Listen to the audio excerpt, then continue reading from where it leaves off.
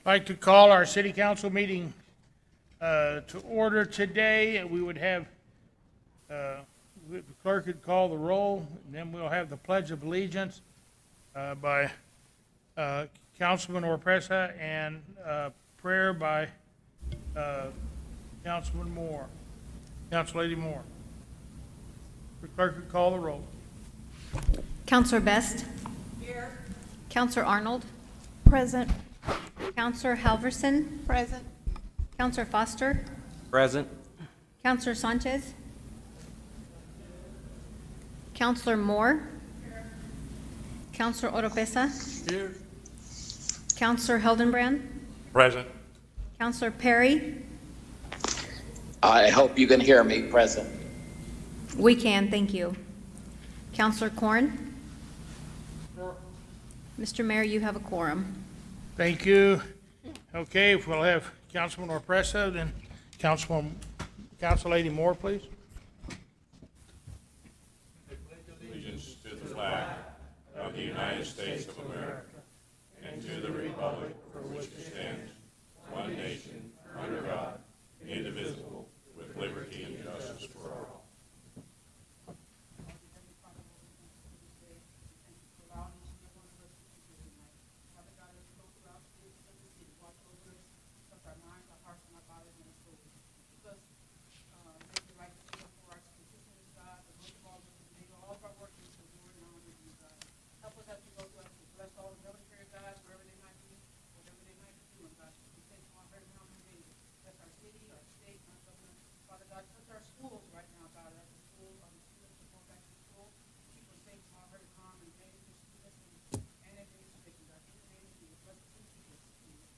Amen.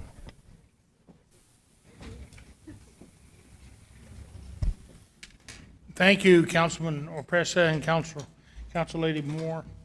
Thank you very much. Okay, so now we have, the first item we have on the agenda is approval of the agenda. Councilman Perry. Thank you, Mr. Mayor. I make a motion that we approve the agenda for tonight as given, with the following exceptions: to remove item number 18 at the request of the ones asking for the release of the lien from the St. John's, the Catholic Baptist Catholic Church. That would be removed. And also for items 28, 29, and 30, which are your appointments, to be placed as follows. To be placed, 28 would now become 13A, 29 would become 13B, 30 would become 13C, and regular new business resolution 22-41 would now become 13D.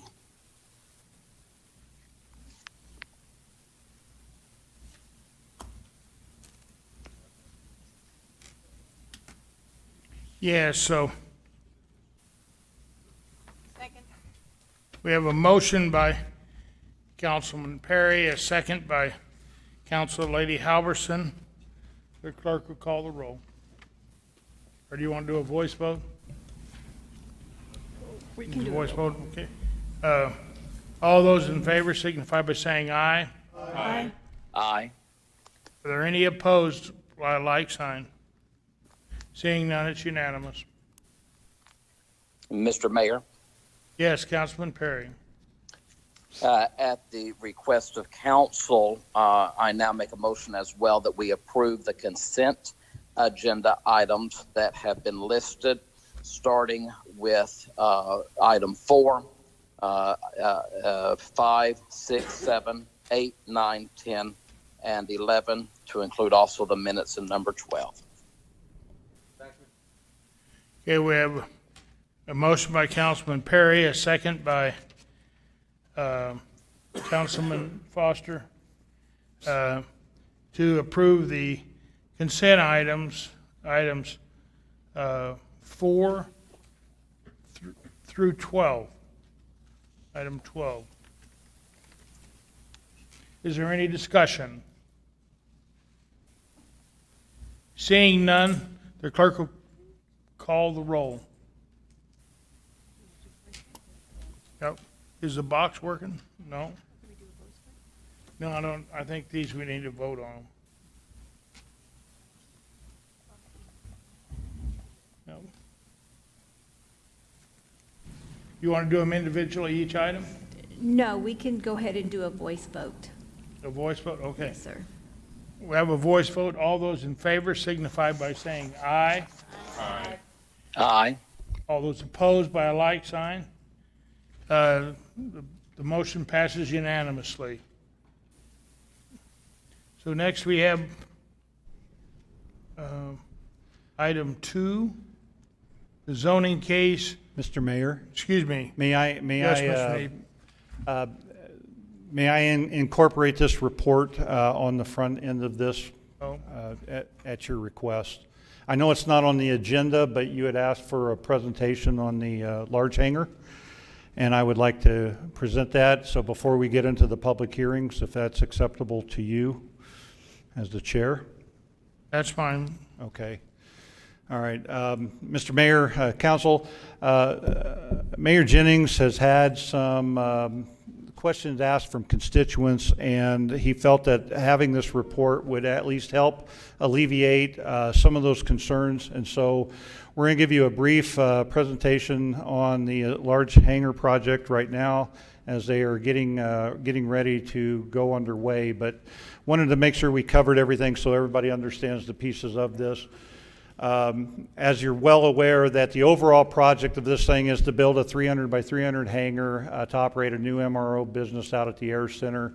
It does have 3 phases. This is an updated slide, so those of you who have seen it before, the phases are the same. We've just dropped phase 2 from the city managed phase down to the business managed phase. And so that's the overall scope of what is happening. But the challenge, and I think the confusion for our citizens and everything, is how we put this together, and that's what I'm going to hopefully explain, and I'm going to have Mr. Fuentes cover how the money is actually moving through in order to get that done. So I won't go through all of this slide here, but essentially in 2017 we established within our Air Center lease guidance document of how this deal can be developed. Over the past year, we've went through all of this work. We've had continuous discussions between Ascent, the Roswell, and the partners. The project is on city property, and I think this is the thing that gets everybody confused, because early on in the conversation, it got confused that we were doing an interfund loan to an outside entity. The interfund loan is to the city of Roswell itself. So we're borrowing money from other accounts to ourselves to do improvements on our property. And so I wanted to make sure that I'm going to drag that home a little bit for that, because I think that's where some of the confusion comes from some of the past conversations. So we've created this thing. Everything in the blue is what is known as the Ascent project. It includes the parking lot, includes all the site prep of where the hangar will go, the apron area outside of that. It includes a water line extension, improvement, and a looping of our system. And we'll walk through all of that very quickly here. So really, the city's portion of this project, the overview of it is that the intra-fund loan is with the city itself. So the money that we are borrowing from different enterprise accounts that we'll go through, it is to put money over on the other side of this in order to do infrastructure, to repair our infrastructure. All the completed work remains owned by the city. It never changes hands or anything of that nature, so it remains our work that is being done. I think this is the most important part. So if you take Ascent completely out of the picture, we're spending our money to do capital improvements on our property. That's the nature of what this interfund loan is. The other variables is that as you bring in this project that's coming and everything, the city water utility, and this was approved by the city council, is to complete a $1 million water line realignment and the looping of its system. And so while the business will be able to connect to the system, the looping of the system improves fire protection for all of our customers out there already on the line. So the idea was that we were improving our water line system for that project. The Air Center, contributed $613,000 to do demo work where the site improvements will go. The county contributed $3 million of legislative funding, and this is provided as an economic development grant from that funding, and it's going to our infrastructure. So when we received this money, it was going to the southeast corner of the Air Center. There was $5 million going over there. Through the conversations, when Ascent came forward, we moved $3 million over to fix the infrastructure on this side, and so that is an economic development grant. The state is also contributing $4 million of LEDA money, the Local Economic Development Act funding, to the infrastructure in order to help do that. The challenge we have with the LEDA funding is that it has to be paid back as rent abatement. So this whole structure that we've created to move the money through certain ways and bring the money back is all based and predicated upon the LEDA money and having them have a way to pay that money back as rent abatement. Why? This is where Ascent project comes in. Ascent comes in and they're planning on building a large hangar on our improved property. It adds 150 to 360 jobs to the economy over the early term of this agreement, and we will be leasing the property to them to operate their business. So it would have generally just been a land lease, but they have also agreed that because we amended our capital project planning out there to do this work prior to other work that we had scheduled, they're going to reimburse the city for those infrastructure improvements over the additional lease payments, including interest in there, so that our where we took the money from, we'll actually receive more money back for that. So the Ascent project alone, this is all work that we could have done on our property all by itself. Because the Ascent came along, it kind of converted the process of where we came from. So within the draft agreement, the lease agreements with that, Ascent, they create 150 jobs, which is what brought LEDA to the table, which brought the county to the table, which brought all of us to the table, is that they're going to create jobs in the city of Roswell. They will reimburse the city $13 million over the next 15 years for the site improvements.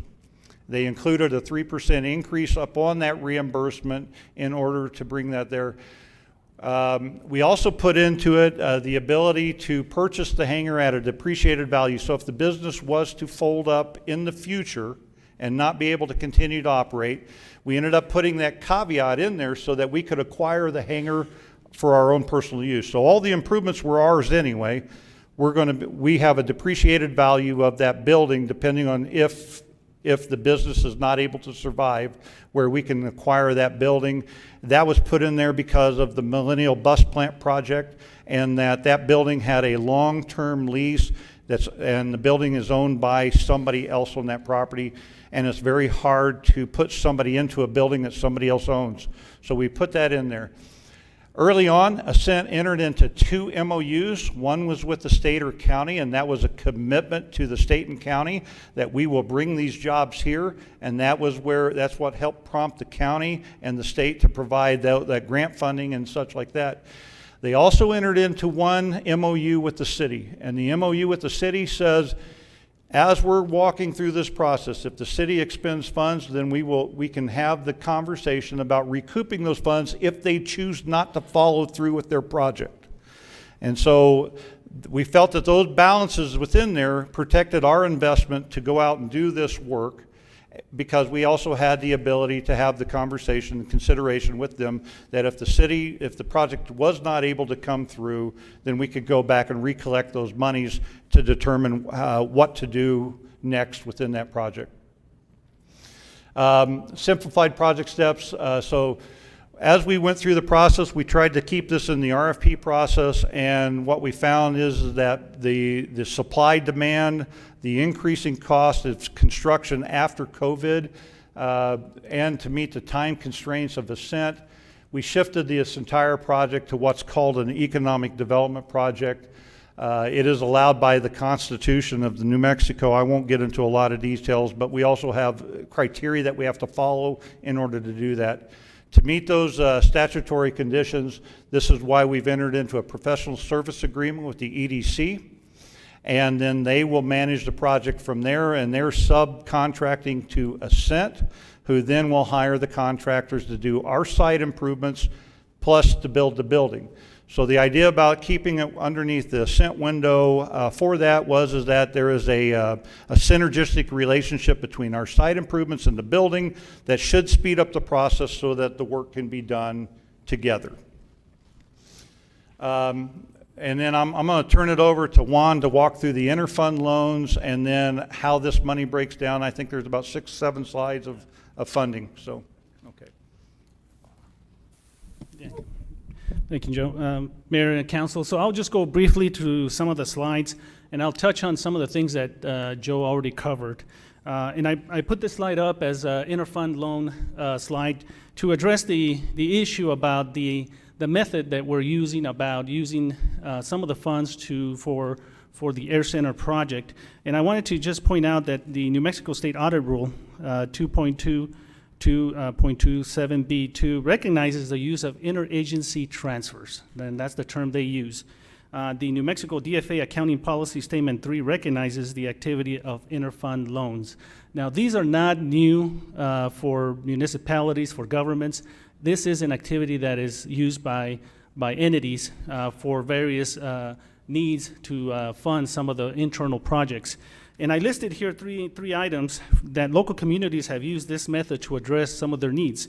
The City of Farmington, in Resolution 2011-104, approved 2 cash loans between funds for the golf course and health insurance fund. And then prior to 2018, Chavez County authorized Sierra Fire District to borrow resources from the Fire and Ambulance Excise Tax Fund. And of course, the City of Roswell in the Resolution 2022-12 provided for the interfund loan for the Roswell Air Center. So this is not a new mechanism for funding internal projects. It is done throughout municipalities and counties in New Mexico and the state. So what I wanted to move forward is the funding sources for that are listed in FY23 budget, and this is all information that we presented in the budget, as well as Joe mentioned. We have transfers out of $8.1 million going into the Air Center. 3.1 is coming from the general fund, 2 million from the solid waste, and 3 million from the wastewater. Now these, as Joe stated, these funds are reimbursed to the city through the lease agreement and will be returned with interest within 7 years of the lease operations. And some of these funds, especially with the enterprise funds, that will be repaid a lot quicker, and I will show the schedule in a little bit, and which is the next slide. So in this slide here, as you can see, the interfund loan to the Air Center of $8.1 million, keeping at the at the payment reimbursement of the $1.3 million. And as you can see, the first 4 years, we are accounting for the LIDA state money, which is $1 million. They're getting $4 million, as Joe mentioned, through rent abatement. So that's why we listed $1 million from LIDA and 301, which will be the RAC, the Air Center additional payment. So when you go through the first 4 years, that's a total of $5.2 million being paid back to the interfund loan, which would essentially cover all of the money back for the most part for the solid waste and the wastewater. And then year 5 through 7 would be the portion that would end up being repaid to the general fund. So that's what the loan schedule looks like. When we go to the EDC project allocation, again, the transfer in was $8.1 million. The funding through the Air Center is going to be $5.4 million through their available cash balance, and that was also included in the final budget. We also included the UDAG available cash balance of $1.1 million for the total project allocation of 14.6, and that's what ended up in the EDC project agreement. So what you have before you here, and I provided some a legal schedule of all of the detail. One of the questions that was asked is, well, can you provide the detail on where the money was allocated and what expenses have been done to date? So what this is, it provides the full picture of all of the expenses and the encumbrances and the POs. So the first slide that I have up there is just a summary recap, capturing all of the activity that has been going on. So as you can see on the first column, when you look at the city, that's your 14.6, And of course, we still account for the $3 million of the county money, so for a total budget of 17.6. Now, we have expended some funds, which is city airport money, for the demolition, as well as for the water line realignment through the water fund. So we have about $13 million, and of course, we've also issued a purchase order for the first design phase to Armstrong Consultants, and that's what you see there on the site civil, phase 1 of $1.4 million. Accounting for all of those out, you still have your 14.6, which is what's in the EDC agreement. When you go to the next page, that is the detail of all of those POs that have been issued. Armstrong Consultants, we issued 2 task orders, task order B, task order D. And as you can see, the task order B has already been paid. We are still have an outstanding balance on task order D. And that's part of what they're using to help us with monitoring the project as it moves forward. As you can see in the demolition phase, we had 2. We had used that phase for constructors. We have both an expense of the CES bid, because we use CES for that phase, as well as the fee for $613,000. And then, of course, we have the ongoing water line realignment project with J&H. So this provides the detail of all of that activity that we have for this project. And with that, Mr. Mayor and councilors, we'll stand for questions. Probably the last item that I will add is that Cint and the EDC met yesterday over at their offices, at the EDC offices. There is I believe that they're hoping to be working on the ground by Monday of this next week.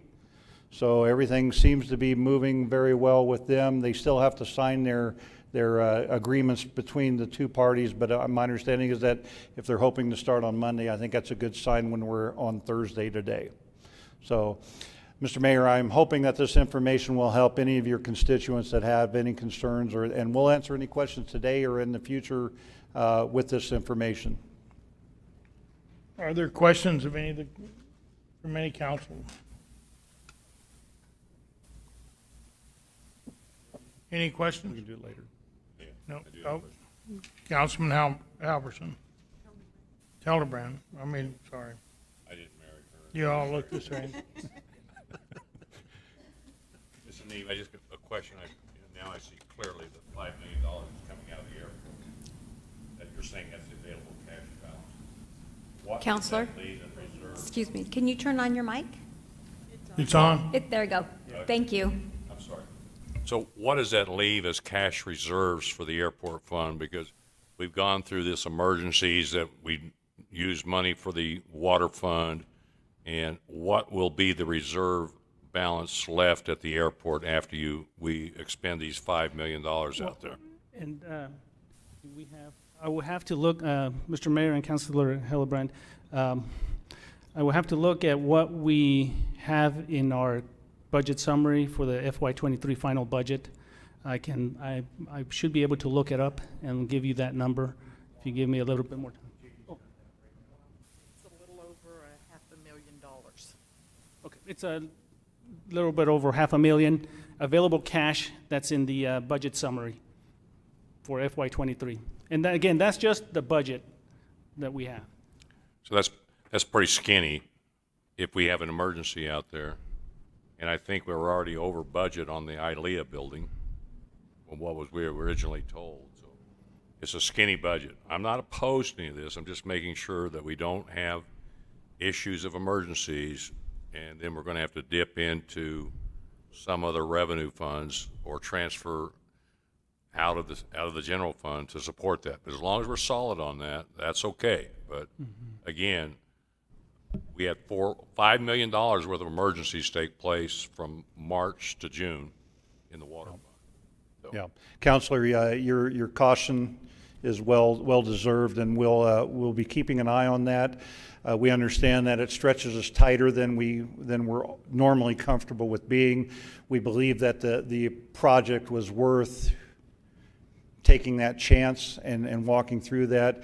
I think there's some other funding out there that can help us if it doesn't work, but we will be keeping a close eye. I believe this project will take at least 9 months to complete, and it is on a reimbursement basis as well too, so we have some control. We'll be inspecting the work prior to us releasing the funds, so I think there's enough check and balances within the system that if it works the way we anticipate it's going to, based upon our analysis, we should be good. But I understand your caution. And I understand taking the risk. You know, you've got to take a risk to move ahead. The old saying, you don't get a bloody nose sitting on the sideline. So sometimes sir. you got to go out in the field Yes, sir. and see what happens to you. So I'm okay with that. And we do have reserves, but it's not intended for this. But if we have to, I believe from that aspect, we're okay. Yeah, do you agree? Yes, sir. And I would say also within the Air Center budget, because it is so heavy on the federal grant system as well too, all this work will not, there will be money moving in and out of that system or that service continuously throughout the year, because as we complete the next taxiway project, then we'll get an influx of additional federal funds as we walk through that. I believe that at the end of the day, based upon what we've seen, what the trend is, everything, we should see the Air Center move it forward with that. And I just recently had heard about the cost of services at the ILEA building are actually higher than what we anticipated them to be for the improvements to that building. Yeah. You always have something. That's right. My crystal ball only works so well. Yes, sir. Thank you. Any further questions? Yeah, Mr. Neeb, you're aware of the law and those enterprise funds that we have that for each of those departments, when we bond against them, they're required to have a Yes, sir. 25%. Are we any place close to not having enough money to for the 25% overage you have to have for Mr. Mayor, bond payments? I will say that we are within the ranges that are required by law for that. I will say that we're tighter, just like we talked about with the Air Center funding.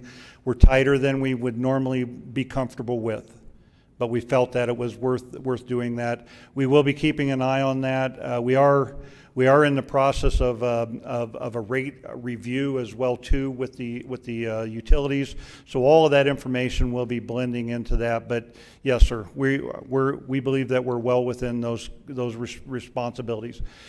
As it goes to the enterprise funds, you have to protect your obligations first, right? I mean, that's the main thing, is that you have to make sure that as a water fund, the water is going to flow, the water system's going to work.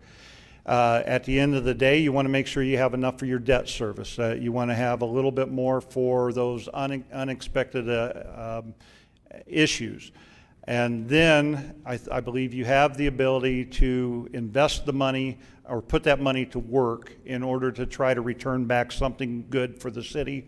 And I think that's what we're trying to do with this project. So we will keep a close eye on that, Mr. Mayor. Thank you. You know, I know with the water funds, if we ever get all the water systems working and we can cut the 10 or 12% misreads or whatever down, if we Yes, can sir. cut that down, that probably should provide a pretty significant hit to our operating funds as far as in the water funds go. But the other two funds, I don't believe have that, or the three don't have that luxury to have a built-in increase in there if we can just collect Yes, sir. what's owed us. So, Yes, sir. Thank you. and thank you. So, any further questions? Seeing none? Thank you. Thank you, sir. Thank you, Mr. Knapp. If you could make a copy of your slides sometime or make them available. We will sure sometime. everybody gets one. Thank you. Okay, now moving right along to item 2 on today's agenda, zoning case number 22-030. And it's a hold an appeal hearing to vote on whether or not to uphold or rescind the Planning and Zoning Commission's approval of zoning case number 22-303, 030, for a zoning change from R1 to R4 to a recreational vehicle park for approximately 20 acres on the north side of of West Washington, or excuse me, West Alameda, approximately a quarter mile east of Eisenhower Road. Mr. Mavers. Good evening, Mr. Mayor and council members. This evening, as you've stated, we're having an appeal hearing on zoning case 22-030. This was a zone change that was passed and adopted by our Planning and Zoning Commission a couple of weeks ago. Just a little bit of background before we get into the actual discussion of the case itself. Back in July, early July, Planning and Zoning staff received and processed an application for a zone change from Martin Beltran. Martin Beltran is a contractor. He was filing the application on behalf of Gary Singh. Mr. Singh is one of our local hoteliers. He owns 3 different hotels here in town, employs almost 100 people every single day.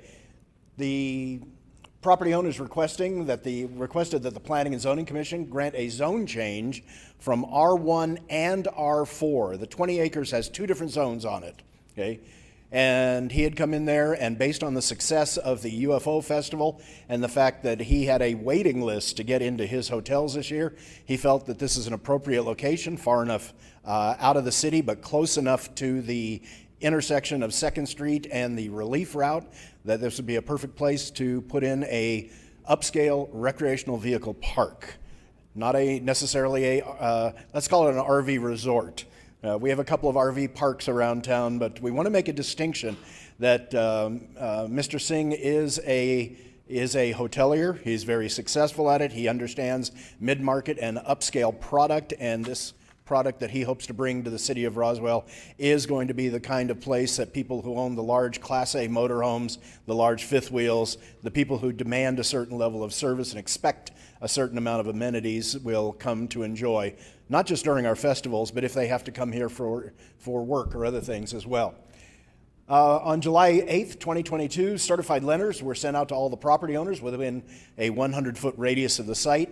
You see 2 dots on the map there, one in purple, one in red. Those are locations of the 2 letters of concern or of protest that we received on the project. Okay. Again, this is a zoning map, and one of the things I want you to notice, again, we have a split zone here on a single piece of property. As we've discussed in previous city council meetings, as well as many, many Planning and Zoning Commission meetings, consistency of zoning across a property is necessary for appropriate funding and financing in order to move forward with any project. So the first step here was to go ahead and get the zoning consistent across the property. I do want to note, again, I put the purple dot and the red dot up there just so we can draw a distinction between the types of properties, but please note the red dot is on R4 property. This property may be currently undeveloped, but it is absolutely not rural. Okay? It is undeveloped. There's a big distinction. R4 is our highest density multifamily zone. You're allowed to build up to 32 units per acre by right in an R4 zone. The R1 zone, of course, we've got a different variety of lot sizes and everything. If you go down to minimum lot sizes, you get about 5.5 units per acre. You can see that the appellant lives on property that's zoned RMS. That's actually a mobile home subdivision zone. So this entire area is in transition. From the higher density C2, the further south you go, you continue to transition until you get to the true rural property, which is in the county. Okay. Again, on July 26, 2022, the Planning and Zoning Commission held a public hearing. We did take testimony from staff, the applicant, and the public, and following a period of discussion, the Planning and Zoning Commission voted unanimously 7-0 to grant the zone change to RVP. Okay. The intent, again, of the zone change is to create an upscale recreational vehicle resort and campground to include recreation amenities and a business center. So the normal recreation amenities you would expect from something like this, the pool, the walking trails, the dog parks, probably places to gather, some kind of meeting rooms and other things, will be supplemented by a business center in this one because they're looking for people that are currently traveling on business. There's a number of people now that live the RV lifestyle 365 days a year, but they require a certain level of amenities and accommodations. Okay. A few photos looking at the site. You can see it is vacant right now, covered in typical desert grasses, although there's a tremendous amount of flowering plants and other bushes out there as well. And you can see, again, pretty consistent all the way across the site. I do want to let everybody know that this is not something that Mr. Singh has just decided on. Mr. Singh has actually owned not only this property, but the 20 acres to the north all the way up to, he began consolidating these properties approximately 15 years ago and put the final piece in place about 10 years ago. So he's been holding on to this property all this time, waiting for what he felt was an appropriate time to move forward. Our big problem with the site is flooding. This property does sit at the bottom of this particular branch of Spring River. There is a major drainage structure, which I'll show you a couple of pictures of here in a second, that goes underneath 2nd Street, but that box structure is aimed directly at Enchanted Hills and, of course, is upstream from all of our parks and our downtown. So we want to take the opportunity and work with Mr. Singh to help address some of those flooding issues, because I'm sure as everybody in the council is well aware, flooding and flood control is top of mind with many of our residents right now. And so we're looking at this opportunity as taking a proactive stance on flood control. Okay. There's the box structure that I was telling you about, 7 bays, about 4 or 5 feet tall, about 8 feet wide on each of them, carries potentially a tremendous amount of water. This is, again, a confluence of water coming from 3 different directions, and we'll talk about that in just a minute. On July 28th, the city clerk did receive a request for the appeal on the zoning case from Janine Turnbull. I believe Ms. Turnbull is in the audience. I thought I saw her earlier. So I'm assuming she's going to want to speak here in a few minutes. The property she does own at 3450 West Alameda Street. The appellant did express concerns regarding high-density development, drainage, ingress, egress, potential noise, and a potential increase in crime. On July 28th, the notice of the appeal hearing was sent out. Okay. And here's an update. Since that time, we have been working with the property owner, and we've been working internally with staff. I advised Ms. Turnbull yesterday when I talked to her that I actually thanked her for her letter, because it forced myself, it forced the city engineer, and a number of us to go back and take a second look at how we could make this project even better. Not for the client, but for the surrounding residents. What could we do in terms of environmental remediation, in terms of flood control, in terms of reducing traffic impacts to the neighbors and everything else, and we have a potential solution. Or at least we have the direction we would like to go. Okay. Opportunities, again, when we were looking at Ms. Turnbull's letter, we went through it line by line, item by item. We realized there was an opportunity, if we looked at the flood control issues, to transfer a portion of the property owned by the applicant to create a sub-regional or regional retention basin on the south side of 2nd Street, thereby dramatically reducing downstream flooding and inundation. If we build a specific type of basin that will slow the water down that's flowing underneath the bridge underneath 2nd Street at this location, we will be able to dramatically reduce the potential for downstream flooding. And of course, everybody from this location, Spring River runs right through the center of town. So it is it's a way to start taking the top off of a capital storm event. We can reduce traffic impacts to Alameda by providing a primary entrance. Again, because Mr. Singh owns the property to the north, we'll put our primary entrance up on 2nd Street. It will not be on Alameda. The only thing we're going to do with Alameda is we will allow a couple of gates for emergency vehicles and for service vehicles. And of course, in the event of an emergency, people would be able to exit that direction if there was a problem up at 2nd Street. But there will be no day-to-day traffic on Alameda caused by this particular project. Reduce light and glare impacts, especially when compared to the R4 zone, by providing shielded light fixtures in accordance with the Night Sky Act. Reduce noise impacts, again, when compared to R4. Just to give you an idea, the R4 zone up to 32 units per acre. With this particular project, we're looking at building very large spaces for our RVs. They're going to be 35 feet wide by 70 feet long, in order to accommodate the largest RVs. By the time you add in the open space, you add in the recreation areas and everything else, we are hoping to get a density of about 6 units to the acre. as opposed to the 32. It's a dramatic decrease in density. It's a dramatic decrease in any kind of visual problems, because the tallest RV is maybe 12 and a half feet, even if you include the air conditioner condenser at the top. Okay? Even every single two-story house tops out at about 30 these days. Okay?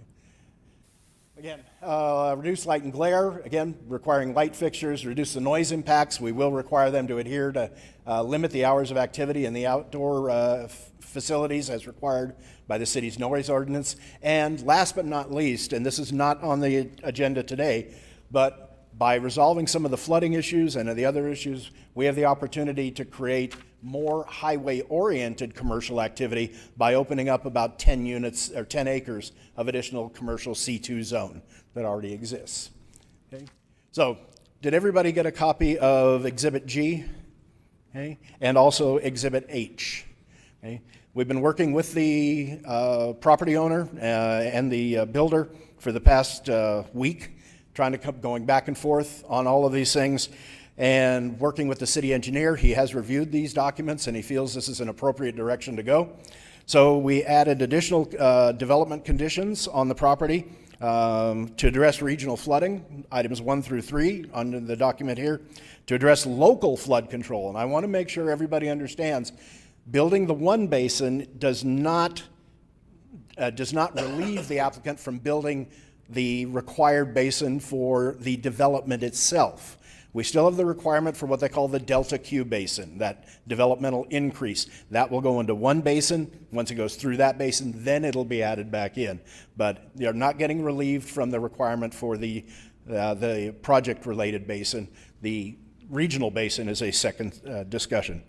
One of the things we're also going to do, because we do have water coming in from 3 different directions on this site. If you look at Exhibit H, okay, and you see the blue arrows, we're receiving water off of Juniper Street, which is flowing down towards the supplemental basin, water off of Alameda. In fact, the entire area to the west of this property is an inundation area. We need to pick that water up and convey it forward to clear up the property. And then the property sits at a low spot. There's a low spot right in the center of the property where you see all that. We'll convey that water through what's called a bioswale. Okay? A bioswale is essentially a V-ditch or a trapezoidal channel, open channel, that is planted back with native grasses, other materials, and what happens is when the water moves through it slowly, it helps to clean the water out, removes the hydrocarbons, removes the oils, removes the gas, so the water that's actually going to be going back into the Spring River will be cleaner than when it was coming into the site. Okay? We've already worked that out. We've the property owner and the contractor have already engaged an expert in sustainable development who is looking into native plants and grasses that can be replanted here that will allow for this to happen.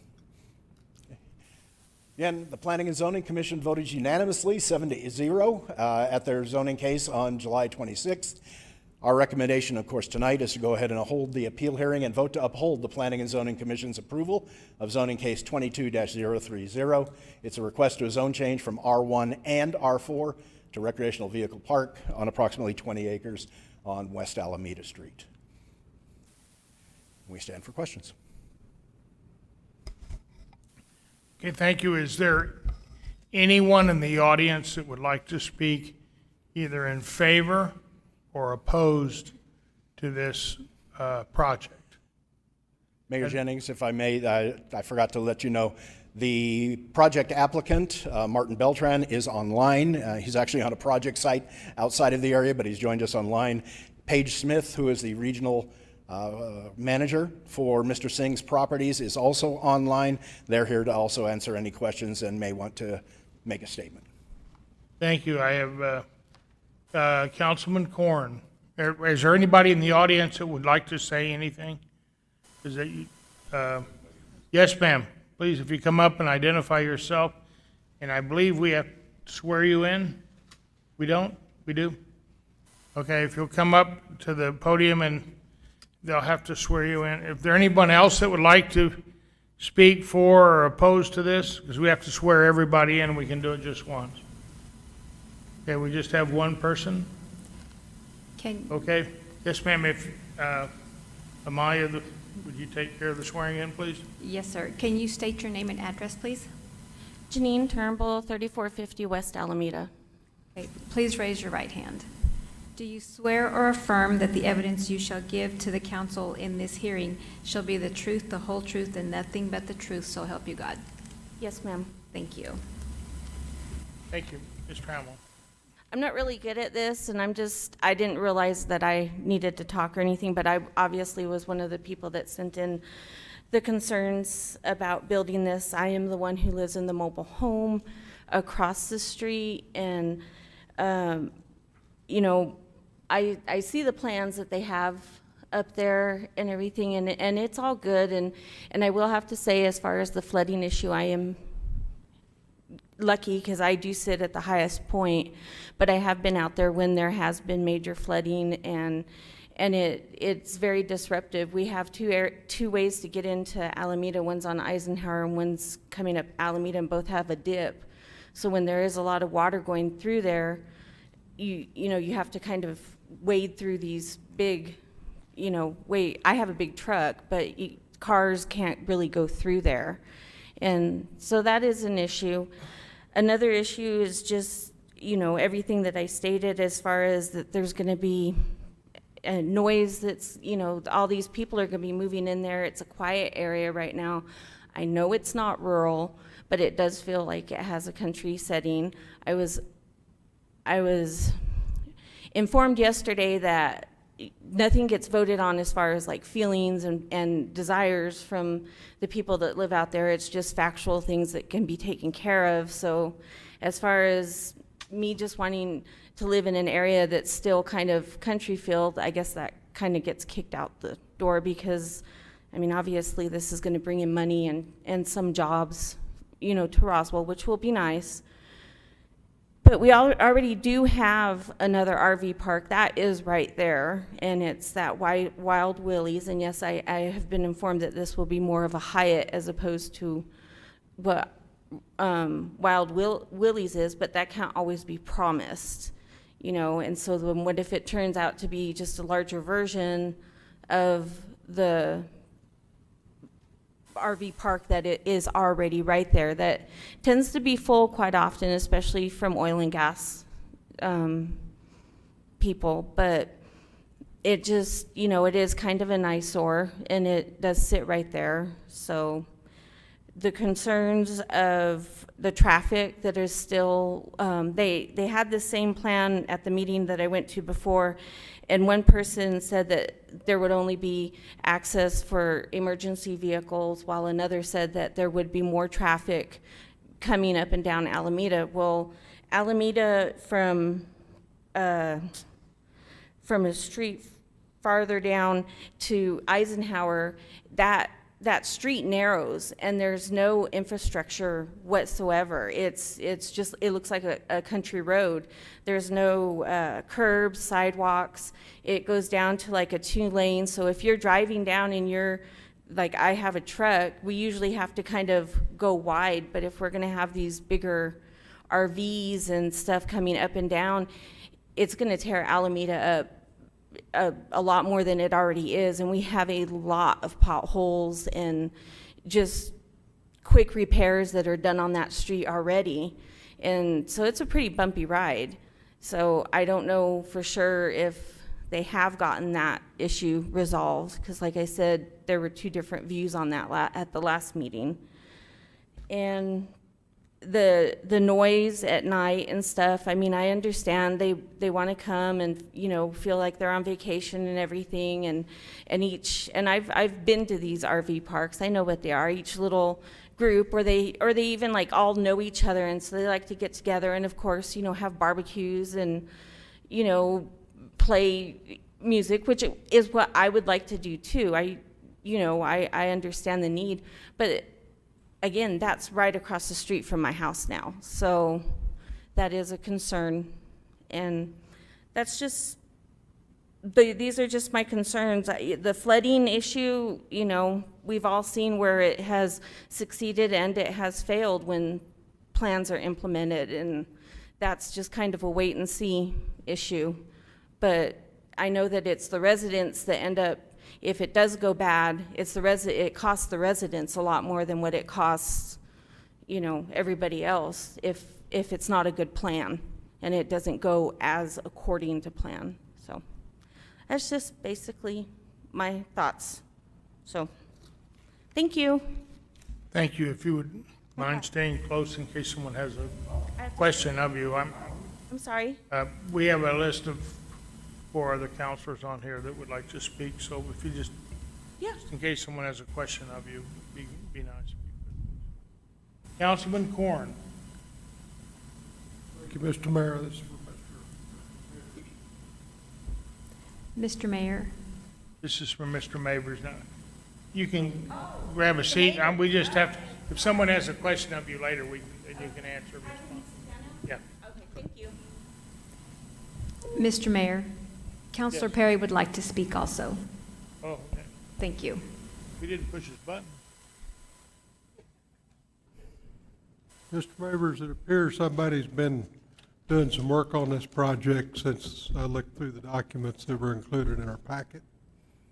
So part of the agreement, as I understand it, is they're going to convey this blue section on your Exhibit H.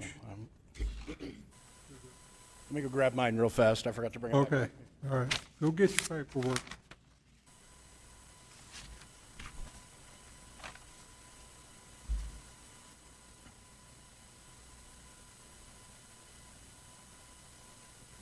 Sorry, I apologize. I'm ready now. That's all right. Once they convey this land, then it's going to be our responsibility to get it built. Okay. I'm sorry. Let me get a little better here. There you go. Once they convey this acreage, then it's our responsibility to get the pond built, correct? I'm not quite sure what you're asking, sir. Okay. As I understood your comments, on the blue section, it says 7 or 8 acres Yes, sir. is going to be conveyed to the city of Roswell. Yes, sir. That is the intent at this point. And its intent for this conveyance is to build a retention pond there, right? Yes, sir. And that's going to be our responsibility to build? As this is a regional pond, or regional facility, it's significantly larger than the, as you can see, the green right next to it is the Right. project facility. Okay, that's the responsibility of the developer, the builder. The responsibility for ongoing maintenance, yes, would fall to the city because this is a regional basin. It is designed to benefit downstream residents as well as upstream residents as well. But yes, the property would be, we would do a plat map, property would be conveyed to the city. The developer has agreed to do some of the initial design engineering, boundary work, topo work, preliminary hydrology. That information will all be turned over to the city engineer. The city engineer will probably put together some preliminary drawings on this, enough so we can get a cost estimate. And I believe Mr. Nahar is in the building, so he can He's right there. correct me if I'm completely wrong. Well, I've never seen him to be shy. So. He's not. He's not. He's helped me with this. I lean on him pretty heavily, especially for drainage issues. But yes, the idea being that it would be conveyed to the city. Ultimately, Mr. Nahar and I would work together to make sure it gets on the ICIP list for future consideration for construction by the city, and that would open up the opportunity for, of course, infrastructure grants and other opportunities that we keep our eye out for. And then once this is completed, then it should help the drainage that is in the whole area, correct? It should, if the way I hope we're going to be designing this is not just as a place to hold water, but also with a series of check dams in it. So the water would come in from the west, from the north to the south to this low spot, fill up a section. It would be metered out at, say, a 25-year storm rate as opposed to a 100-year storm rate.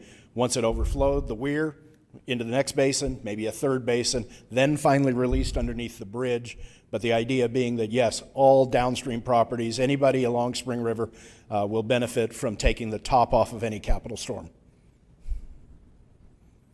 Well, maybe I'll call the flood engineer. Maybe he'll be able to help us a little on that too. I think we would appreciate that, sir. What's the time frame, roughly? I know you don't know. If the applicant, we do have the applicant on the phone, or excuse me, on GoToMeeting. He can certainly comment on that. But the last time I talked to the developer, it was as soon as they can get construction drawings ready. Thank you.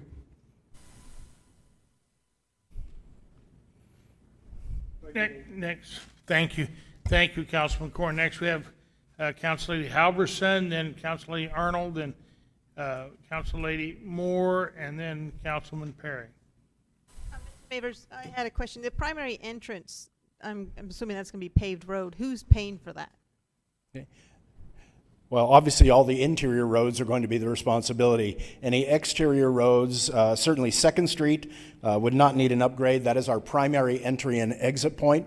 Again, part of the reason for ensuring that no traffic, no day-to-day traffic would be out onto Alameda is because we do recognize that that is a relatively narrow, at this point in time, country road. Well, I understand that. I just want to know the primary entrance. But certainly the areas in and around our emergency exits and entrances would have to be built out. Along the street itself, of course, we are going to put enhanced landscaping. You'll have the wall, but the pavement, we'll have to take a look at that. It should obviously be able to support the weight of our trash vehicles and our emergency vehicles as a minimum. There may need to be an upgrade done, and I'll have to work that out with the city engineer. My question is, who's paying for the road? Well, as of this point, there are no road improvements proposed. Your primary entrance, you're saying that's going to be built, so Oh, people no, can get in. that's a private driveway. So yes, the developer is paying Developer's for paying that. for that. Same with the bioswales. Yes, That's the developer. yeah, Okay. that's That was all my- the developer. Thank you, Council Lady Halverson. Council Lady Arnold, please. Actually, I was actually wondering about the financial obligation of the city as well, so pretty much, Councilman Corn and Councilwoman Halverson have pretty much hit. I was just, because during the speech you were, saying we. Counselor, I'm sorry. I'm having a really hard time hearing all of you today. Could you please speak directly into the mic? Yeah, I'm not fond of eating mics, Okay. but I'll try. I was just basically saying, because you were saying we, I was wondering about the financial obligation of the city, and that, of course, has been asked and answered by the others, so I yield. Thank you. Okay. Council Lady, thank you, Council Lady Arnold and Council Lady Moore. Okay, my one message for you, Mr. Mavers. You were saying we were going to be responsible for the retention basin thing. Would we still be responsible? Would we still be doing that if they were not having this project? If they weren't doing this project and these changes, would we still be having to do that? Regional facilities are typically all a joint responsibility. Certainly cities get involved, the county gets involved in some locations. It depends. This is a sub-regional facility that is really designed specifically for the benefit of the city of Roswell. This was almost just an opportunity that presented itself, but when the city engineer started talking about the issues with flooding and the need to be more proactive, we saw an opportunity here. So at this point in time, we have not discussed this issue with the County Flood Control District. We haven't contacted Army Corps of Engineers. We haven't contacted anyone yet. We just know that this is an opportunity here, and we wanted to put it before the council, and we put it before the developer. He agreed that it would be the best thing, not just for his property, but for all the properties around as well. And he has agreed to participate in certainly provide the property and provide some background engineering as part of the development. So we would eventually have to deal with it sooner or later? Eventually, yes, the city will take over it, but again, the trade-off is you have 10 acres of retention basin, you've got 30 acres of developed property with all that's associated with that, including 10 acres of highway-oriented commercial. Okay. The Alameda concern that she had, you said since they're not going to be major thoroughfares, we're not worrying about having to fix that road or any of that. Is that going to have to happen if this becomes like she's concerned with all the traffic, is that's going to have to happen sooner than later? Is that what do you think about that? Her concern about the traffic and the big trailers, the big things coming in. Do you think that is a valid concern? The Alameda part where it narrows and is muddy and. I don't believe that there is anything on Mrs. Turnbull's letter that is not a valid concern. One of the things we're doing, and you all have been a part of it here recently, is the engineering group, our streets group, community development, we're all taking a much more forward-thinking, proactive stance. If it becomes abundantly clear that that road is beginning to deteriorate, then I'm sure we will work with our city engineer and our streets department and make sure that maintenance is taken care of. Because right now, the road is not in great shape, but it is passable. Okay? And we want to make sure that it doesn't deteriorate any further. Yeah, I'm sure it's passable now, but you have a couple of 10-ton vehicles coming through there then it becomes less passable. The larger vehicle traffic obviously there's Right. large vehicle traffic now. Right. I'm certain these folks get their trash picked up and other things. But yeah, we will have to keep an eye on whether or not it's deteriorating faster, make sure that it gets on the list for maintenance if need be. Will there be any landscaping? She was concerned about the noise and maybe trees or anything. She was afraid how it might look from the street and stuff. Well, the goal, because one of the things that Ms. Turnbull expressed was her concerns over losing her view. She has a nice view there, and we're concerned about environmental impacts as well. The best way to solve both issues is to go right back with enhanced landscaping, 20 feet of it, then to a colored wall that will blend in with the background, and then go back and replant with native grasses, native vegetations, native bushes, native flowering plants, okay, and try to recreate that environment as much as possible. So she's not really seeing all these trailers looking out her front window. She's not going to see a bunch of. No, not at all. Not at all. Bagels and five she will see wheels hopefully and a stuff. very well manicured, well taken care of, landscaped easement. There down the center till we get to the center, there will be that bioswale, so it will actually be green a significant amount of the time, as opposed to brown. And if she's lucky, like some of our local gardeners have been this year, we've seen an attraction of honeybees. We've seen a new attraction of damselflies, dragonflies. In fact, from what I understand, the Dragonfly Festival this year is going to be excellent. For whatever reason, the climate has changed just enough. We got dragonflies coming back. And if there's a problem, she has an avenue. If she says if it starts to turn into Wild Willie, whatever his name is, if it starts to turn in something raggedy, she has an avenue that she can, make a complaint or turn in if it starts to look like the little one down the street. If it starts to look like down the street, she should call me immediately. Again, my department is code enforcement. We are responsible. I don't know if I shared with all of you, but one of the things that I was required to do by this city manager within the first 24 months of my tenure here was to obtain my New Mexico CZO certification. So I am now a certified zoning officer as well for the city. I obtained that just a few weeks ago.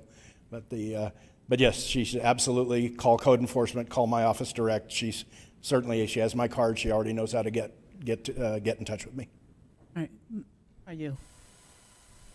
Thank you, Councilman Moore. Next, we have Councilman Perry. Thank you, Councilman- Mr. Mayor. Just a couple of quick questions that have sort of been addressed, but I need to understand because it may be that other council have some more exhibits that maybe I do not have here in my packet.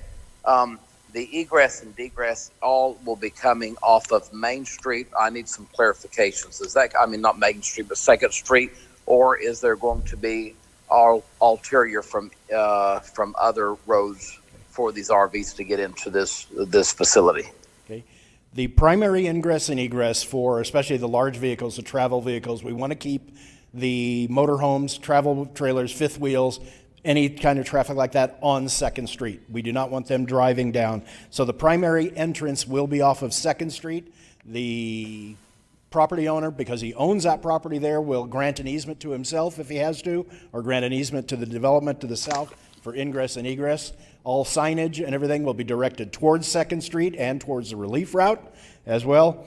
The only access to Alameda, again, will be a gated and locked with a Knox box pursuant to our fire department requirements, but gated and locked, we figure we need probably two of them, one near the east end of the project, one near the west end of the project. But those will be gated and only used for service and emergencies. Okay, and that's just some clarification I needed to be able to better understand that. And again, just for clarification, you do not expect any changes necessary to 2nd Street for egress and egress? No, at this point, the reason there's and I apologize, Counselor, I should have emailed you these exhibits, but the rest of the council has an Exhibit H in front of them. It shows a gold private driveway. There's a kink in it because there's an existing curb cut and existing median cut in 2nd Street at that location. That's why we're moving the driveway over, lining it up with that so that we have left turn in and left turn out capability for the RV community. Okay, no problem. I yield. Thank you. Thank you. Next, we have Councilman Hildebrand. Thank you, Mr. Mayor. Mr. Mayor, just a quick question.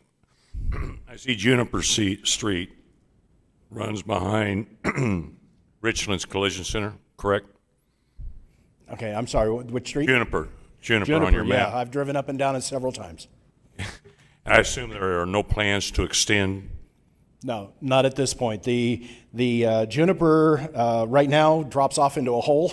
Yeah. And because the property owner does own all 40 acres, Juniper does come in from the east and the west. All other properties adjacent are served by Juniper. But as far as extending Juniper across the property, I'm not sure anyone wants to pay for or build a bridge that would.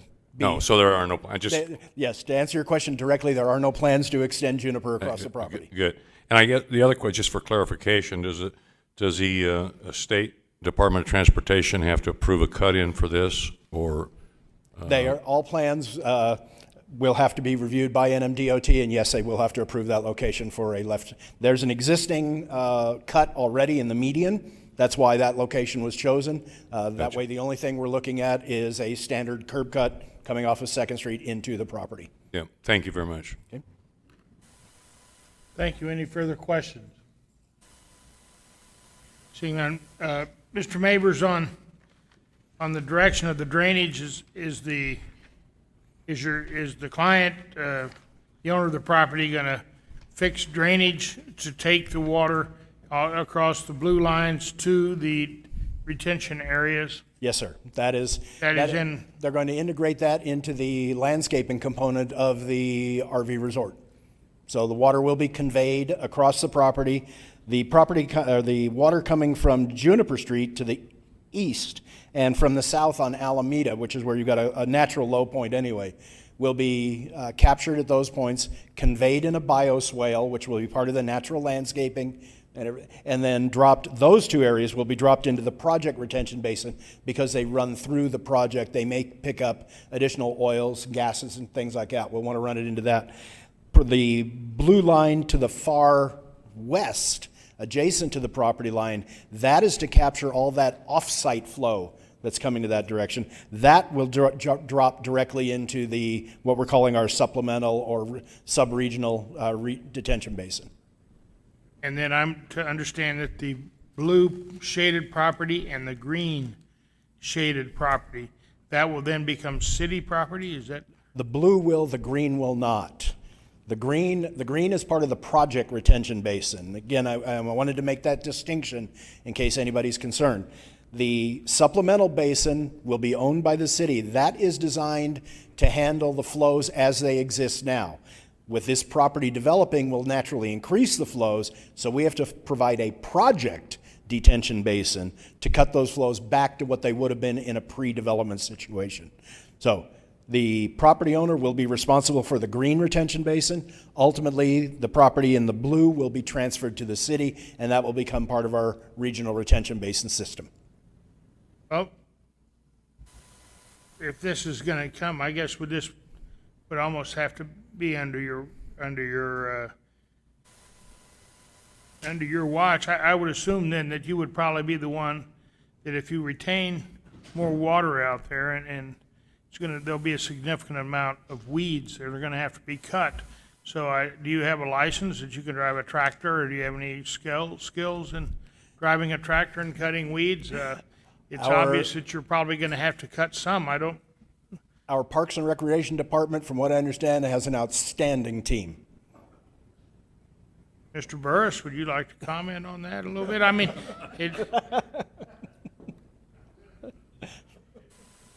would you like Mr. Mavers on your team? His salary is pretty high. It'll have to come out of your budget.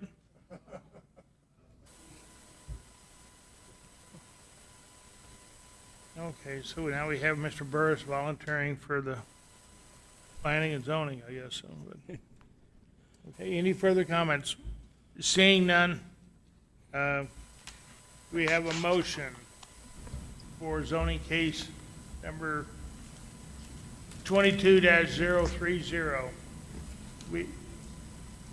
Councilor Perry? Mr. Mayor, I make a motion that we uphold the Planning and Zoning Commission's approval of zoning case 22-030 which would approve a zone change from R1 and R4 residential to an RVP on approximately 20 acres on the north side of West Alameda Street, approximately 1/4 mile east of South Eisenhower Road. Okay, we have a motion in favor. We have a second. We have a motion to approve the case. We have a second by Council Lady Arnold. Seeing no further discussion, clerk will call the roll. Counselor Best? Yes. Counselor Arnold? Yes. Counselor Halverson? Yes. Counselor Foster? Yes. Counselor Sanchez? Counselor Moore? Counselor Oropesa? Yes. Counselor Heldenbrand? Yes. Counselor Perry? Yes. Counselor Corn? Yes. Motion passes 10-0. Okay, thank you.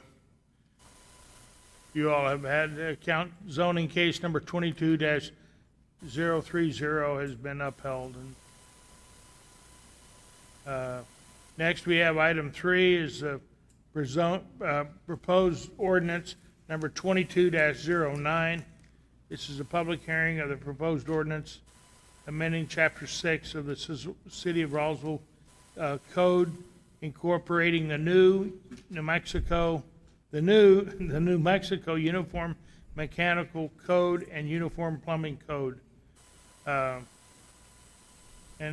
Councilman Hildebrand, you want to make a motion now, or do you want to make? You want to have Mr. Mavers?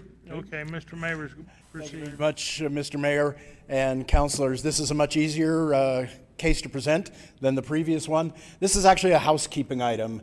And of course, we'd like you to open the public hearing, which you've already done, and adopt Ordinance 2209, which will amend Chapter 6. This is to update the city code with the 2021 New Mexico Uniform Mechanic Code and Uniform Plumbing Code. Again, every so often, the state does adopt a new version of various building codes. On March 10th of this year, the Construction Industry Division, that's the CID, and the Regulation and Licensing Department of the State of New Mexico, they adopted these updated Uniform Mechanical Code and Uniform Plumbing Code. By state statute, we have 6 months to update our code to keep in compliance, though that was back in March, so we're actually a month early, so we're doing good. We're doing good. All right. The adoption of the ordinance will bring the City of Roswell's municipal code into conformance with the New Mexico CID and MRLD and provide for consistency in preparation, review, approval, and inspection of building plans. Again, no direct financial impact. City attorney and city manager have reviewed the proposed ordinance, and ordinances must be adopted by a majority vote of the city council.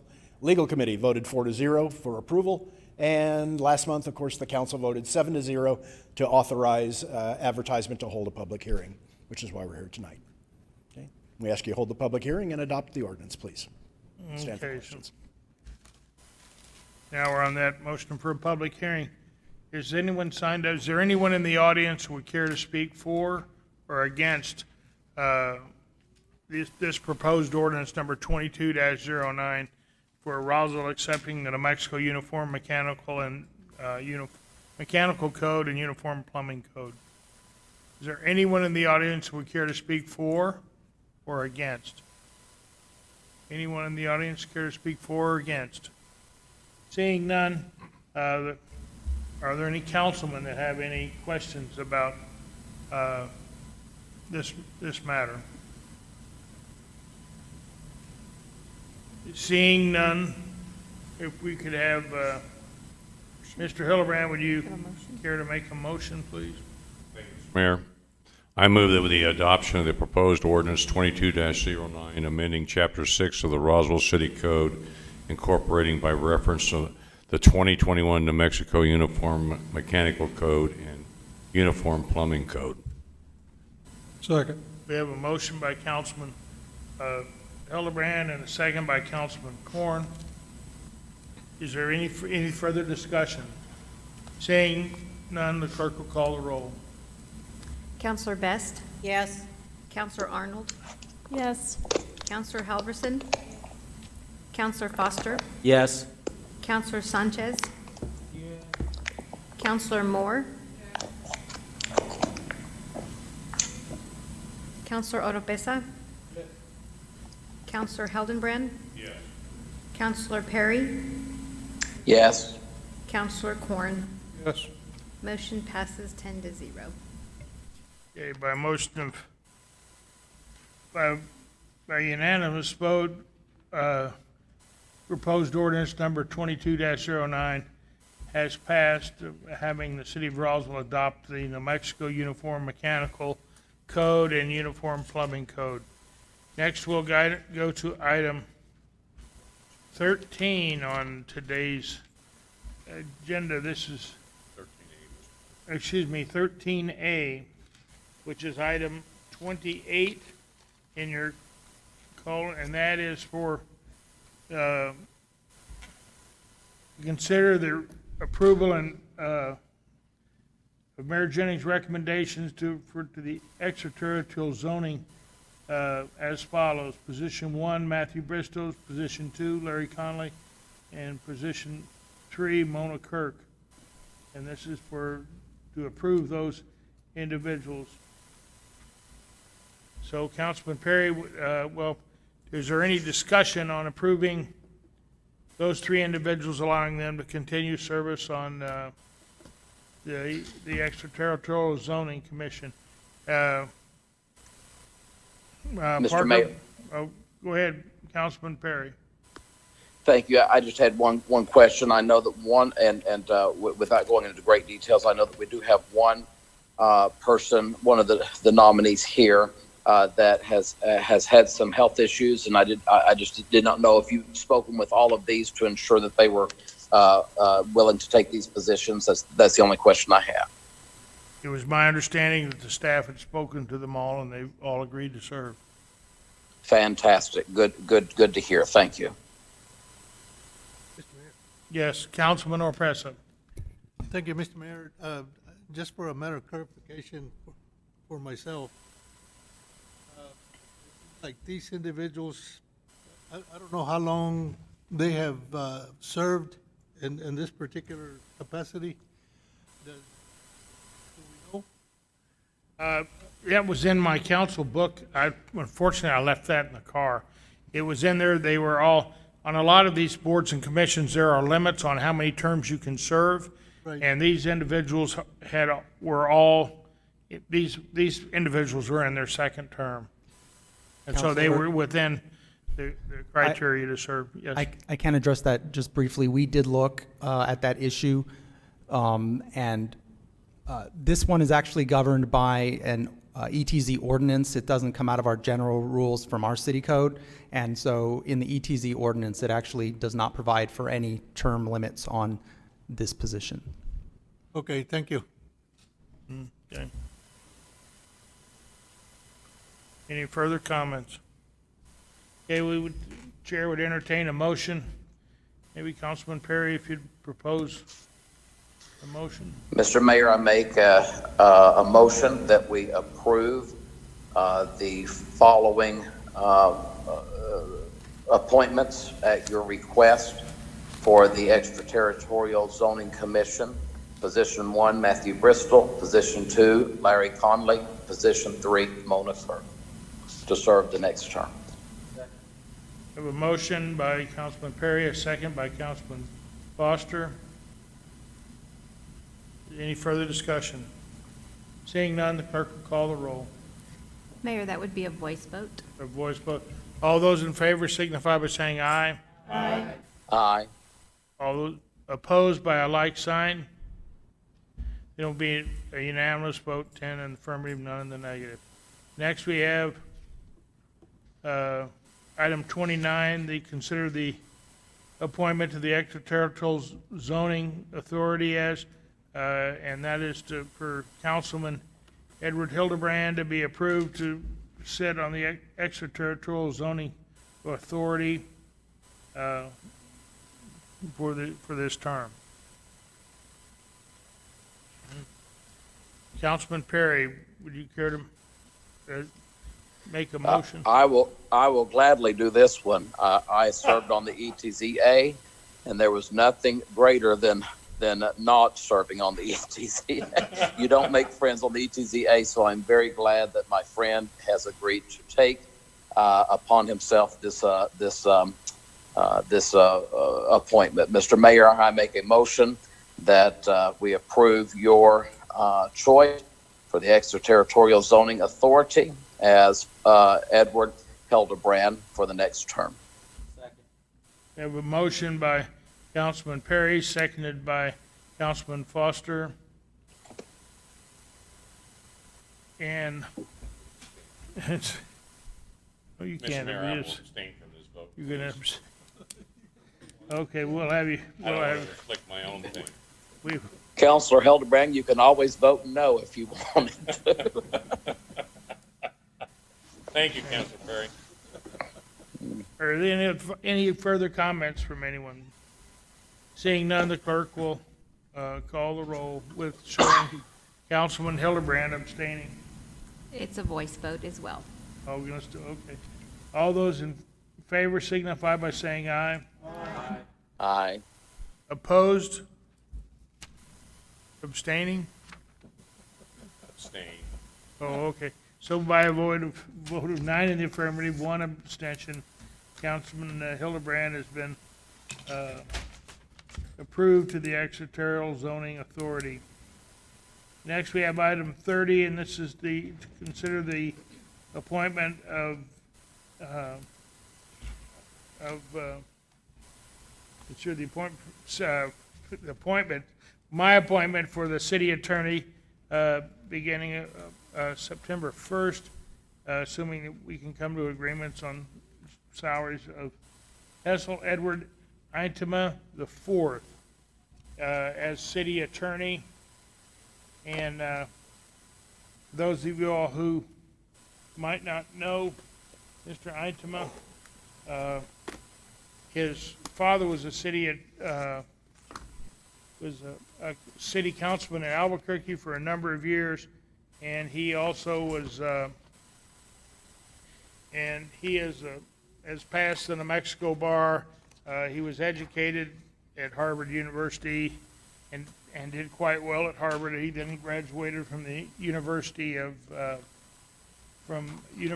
Michigan Law School, which is also quite an accomplishment. He has distinguished background in the legal fields, and he is also he's quite knowledgeable of city employment and city council governments and things that he is in his past, his limited past that he has, and he's been in the New Mexico bar since 2014, I believe, is what it was. So, and Mr.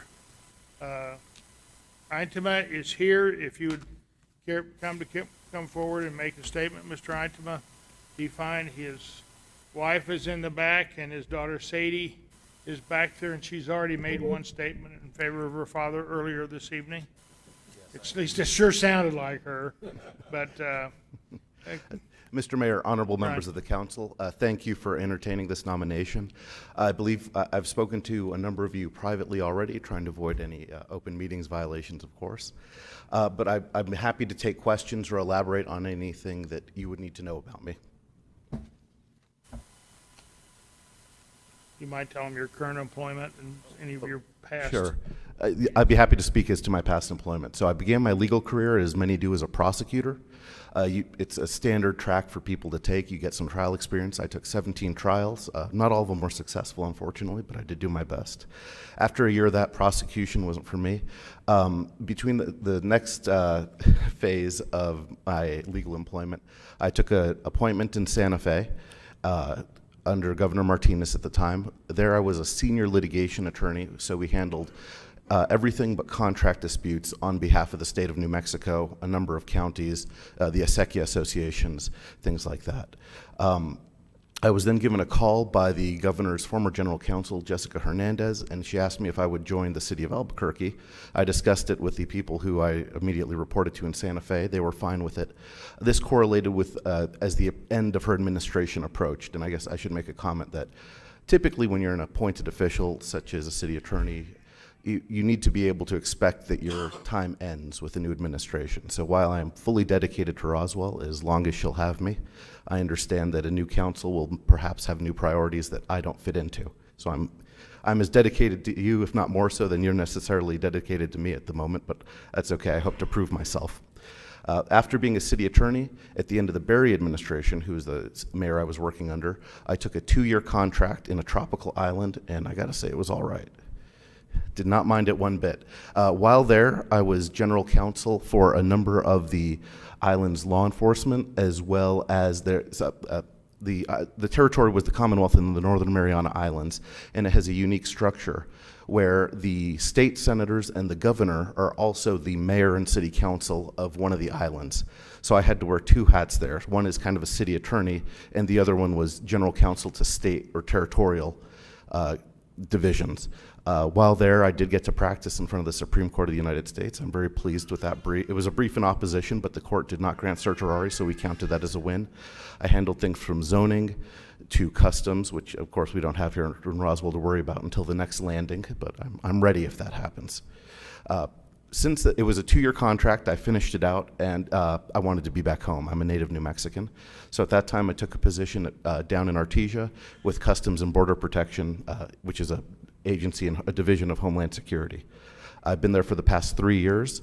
I focus primarily on law enforcement, constitutional and criminal law, but we also practice in-house employment work as well as public records. I should note, particularly to city administration, I was the state of New Mexico's, the risk management and therefore the state of New Mexico's IPRA attorney. I was the city of Albuquerque's IPRA attorney, so I'm very well versed on public records law. I was also the Open Meetings Act attorney for the city of Albuquerque while I was there.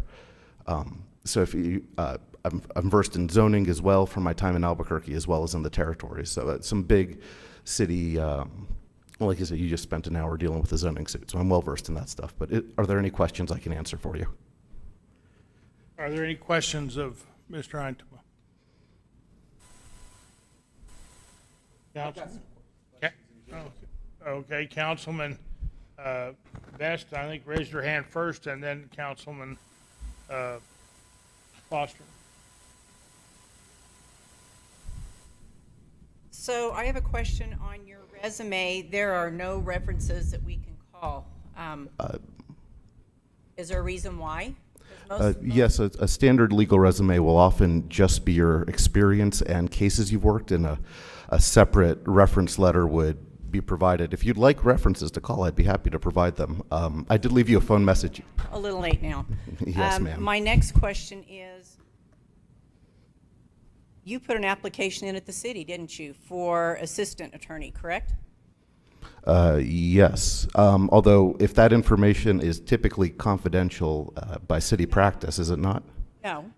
It's I not? asked you a question. If you'd like I know that you did because I was here in the year 2020. Yes, I did apply to be in a deputy city attorney for Roswell. That is correct. Okay. And there was a process, okay, that process hasn't been done today, which I would like a choice at this point. Also, on that committee was former Sharon Call, Renee, our HR, former Judy Stubbs, and Parker, and you were not accepted. So I'm having a hard time in my mind wondering why, if these staff members were okay to rehire or whatever the case may be, and they bypassed you for another person, why are we wanting to utilize you as the main attorney for Roswell when you were passed up for assistant attorney? Thank you for the question, Counselor. I believe my education and experience speaks for itself. You are the hiring group today, not for city employees. I ask that you, so if you would like to ask me anything about my experience, I can't speak to why I was not offered employment with the city previously. I just want. Are you aware of why? Council to know now that he was looked over or bypassed or not hired, however you want to look at it. I don't have a silver tongue, by somebody who we wanted to bring back as city clerk, which everybody believes in apparently, and the standing attorney now. So I just have a real problem also not having the system that we have in place where we have to go out, get a few people, bring them in, read their resume, go by the point system.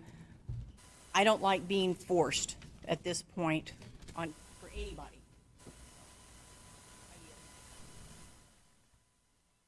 Thank you, Council Lady Best. Councilman Foster. Thank you, Mayor. My questions are to Mr. Patterson to start with.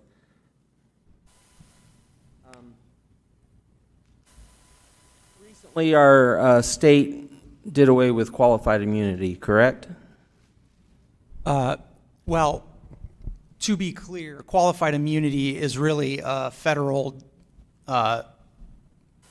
defense that's created by the Supreme Court. And so what we're talking about is they created a civil rights cause of action that would, and it specifies in there that the New Mexico courts cannot create a similar doctrine of qualified immunity under state law. But yeah.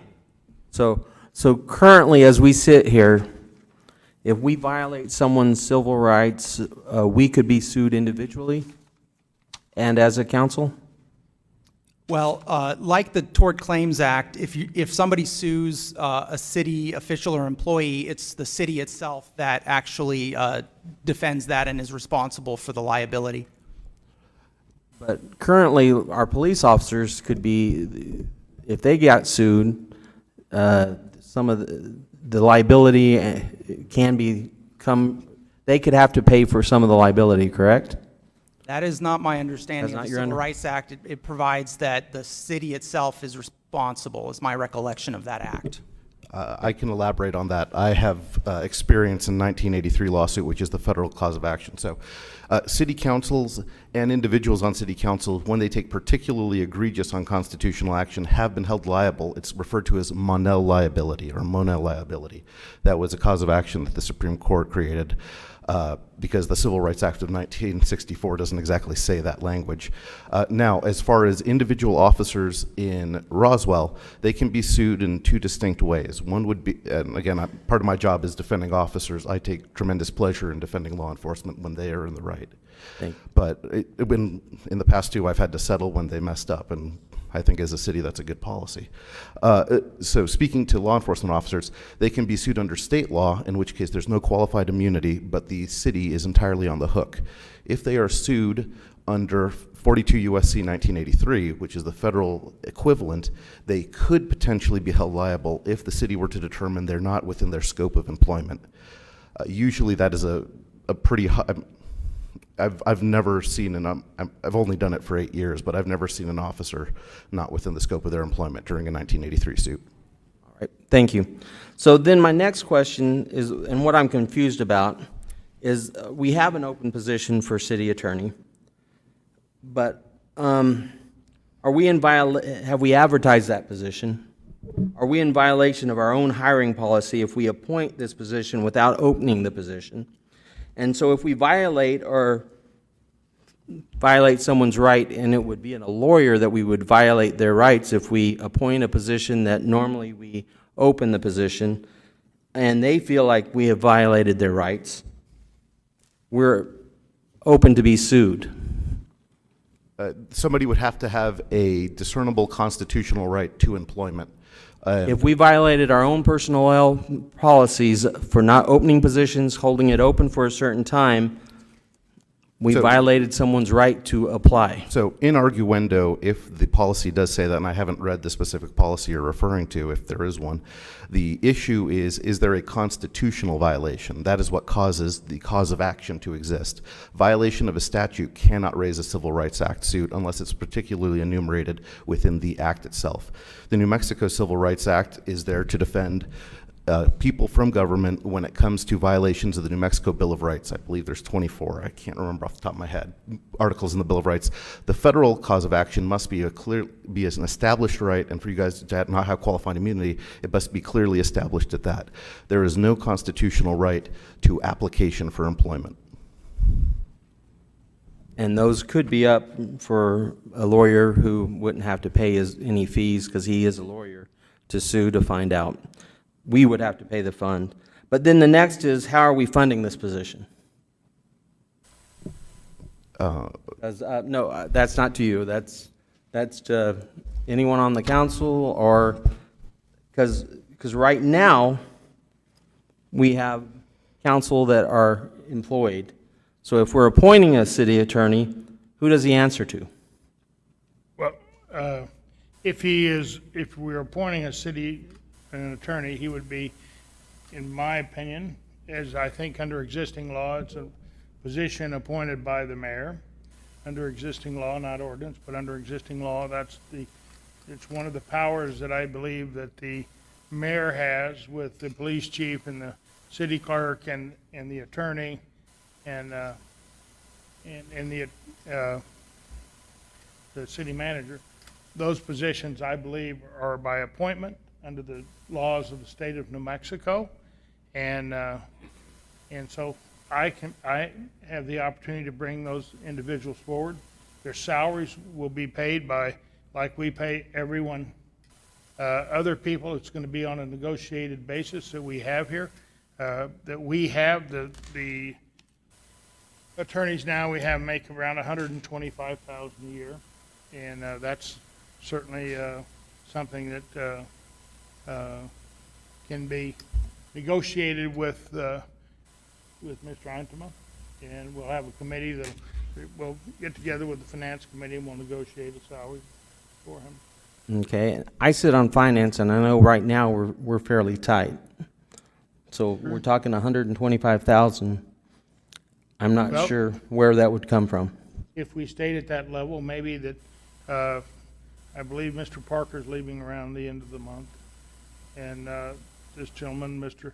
Eintema, will start the first of the month. It'll be the same. It'd be a push.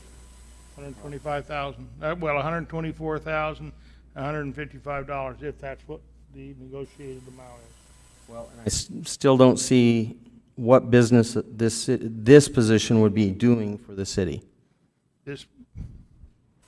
Well, I would imagine he could work with and fill some of Mr. Patterson's shoes. As I imagine if he's in Alaska, he'll have a hard time filling them. But I think... I asked the question, Mayor, is because under state statute, the city manager shall be appointed by the mayor with the consent of the governing body and shall be the principal administrator officer of the city. He shall be responsible to the governing body for the proper administration of all city functions, all affairs of the city. Well, I think there are other statutes that say about the appointment power of the mayor and what we are entitled under the state statutes. There are some things that I believe that the city manager under ordinance, under the power of ordinances, he is performing, that I believe that are responsibilities that belong to this council. And in my opinion, I don't think they can delegate them away by ordinances if they are powers that this council has. It would This be was not an my- ordinance. Excuse me, please. I I'm didn't the one that's got interrupt the you. floor. I didn't interrupt you. And so it's my opinion that the powers that are here, I think Mr. Eintema will represent this council, the council, he will represent the mayor, and he will represent the city.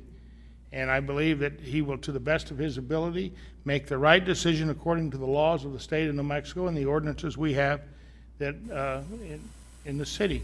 And I think that's his job.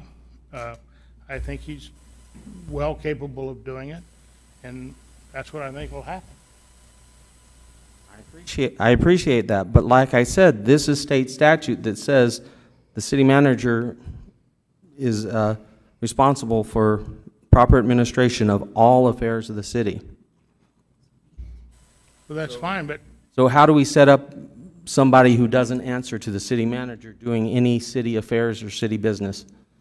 I don't think there's anything in here that says that he can't respond and work with the city manager. I don't think there's anything that says he won't do it. I don't think the laws are something that the city manager determines. I think the laws are what the people have already determined, and I believe it's this man is trained in the ability to interpret the laws and make sure that the city stays on the right track. And that's it's real simple. I think that's what you hire an attorney to do, is to read the laws and interpret the laws of the state of New Mexico and the ordinances and the Constitution of the United States, to interpret those so he can advise us to where we do not violate those laws or principles. Mr. Mayor, if I may, generally I do want to comment on this. And so municipal attorneys are in a complicated position. New Mexico Rule of Professional Conduct 16-113 is what provides for how an attorney must behave with organizations ethically. In particular, the lawyer must represent all people acting through the organization that are duly authorized constituents. This would mean officers and elected officials. So I would report to each of one of you individually. I would also report to the city manager in his capacity that you have given him under the ordinance. Now, and this brings up a whole slew of privilege issues. Typically, the majority, and so there's no particular case on point, but there's a number, and New Mexico follows the majority. The way this would work in practice is any legal question he has, I will provide an answer happily. Any legal question you have as an individual, I will also answer happily. However, unless you give me explicit permission, what I say to Mr. Jennings, for instance, I cannot disclose to any of you, but you would all share that same privilege. However, when I address you as a body corporate, which is you sitting presently as the governing body, you are entitled to my equal opinions amongst each other, and as a group can breach privilege. And that's how we've dealt with Mr. Parker and Mr. Holloman in the past, and other former city attorneys. But these are just my questions, considering that in state statute, the affairs of the city are in the responsibility of Joe Nebb. And my next question is, Mr. Eintema, are you an elected to the Republican County Central Committee? I was appointed, but yes, I am a member. You're a member? You were appointed by who? Claire Chase. Claire Chase? Okay. It wasn't elected? Okay. Because that worried me, because you currently are a federal employee, correct? Yeah, yes, I did clear that. There's no hatch issue there, if that's what you're worried about. That's what I was worried about, because if elected, those things worry me, even if it's a shade of it. That's a fair question. Especially for an attorney. But those are mine. I am thinking this has been rushed past. I'm not opposed to him, but I'm being our city attorney. I think he speaks very highly and very intelligently. But my question is, this seems to be very rushed, and there hasn't been a process, and those things worry me.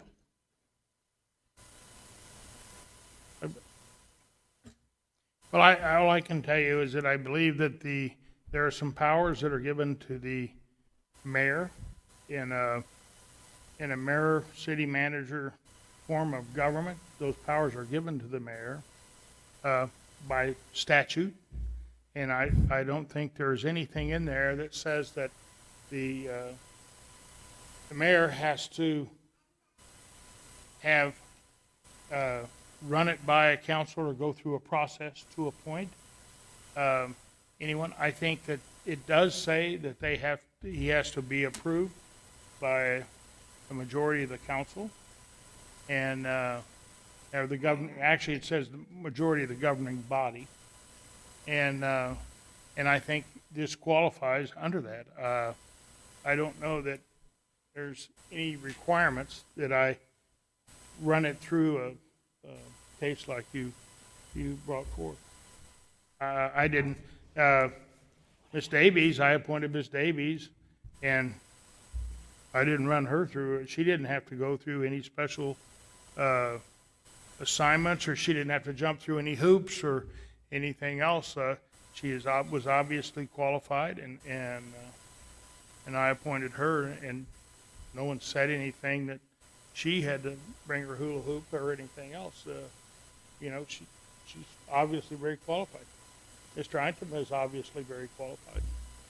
I mean, his academic background is stellar.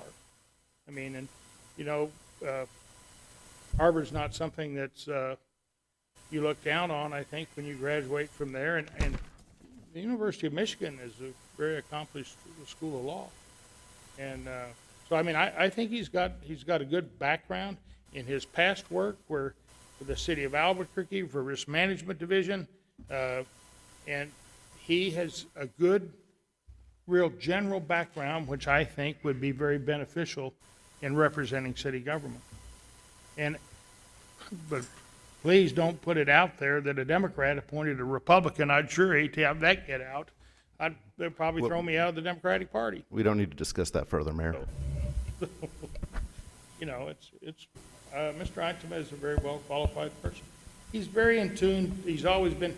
His father was a very strong city councilor in Albuquerque, and when your family grows up in it, a lot of that, you tend to pay a little more attention to it. So I think he's very well versed in government issues, and his work, I think, with the municipal league and things has been good.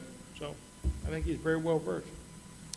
Well, Mr. Mayor, Mayor. one of the things you said is we didn't go through the same with Janie Davis.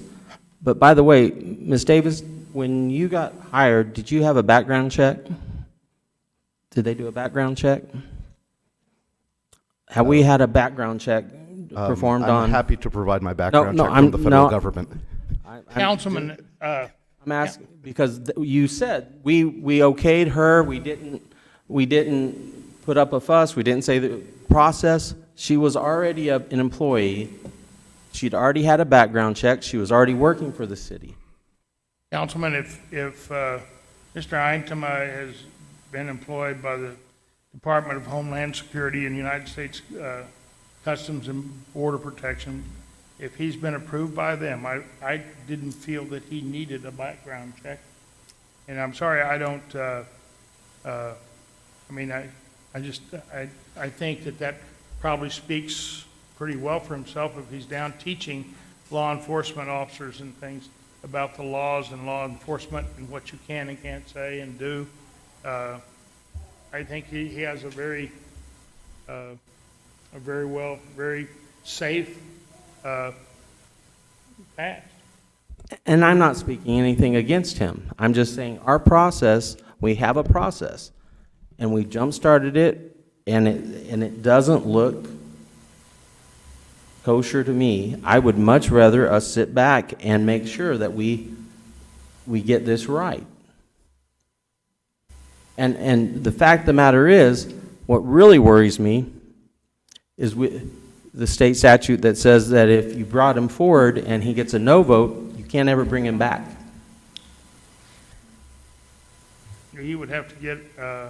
State statute says if a mayor brings somebody to a point, that if they bring him, you can't bring that person back for the same position if they had a no vote. He would have to have more than one no vote. Right, you'd have to, if the council's not comfortable, I mean, I think he's very qualified. It's the process that I'm worried about. That's why I right now would like to make a motion, except I think someone's on the table to talk, and I don't want to take away their chance to talk. So, Mr. Mayor, I'll yield for now. Yes. Counselor Perry would like to speak. Yes, we have Councilor, Councilman Perry. Go ahead, then we have Council Lady Moore. Thanks. Mr. Mayor, if Councilor Moore was on the docket before me, I would certainly yield to her if that was your process. She has yielded to you. I'm sorry. Thank you, Mr. Mayor. No, my questions have nothing to do with whether Mr. Itema has the ability or the background or the experience to be able to do so. My questions are on the process at this point. And I brought those questions up before. And I think where we're coming at with this, with the opinions, are this council is looking at the appointment process of an attorney in a way that we have never found so far as I've been able to go back over 60 years with the city council, actually closer to 70 years.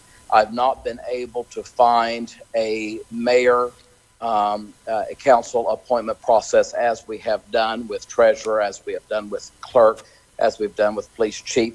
And those haven't even been done all the time. There's been years and years that we've had that there have been no appointments whatsoever because there was the process of them being ministerial in question.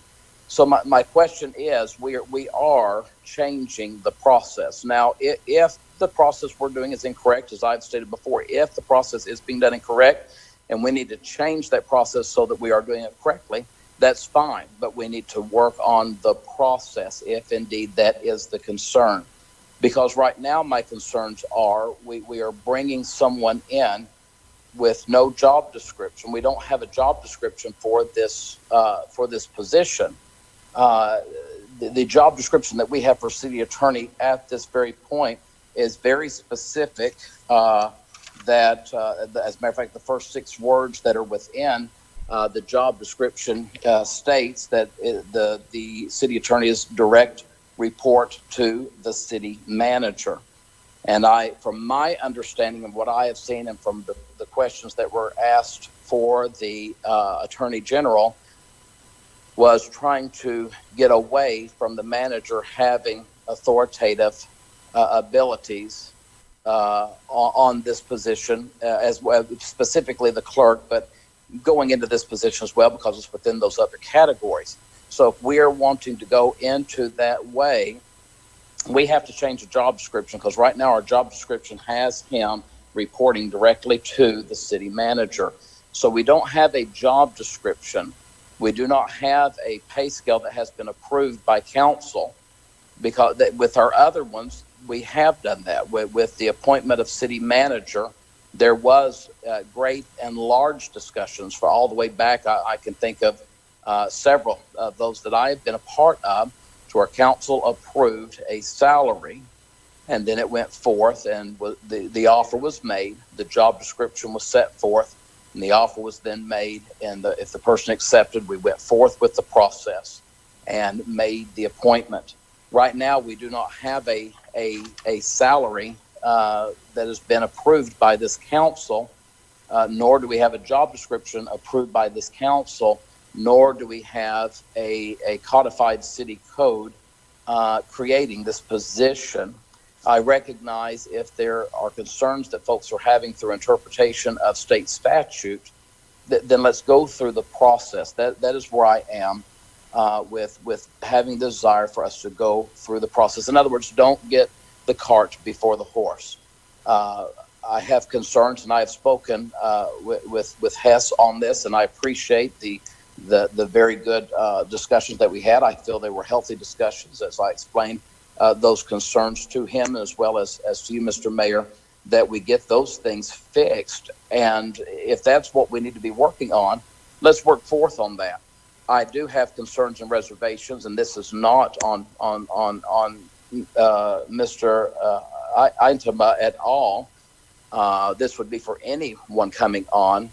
I don't want the person who is going to be benefiting from the salary or job description to be the one that's writing code to be codified and job descriptions to be codified by city council, or salaries to be approved by city council. I would want for us to, if we need to use the New Mexico Municipal League, if we need to seek outside counsel, and nobody has said this yet, but I just want to publicly say, I hate that we're losing Parker. Parker has been phenomenal for the city of Roswell. There have been many times he has not agreed with directions that some would like to take. He has stood for what the law said and for what benefited the constituents of the city. So our city's been we've done well by having him representing us.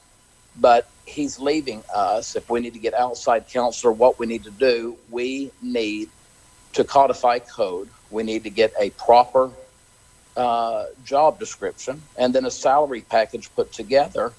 And then so that council is very full aware of what we're looking at, so that the applicant or the one that Mr. Mayor, that you are putting forth is well versed and recognizes what they're getting into, and we mutually are able to come to the table. The reason we've not had those problems in the past with like Miss Davies, she was already an employee, as have been all of our treasurers that I can see as far back as I can go, and with clerks as far back as I can go as well. We have people who are employees who agree to take the ministerial title of clerk, or ministerial title of treasurer, or ministerial title of police officer as put forth in statute, to add to what their regular everyday job is. Miss Davies is still the director of finance at the city of Roswell. She did not put that hat off. She didn't put that job aside to become the treasurer. It is a ministerial position, and she's taken that title on to be able to provide those services. But I would dare say, if we're going to treat her position in the same aspect as being considered for, like this attorney per se, that is completely at will to the city council, and at any time that the mayor decides he wants to appoint another treasurer, or the council approves another treasurer, that Miss Davies no longer has a job with the city of Roswell. If she is completely at will to the council and has none of those grievance abilities, I would dare say, I would think that Miss Davies would probably gladly hand back the ministerial title of treasurer. So these are things that we have got to sit at the table and we've got to look at. We've got to determine what we're going to do with city code, codify city code, and approve a job description, approve a salary package, bring the applicant or your choice back to the table, and let's approve your applicant or your choice, knowing where we're going. And that's what I would like to see happen at this point. I yield. Thank you, Councilman Perry. Mr. Mayor, may I interject? There is a city ordinance on point regarding salary. This is Ordinance 416. It's quite an old one. It's from the 1920s, but it has not been repealed to my knowledge. It provides that unless otherwise fixed by resolution, at the time said officer is appointed, such officer shall receive the same salary as been paid to his predecessor, unless otherwise changed in accordance with provision above. So it's my salary. I would not overlap with Parker. Therefore, I would step into his shoes. They're going to be big ones. I'll concede that. Absolutely. And if you choose by resolution to increase or decrease, that would be a negotiation we enter into. Mr. Mayor, if I could, since that was a reply to a question I had, it's not an argument by any means, Hess, but my argument, if you just by use of that word, would be, I don't think that at this time we are replacing Parker. Parker is an employee that was hired by the city manager. We are going through an appointment process for a position that needs to be codified through the city code as city attorney. I mean, there's other things that I didn't bring up that are concerns that we still need to look through as well, because you know, when we look at, I was just looking just a moment ago at, let me pull it back up here on my screen, please forgive me. We have a department, we have the legal department. And as we have a legal department, we have four people at least in that department. We have Parker, we have Josh, and we have two ladies that work within that department that have these other job descriptions. As a matter of fact, our current city clerk also has a job description where she is working in the legal department. She is an employee of the legal department. But section 3-14-15 is very clear that the administration of the affairs of the municipality shall be divided into as many departments as many may deem desirable by the commission. This is state statute. Each department shall be under the charge of a person employed by the manager. So just by that statement alone, if we're going to go through the appointment process, we will now have a city attorney that cannot be the department head of the legal department for the city of Roswell by statute. So those are things that we have got to clear up because we are changing the process dramatically from where at least I can find since the 1950s that the city of Roswell has done. So that's all I'm asking, is that we need to clear these things up, then bring your candidate back to the table, and let's get the city's business done. Thank you. Next, we have Council Lady Moore, please. My question is kind of for Mr. Knapp. I'm going to put you in the hot seat for a second.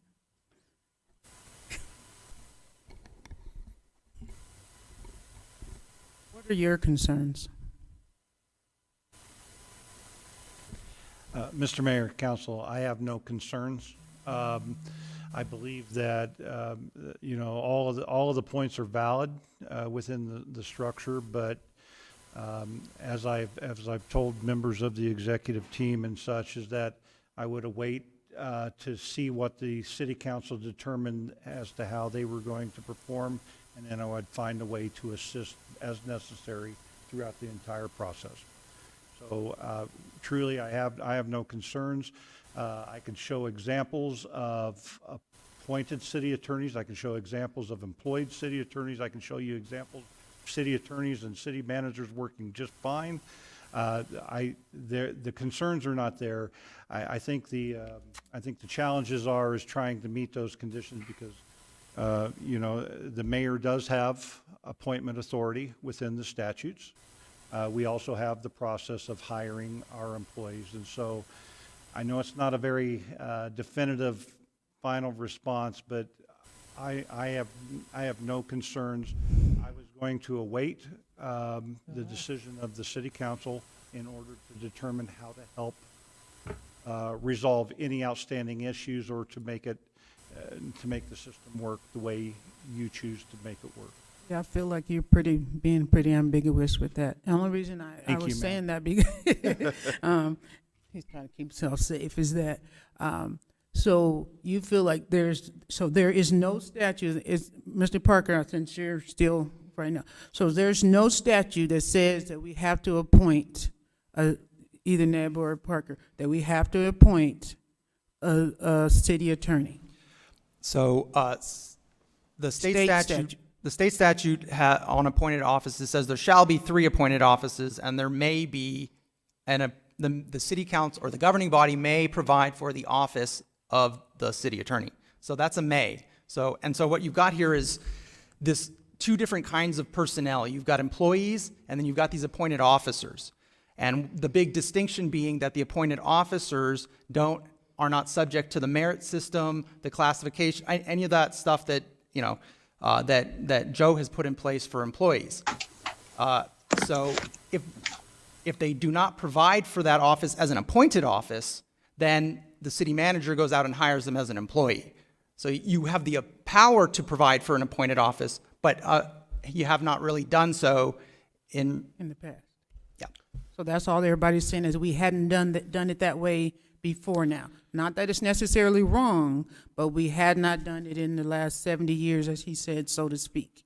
Okay. So is everybody's concern is that the way that he just brought it so quickly, is that what I'm trying to, I understand, because I know we've talked to him, and I've talked to, so I've had some conversation, and I know it's not about Mr., I don't know how to say your name, so I'm That's not all even right. gonna mess it up. Hess is great. So I know it's not necessarily about him, but everybody else is saying it's about the process. If everybody wants the process done correctly for when they want something done, that's what I'm saying, you want it done, when you want your thing done, you want it done correctly, and you don't want, so I just want it to be fair.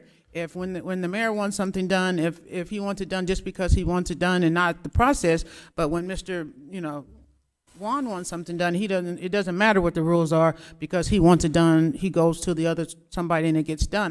That's what I don't like. If there's a process and we're doing the process right, I'm okay with this way, but I think we need to, I honestly don't know enough about him, but he's not working, he is working for me, but I don't know him well enough to say whether he would be a good attorney or not, but I didn't know Parker either. So till you get to know what they're doing, so I can't, so I don't know if it would be fair for me to say yes or no, because I don't know him either. So, I just think we spent a lot of time on this, and I don't know how far we're going to agree where we are right now. I'm just really uncomfortable for you right now. I'm uncomfortable right now. So, I yield. Thank you. Next, we have Councilman Corn. Thank you, Council Lady Moore. Thank you, Councilor Mayor. Corn. Things, we're going to have a little law school. Federal law is bigger than state law, and state law is bigger than any city ordinance, correct? Correct. We all seem to be talking about state law, and if the Court of Appeals for the state of New Mexico makes a decision, or the Supreme Court for the state of New Mexico makes a decision, then we're bound by those decisions, correct? Correct. Is there, in your knowledge, some either Court of Appeals decisions or Supreme Court decisions that could shed a little clarity on this process? Yes. So a case called Ruidoso Downs is interesting. It deals with a firing. Let's not go there. But in municipal corporations that are unchartered, such as ours, and that are not home rule, which is also Roswell, the city council's power, the mayor and the city council's concurrent power to hire and fire is the same as the managers. They're not able to give away their power. So if the mayor chooses to execute an appointment with the consent of the council, that has the exact same effect under law as the manager going through his merit system process. And there's multiple decisions that reaffirm that? Yeah, so this has been that particular case is on point. It's been cited repeatedly by the Attorney General in opinions which are not binding but persuasive, and the 10th Circuit also has a similar case citing New Mexico law. 10th Circuit. 10th Circuit, so that's a federal court of appeals. It was dealing with a federal employment claim, but they had to interpret New Mexico law. So we've got other opinions by Court of Appeals and the U.S. Supreme Court that also need to be considered. So let me ask you a question. This is an opinion question. So why is this different than when I was in state government and the governor, in this case the mayor, makes appointments, all the cabinet secretaries?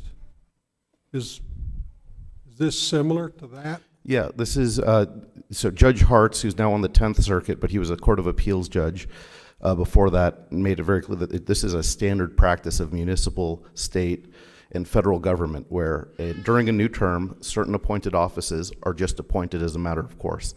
I will also note that Jim Stapp, he was the city attorney from the 50s to the 70s when the merit system was created. He was an appointed attorney. So the first attorney under the merit system was appointed. So, and you've personally experienced this, correct? Yes. in your previous employment, if I understood what you said correctly? Yes, correct. So the process that the governor executes, so they're called GovX positions. There's two tiers. So the very highest tier has to be approved by the Senate, and then other positions are summarily granted to the governor, and I was one of those. Okay, and you experienced the same thing in the city of Albuquerque? Yes, the city of Albuquerque provides that the mayor shall, with each new administration, the mayor appoints the city attorney and the council confirms. So any problems that we may need to work out or concerns, I think is the question to the city manager. You have firsthand, this isn't directed to you, but you made that statement. This is something that you're pretty versed on, sounds like. Yes. And you can help with these possible concerns and sorting this other part of the puzzle out. I mean, there's a point, it's, you kind of get into a chicken or the egg situation where you do this first or do you do this first? You got to make a decision, and then hopefully it's the right decision so you can go the other direction. Yeah, I can explain this kind of by analogy if that would help. When a city is founded, there are no laws, no ordinances govern the city. So what happens is the governing body meets and has an organizational meeting. They first will select a clerk. This is because the clerk will record what happens thereafter. They'll next select a treasurer because people like to get paid. After that, they will often select an attorney to write the ordinances that the city wants to vote on and have the clerk file. So all these positions are created by virtue of the existence of the body corporate. It's not something that we necessarily need ordinances to work through. Ordinance would be guidance, not necessity. Thank you, Mr. Mayor. That cleared it up for me. Excuse me. Thank you, Councilman Corn. Next we have Council Lady Halverson. So first I have a comment to make. So just because something hasn't been done in 70 years doesn't mean it's wrong, which I find kind of ironic because many of us counselors up here have been accused of not moving forward, and we're trying to move forward. The second question I have, and I don't know if this is for you, Joe, you, Hess, or you, Parker, but Mr. Perry announced that you can't be the department head of legal. I don't understand. Is that true? Or? I think I bet we kind of agree on this one. It's that, so I will not have, the manager has the discipline and hiring fire authority over employees. I would not have any of that. I report to you, and because Mr. Neeb is, sorry, did I say Neeb or Neb? Thank you. I'm sorry about that. Because Mr. Neb is one of your officers who was selected by the city council, I'm also duty bound to him. But my primary duty is to you as the body corporate. And so I don't have authority to, I'm going to request that they work with me, and I sure hope they do, but I don't have any stick that I can use against them, nor would I try to. Thank you. I yield. Thank you, Councilman Foster. Thank you, Councilman Lady Halverson. Councilman Foster. Thank you, Mayor. No attack on you, Mr. Idema. My problem I have is asking the person who may benefit the opinions. Just when we got back to everybody doesn't like our water meters that we have because the people that came in and did the study were the people selling us the $21 million. And I voted against it because I didn't take their opinion because they're the one making the $21 million. You stand to gain by getting hired. And your legal opinion, I've listened, and you're very intelligent, and I'm not attacking that. What I'm attacking is this process. I would like for us to make sure that we get it right and not just jump into it. And we haven't done it in 70 years. I'm not saying that we shouldn't do it. I'm just saying we need to have it in place. I would like to know how much we're going to pay him. I would like to know that I know he works for Homeland Security. That doesn't mean something happened since he got hired, but I doubt it happened. But we have a process and we have circumvented it. That's my problem. And I would much rather table this and make sure we get the process right, and if he's the right person, hire him. But I would hate for the fact that if we go ahead and go for a vote and get a no vote, the fact he can't come back. That scares me because he's very intelligent. I've liked his arguments. But again, asking the person who's going to gain the most about opinions, that's troublesome for me. I yield. Thank you, Councilman. Councilman Orpressa. Thank you, Mr. Mayor.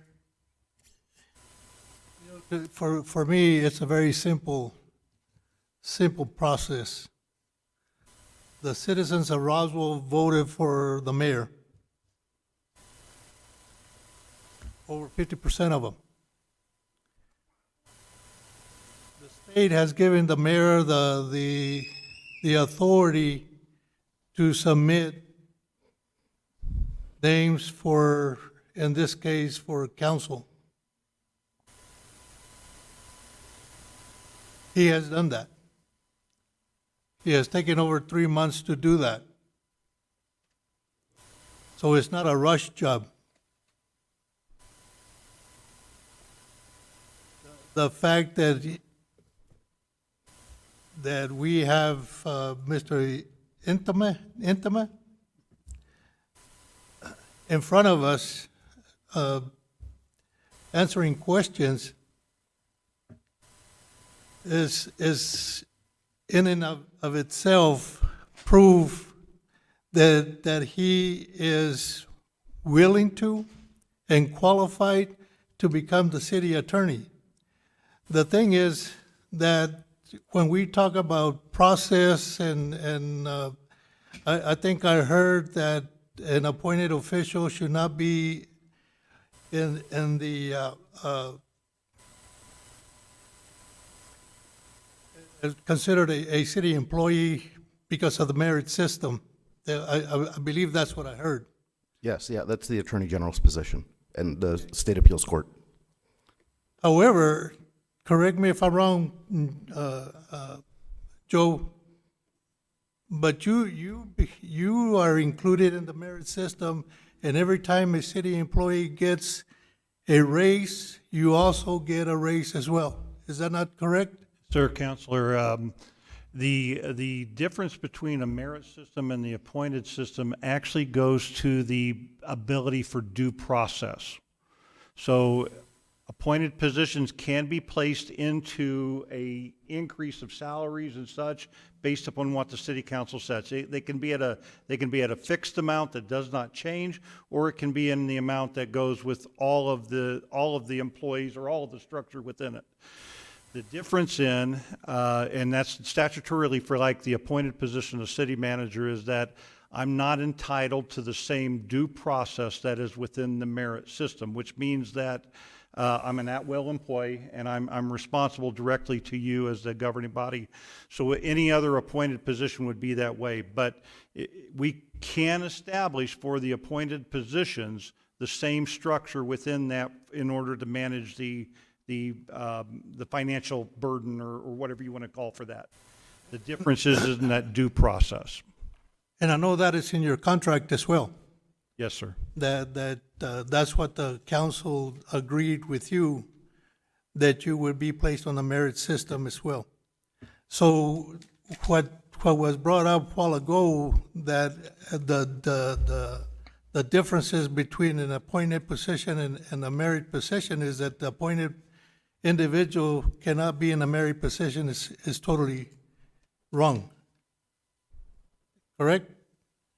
What happens is that I'm not in the merit system, but I follow a similar path within the structure of how the pay comes. So it is not, it was a contractual decision of the city council in my case.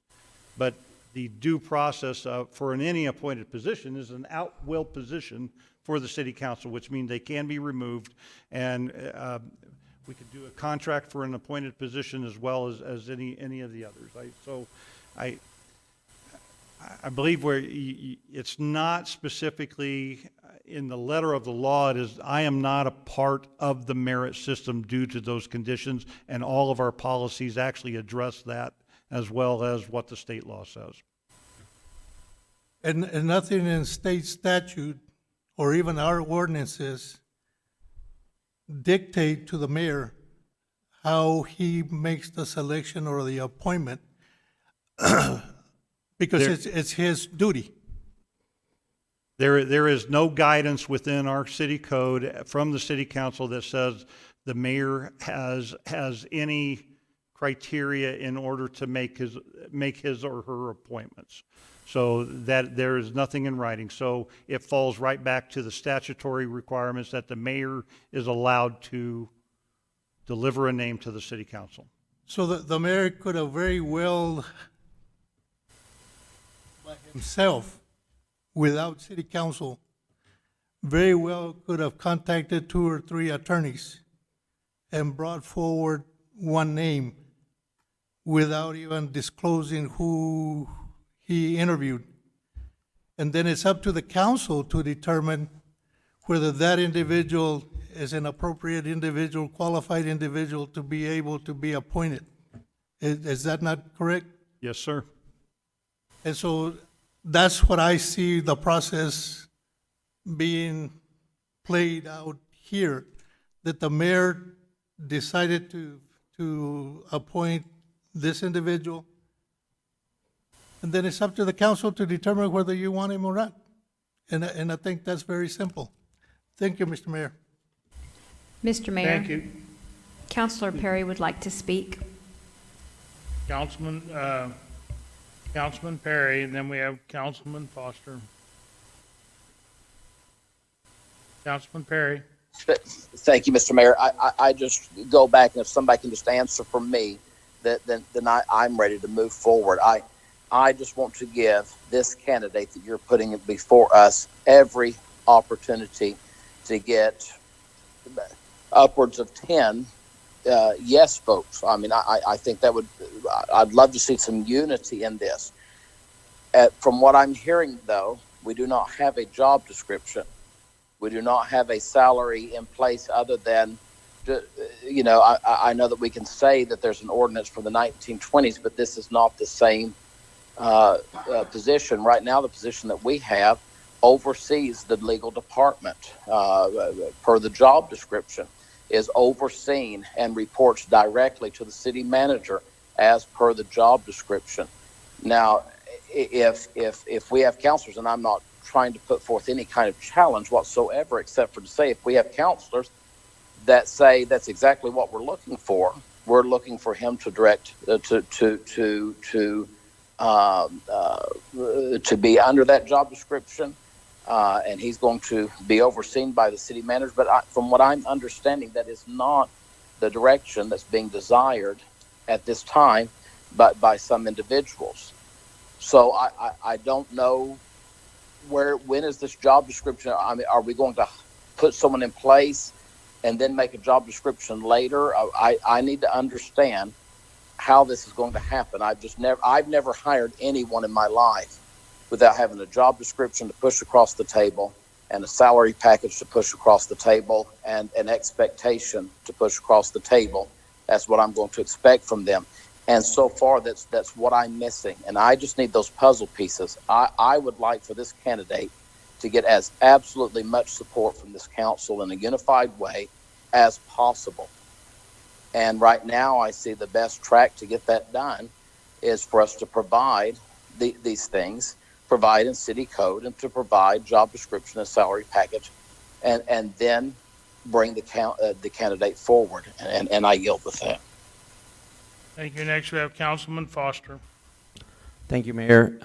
Councilman Perry hit most of the stuff that I was going to bring up, because those are my concerns too. And I understand that the mayor has the ability to appoint. We haven't had an appointed position before. So that's the problem. Not that he could have done it 3 months ago, it's just that we didn't have this process to create an appointed attorney. And that's where it's been rushed, because we don't have it. And as Councilman Perry said, we don't have a job description, we don't have a salary scale. Mr. Nebb, our salary scales start with a beginning, mid, and top of the step, correct? Yes, sir. Our grade and step scale starts with a minimum salary for any job based upon the responsibilities of that job, and it goes up 20 steps throughout that. Generally, for the employees, we will place them on there based upon their experience levels, their skill sets, their past history and everything up on that scale from anywhere from that step 1 to the step 20. And to just say, okay, Mr. Patterson is making this much, he's on that step scale, correct? Yes, sir. And so his years of experience with us, his prior years, all count towards where he is on that step. And so those are the things that Councilman Perry has said, and I concur, we don't have that before us right now. And Mr. Itema, right? Or I want to. That's great. I want to make sure I pronounce it right because names are important. I want to give him 10 votes, but I want to have this whole thing set up so that we know for sure this is what we're doing. Right now we're like, yeah, he's the guy, but now let's create a job. And that's my problem. I don't have his job description, especially if he's not going to sit on top, be in charge of the legal department. If he's not going to, he's just going to answer to, well, first of all, I wouldn't want that job. You have 11 bosses. That's hard enough. I have my wife and my boss, and those two of those are too much to answer to. So those are the things that concern me, and that's why I want to get him that 10 votes and give him the chance. But right now, I don't see this. So I yield. Thank you. There's no one else on. In closing, councilmen and members of our community, there are lots of different structures of city government. You can have a city council, you can have home rule, you can have a manager type of government, you cannot have a manager type of government, you can have a city manager type of government with home rule. Those are all different types of government that you have. Now, in that, there are also checks and balances that are set out in this by the legislature on government, so that there is no one that can run roughshod over people, or that there is always a check and balance in government. And that's the way it's set up. When you go in with a city manager type of government, the reason they went with that kind of government was it so you didn't have council members telling employees what to do here and there and everything else. You had the city employees reported to one person, and that was that government. And they're all different types. We have a city manager council of government. It does not have home rule. It does not. And so, but in that city council type of government, what you have in that is you have a system of checks and balances. And that check and balance is there, so everybody keeps their nose clean, and no one does anything with funds or absconds with funds or anything else. It's there. And that's, the mayor is allowed to appoint the 4 people: the clerk, the police chief, the treasurer, and the attorney. Now, let me tell you, the function of a council in this type of government is to set policy. We hire a city manager to carry out the policy that the council here, all 10, and me in case of a tie, we set the policy here. And that manager's there to carry out that policy. He's not there to do any policy whatsoever. He's there to carry out the policy that's set by the 10 or 11 of us. And that's the way it's set up. Now, I am allowed to appoint a treasurer, because that treasurer, it's not the past mayor that gets to do it. I get to appoint it. And the reason is because that treasurer has to assert to us and be responsible to us that all the money is being spent appropriately by the city financial officer and all the people, that the monies are being accounted for properly. You get to hire, I get to appoint a police chief, and that is because there are other powers in the power of the mayor where I can direct the police chief to do a lot more things than anybody else. I can direct him to stop things, to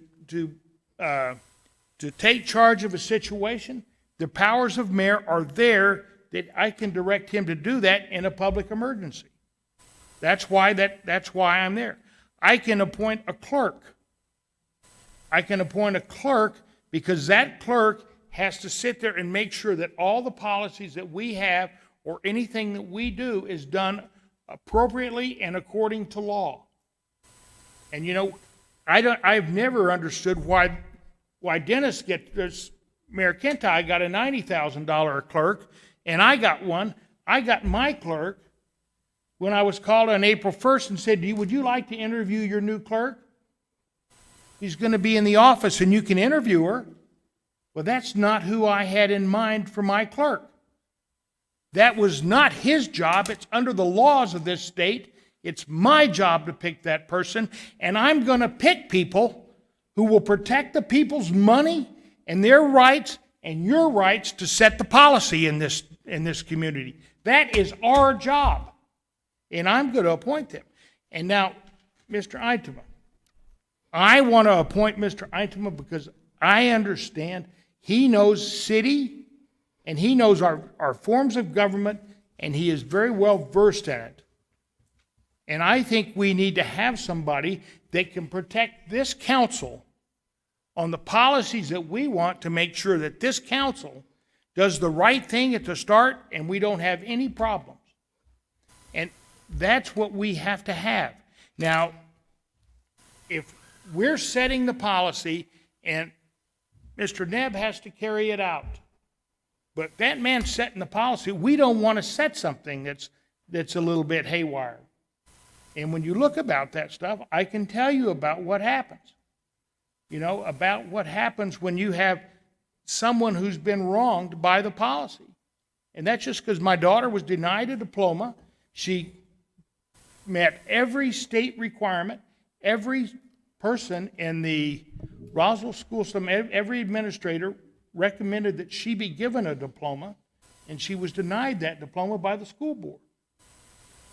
And the school board didn't come to their senses until we pointed out to the school board that because everybody said that she had completed all her tasks and done that and had earned her certificate of diploma, that school board was personally liable under the Civil Rights Act to pay all her future and lost wages for the rest of her life. And they could not be defended in a civil rights suit. She could not be defended by the Roswell School Board. And that's just like the city can't, if it's a civil rights action, I'm not sure that the city can pay for your defense if you knowingly violate someone's civil rights. And so I understand how important this check and balance is. And it's there to protect the people that we serve. And that's going to be there. And I can also tell you, when you said nobody's ever done this before, let me tell you about Mr. Stapp. You know, Mr. Stapp, I happen to remember Mr. Stapp. He lived on, my grandmother lived at 406 South Kentucky. Mr. Stapp lived at 503 South Kentucky. Why do I know the Stapps? The Stapps were one of 6 or 7 groups of twins, sets of twins born in Roswell in 1950. And the Stapp kids' name were Mike and John. And I knew them. And Mr. Stapp was our attorney. I was very young, but he was our attorney for a long time. He was all the way in, I think, 79 or 80.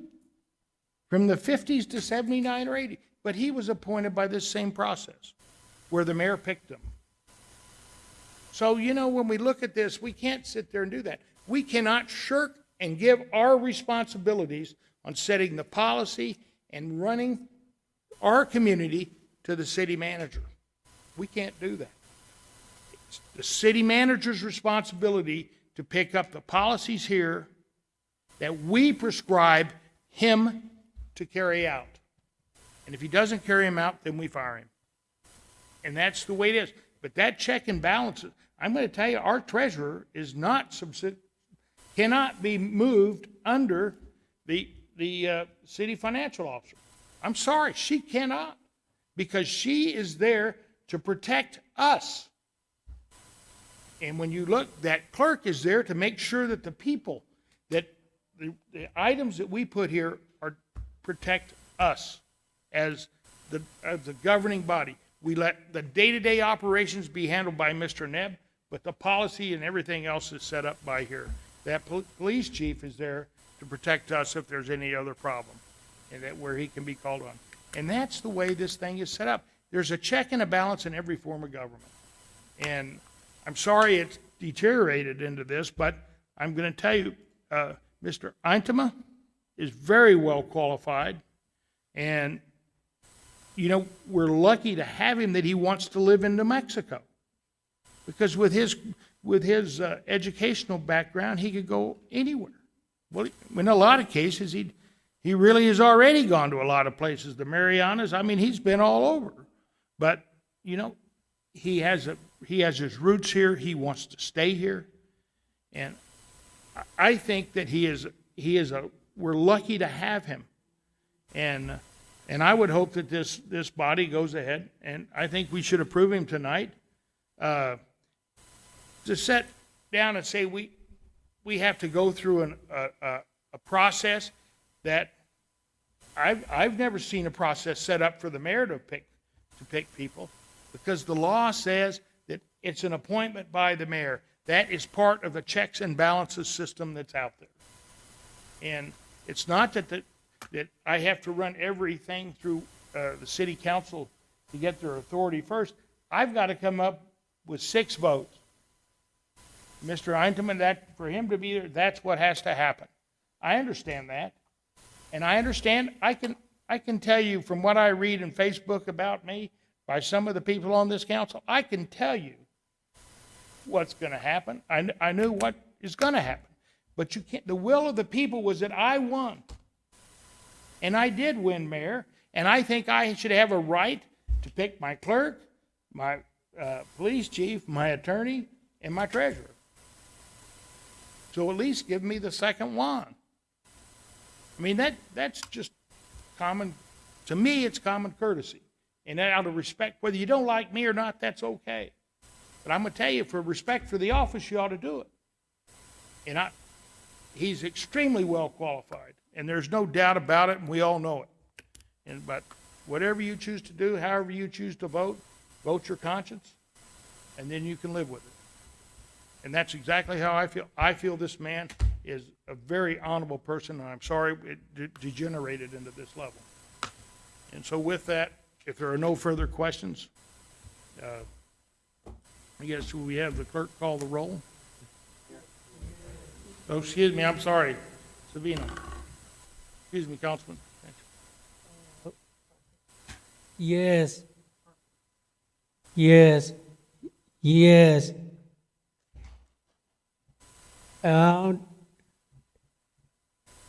Out to there.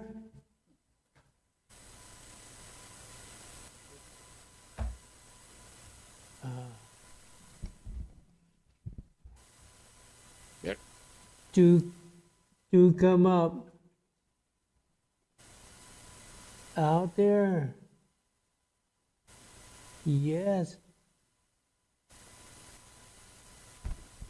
Counselor, I want to thank you a lot for all the support you've given me all the time that I've been with the city, and I know that you've had a lot of support for me, and I do appreciate that. That you've been there to stand behind me all this time, so I appreciate that a lot. Thank you.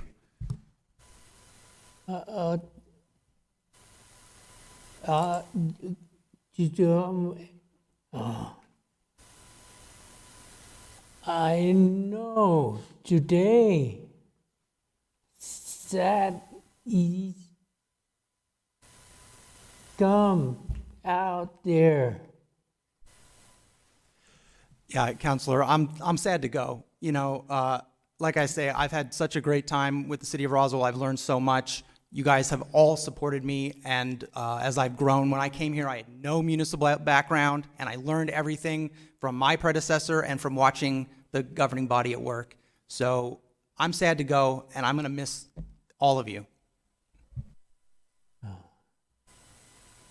Out there, no. Yes, yes, yes.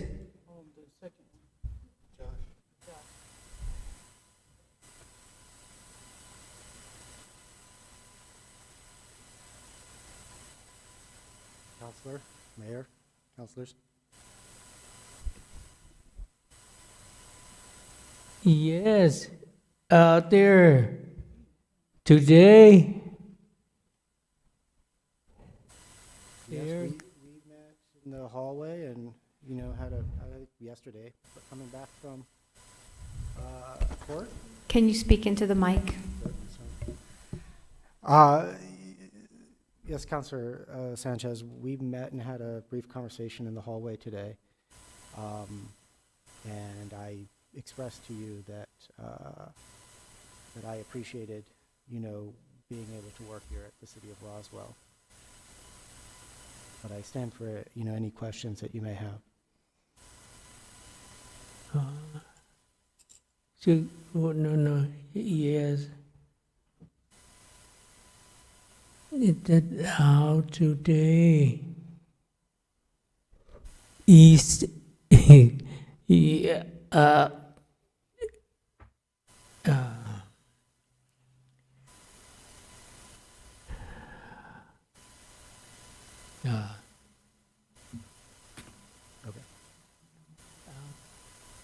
out there today, that is to know, to come there.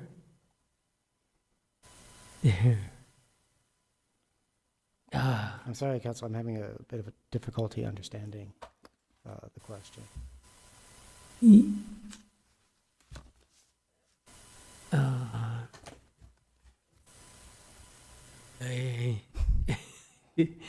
Did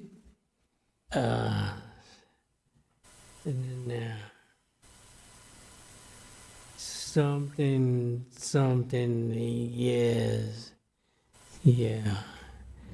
I know to say come back soon. Yes. There come back. I to come back today. There. I know. Soon. Yeah. Coming to there each day. There. Yes. Yeah. Tim, Yep. I think he's saying that he wants Josh to stay and maybe move up Yes. move up to the attorney. Yes. And then maybe Yetima be the assistant.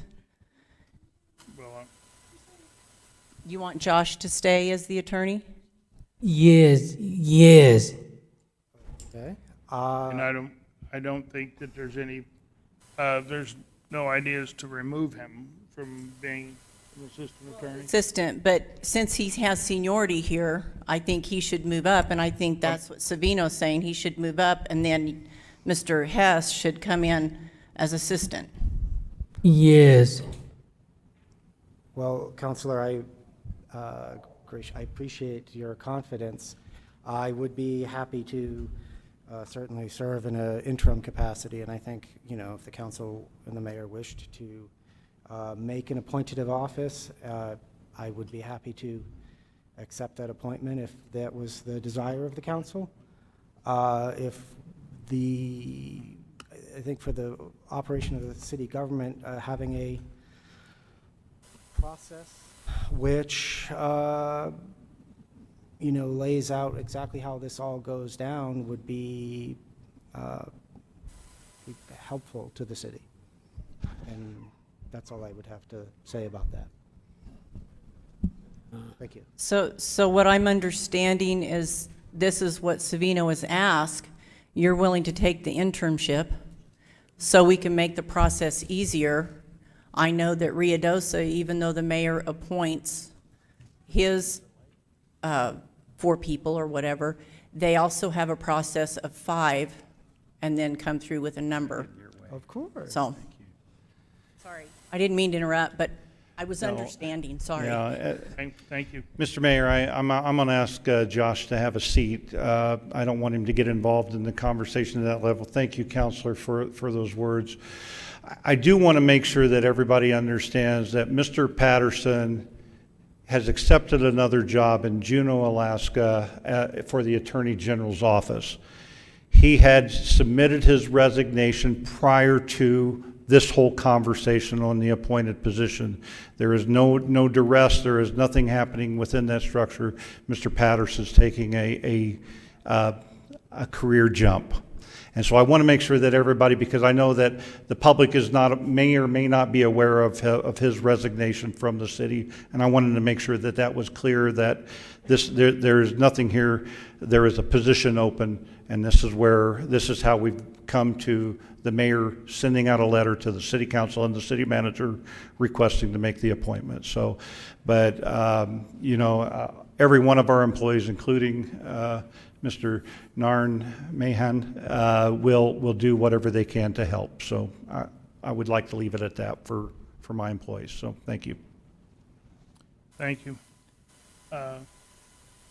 Going through here, now I would probably say that it's time to vote whether or not, I would see this, so I think it would be, a vote would be to affirm my appointment of Mr. Eintema as the city attorney. You can either vote yes or...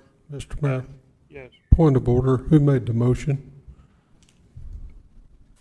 Nobody has made a motion yet, but Ready I'm for just a saying the votes, you either vote Need a yes or no. motion before you take a vote? That's fine. If you'd like to make a motion, that'd be great. Mayor, I now would move for the city council to approve the appointment of Mr. Yatama to the position of city attorney. Second. We have a motion by Councilman Corn and a second by Council Lady Halverson to appoint Mr. Eintema to the position of city attorney. The clerk will call the roll. Counselor Best? No. Counselor Arnold? Yes. Was that a yes? Yes. Counselor Halverson? Yes. Was that a yes? Counselor Foster? No. With explanation. Counselor Sanchez? Counselor Moore? Counselor Oropesa? Counselor Heldenbrand? Yes. Counselor Perry? No, with explanation. Counselor Corn?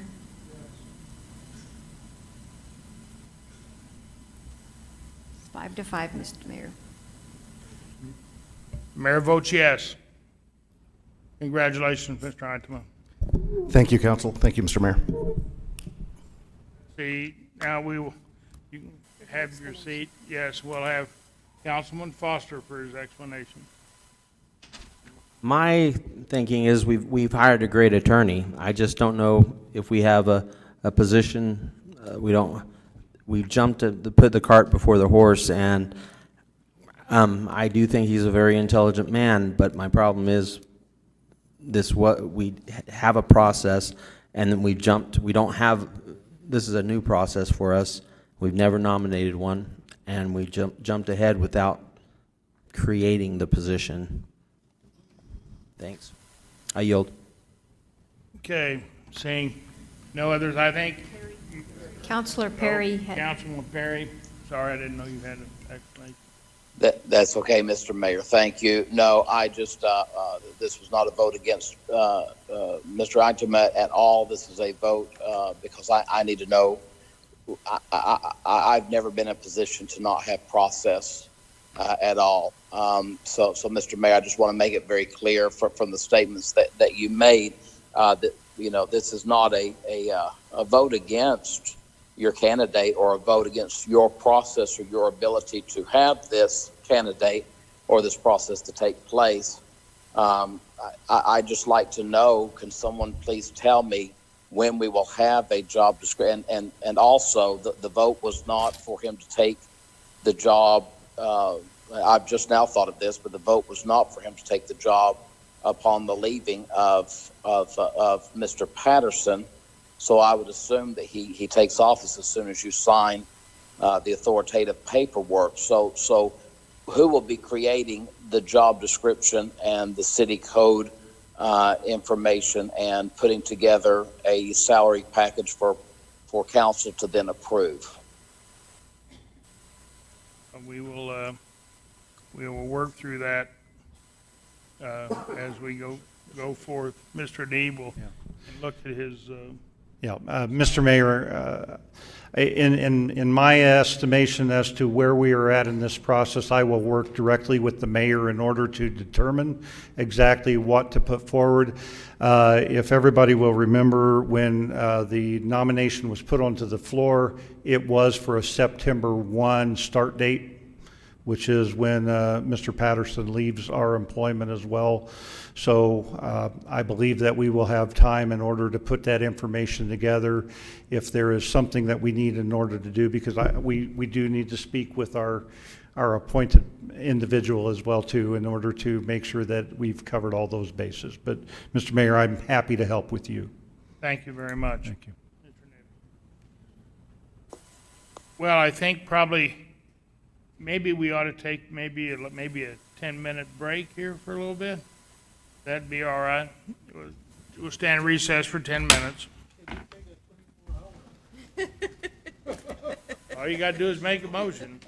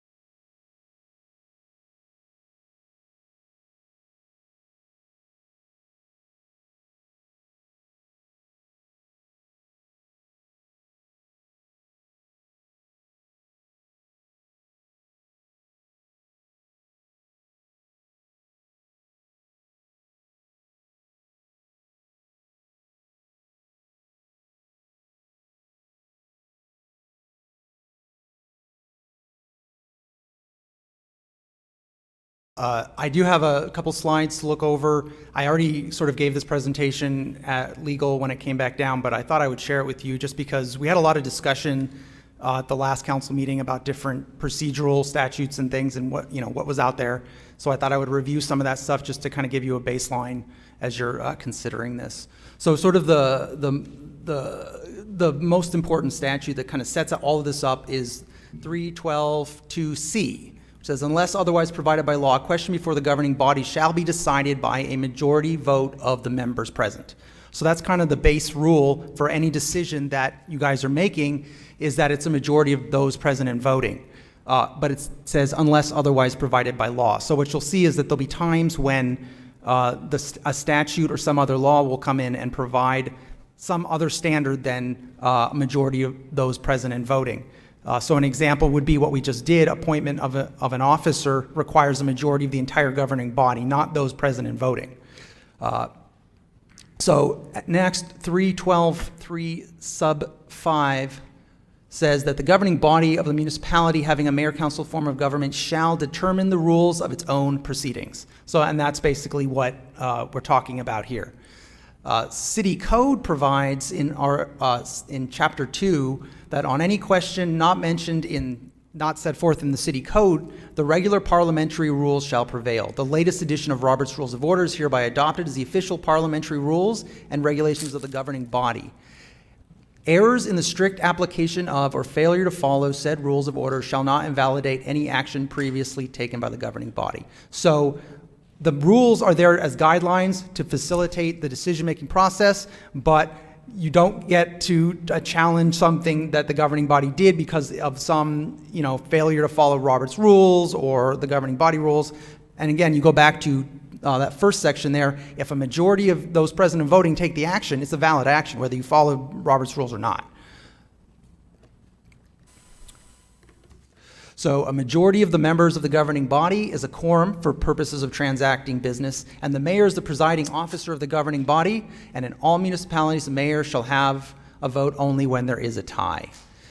So, and then when there is a requirement that a certain fraction or percentage of the members of the entire governing body or other similar language other than the requirement of a simple majority vote, the mayor shall not be counted in determining the actual number of votes needed, but he shall break a tie, unless he has a personal conflict of interest. So for example, what they're saying there is if you've got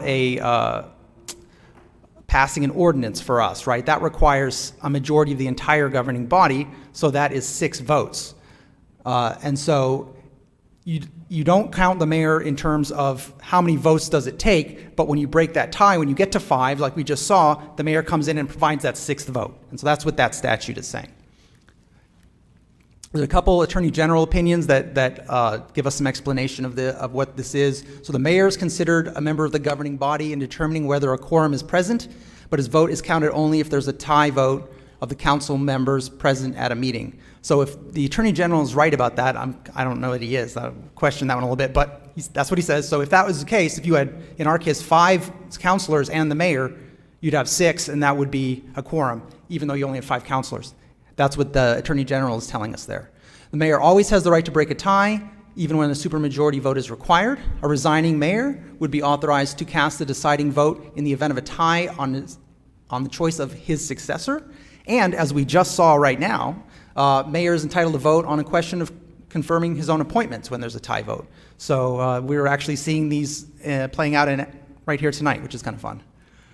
Okay, so the governing body adopted the governing body rules of order in Resolution 1658, and then subsequently amended them in Resolution 1765. The rules provide guidelines for the operation of meetings of the city council and standing committees. You can think about the hierarchy of the laws, like the Constitution is the highest law, then state statutes, then our city ordinances, then the governing body rules are under that because they're passed by a resolution, and then you've got sort of the default rules, which is going to be Robert's rules. So if you don't find what you need in any of those others, then you go to Robert's rules. Of course, as we just reviewed, failure to strictly follow rules of order does not invalidate an action of the city council. You'll recall that this did come up last time at the last council meeting, and it was referred back to legal for some further consideration. That did in fact happen, and now it's back again. In the existing rules of order, I'm just going to touch on a couple of things that are either changed or being being considered in these amended governing body rules. So as it stands right now, the city manager is responsible for creating and processing the agenda and agenda materials for city council meetings. We have always interpreted that to mean that the city manager has the ability to place items on the city council, although I'm on the agenda. So, excuse me. But I've observed that his practice has been to ask the mayor to typically do that unless there's some time reason why he would need to. The mayor or 5 council members may direct the city manager in writing to place an agenda on the item, as long as they do so 8 days in advance. And agenda items previously considered and whereby action was taken by the governing body may not be placed on a future agenda for reconsideration within 6 months unless requested in writing by 5 members, provided that at least one shall have been in the majority of those present and voting on the item. The important language there is majority of those present and voting. That normally, like in Robert's rules, what you'll see is someone who was on the prevailing side. But that's one of the things that was changed in Resolution 1765, I think it was, the last amendment of the governing body rules. The significance of that is that the idea of the requirement that to reconsider something on which action was previously taken is that somebody who was on the prevailing side previously has now changed their mind, and so there's a reason to reconsider it, right? That's what the rule is. But when you change it to shall have been in the majority and not shall have been on the prevailing side, you create a funny thing where, because of the way our rules operate, you can be in the majority but still have lost. And an example would be, let's say that there's 9 councilors present and 5 vote in favor of an ordinance and 4 vote against. The majority voted in favor, but they lost because they didn't hit 6 votes. So that sort of undercuts the purpose of the rule, that someone from the prevailing side now has changed their vote, so we need to reconsider it. In that case, nobody has changed their mind because the majority lost. Okay, so election of the mayor pro tem. Right now, the question, and this is what caused us to kind of look at this again, was how we elect the mayor pro tem. And the current rules have kind of a cumbersome process of eliminating the lowest vote. So if you get like a 4-3-3, then the 3 and the 3 run off against each other, and then that winner of that runs against the person who got 4. And we felt that was a sort of any of you that has been here for previous elections of mayor pro tem has experienced that can be a time-consuming and frustrating process at times. But as I said last time, the problem is if you get that 4-3-3, you don't have a majority, right? Go back to the first thing we looked at. It's only a valid action if a majority of those present and voting on the item vote for it. So if you've got a 4, a 3, and a 3 candidates, all you've got is 4. That's a plurality, not a majority. So it's arguably not a valid action of the governing body. You haven't actually elected a mayor pro tem if they only got 4 votes.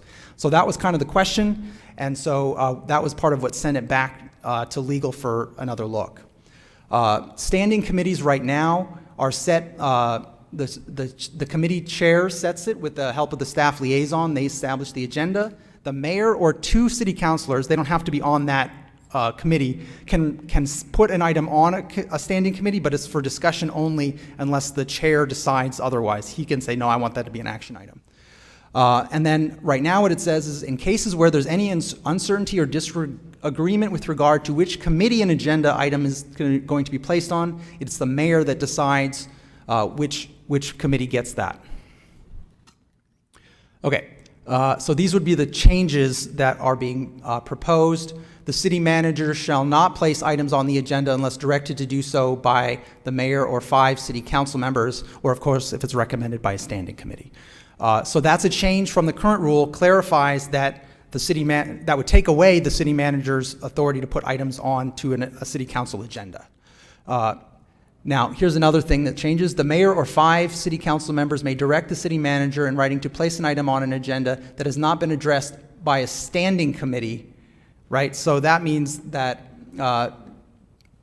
if an item has been decided at a standing committee level, it takes a mayor or 5 city council members to put it on, whereas that's not the case as the rules stand today.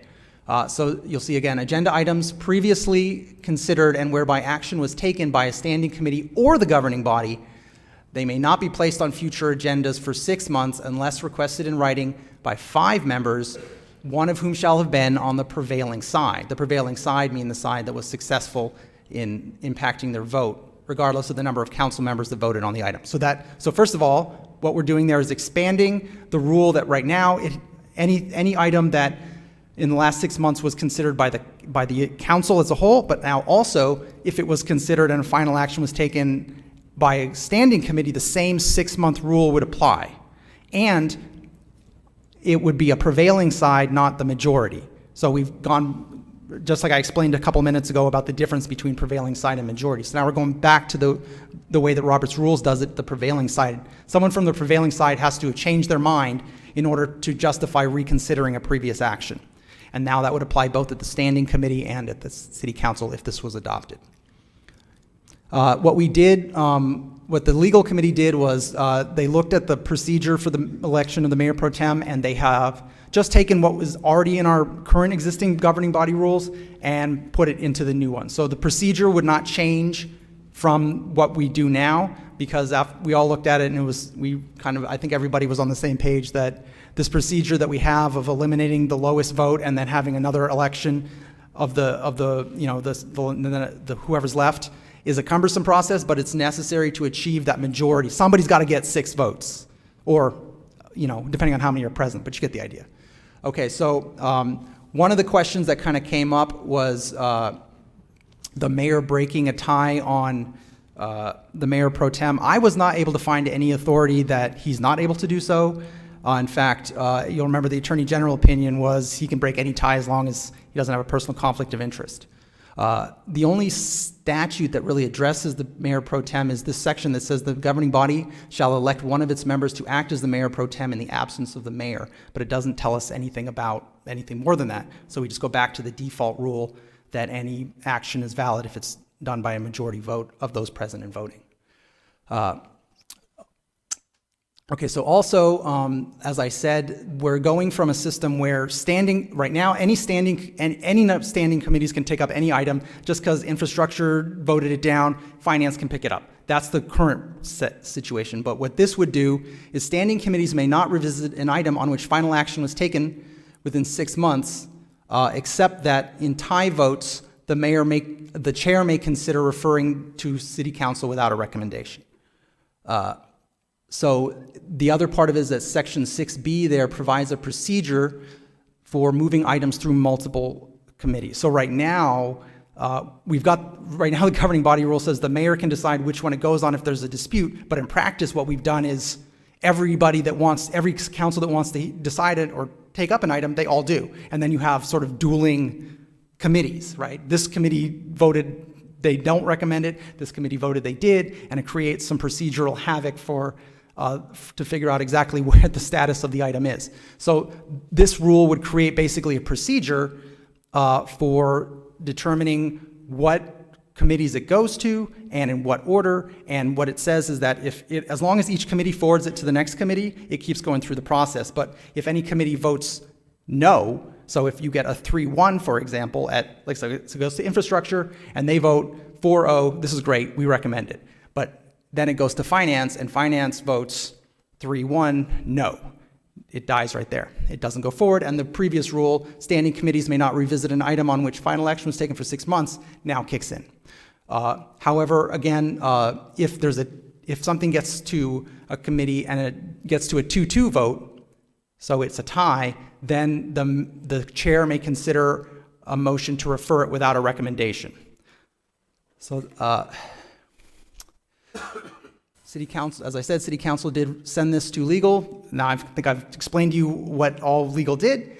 And after discussion and amendment, legal committee recommended adoption of resolution 2241. And we would ask you to consider the proposed resolution. However, I met with Councilor Oropesa last week, and we kind of went through all of this because I wanted to understand what his thinking was. And so with that discussion, we had maybe some clarifications, just kind of showing like what we meant by this so that there's not any ambiguity. That was the main purpose of it. And I did email a copy of the document that we generated based on that discussion. And I don't mind going through it, or if Councilor Orpesa would like to explain the changes, that's fine, and he can make an amendment to what is currently on the floor. Thank you, Parker. I would like to make an amendment. I don't know if it would be considered 3 amendments in one, or one amendment to I think the amend easiest- three sections. I think you can just amend and just ask to the document with the red lines. I don't think you. Well, the sections that I would like to see amended is section 6A2, and I think it starts on, I've got them on the page of the agenda.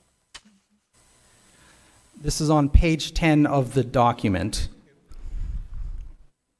Line 8, I think it is. Yes, sir.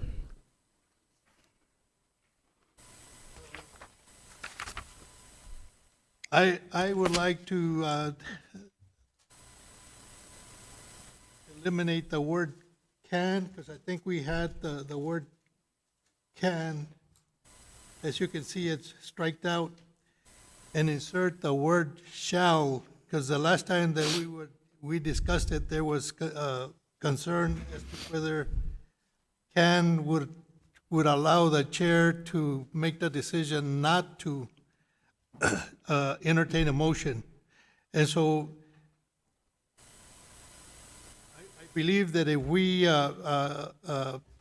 strike out can, add the word shall, and then after the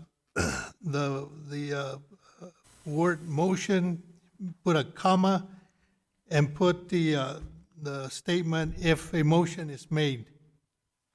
And then everything else will stay the same.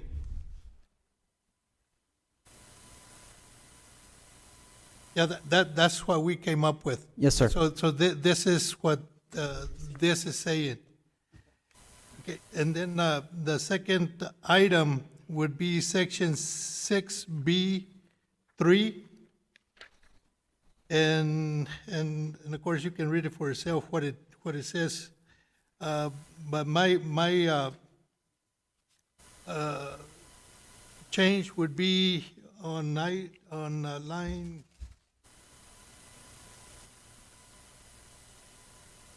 37. 37.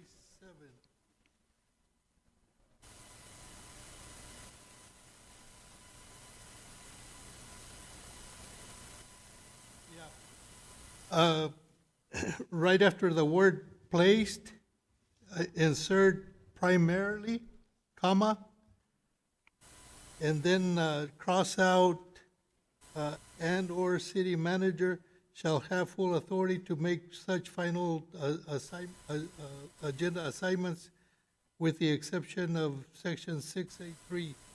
And then add the next sentence. The city manager shall assume such assignment in the absence of the mayor or upon the mayor's request. And this is, the reason for this kind of language is to make sure that we don't have conflicting language when it comes to the next item. The next item, if you notice, it says if the mayor determines, cross out in a situation where it is determined, because that in itself, we agreed that it doesn't say who has the power to determine. Yeah, it's in the passive voice, so it kind of begs the question, who's doing this determining? So in order to clarify, we came up with the wording, if the mayor determines that an agenda item should be reviewed by more than one standing committee, a progression process, cross out should, and insert shall be, and then insert primarily determined by the mayor, again, insert by the mayor, to establish which committee will hear the item first, what committees it needs to be referred to next, and then add the wording, "The city manager shall assume such assignment in the absence of the mayor or upon the mayor's request." And then after example, add "the mayor or city manager in the absence of the mayor or upon the mayor's request determines that an item needs to be reviewed by city council," and all that remains the same until you get to line 14. Again, we suggested to cross out the word "can" and put "shall" again, comma, if the motion is made. And I believe that's, Counselor, I had one other suggestion, which is on page 4 of your document at line 14, if you'll go there. Again, this is just something I wanted to make sure was clear so nobody gets confused. So what I said was, okay, so it said, "The city manager shall not place an item on the agenda unless directed to do so by the mayor or 5 city councilors," and I just added, "or a standing committee," of course, but just to be clear. So that was my other proposal. so that, I don't know if we consider that an amendment or just a correction or. Clarification.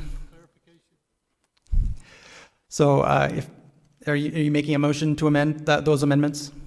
Yes, I am making that amendment. Second.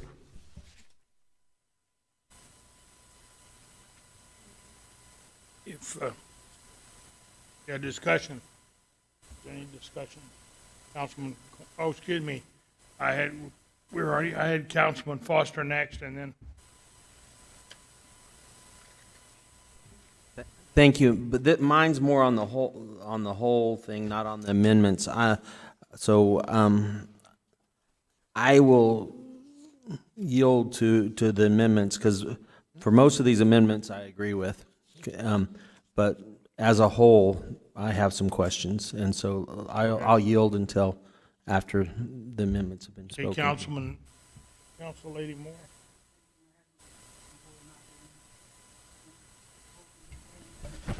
Can you speak in your mic, please? Thank you. I agree. My question's on the whole changes in the whole and not the amendments, because if we agree on the whole thing, the amendments make sense. So it's not on the first, it's just some questions on the original changes, kind of for me. Any more questions on the amendments?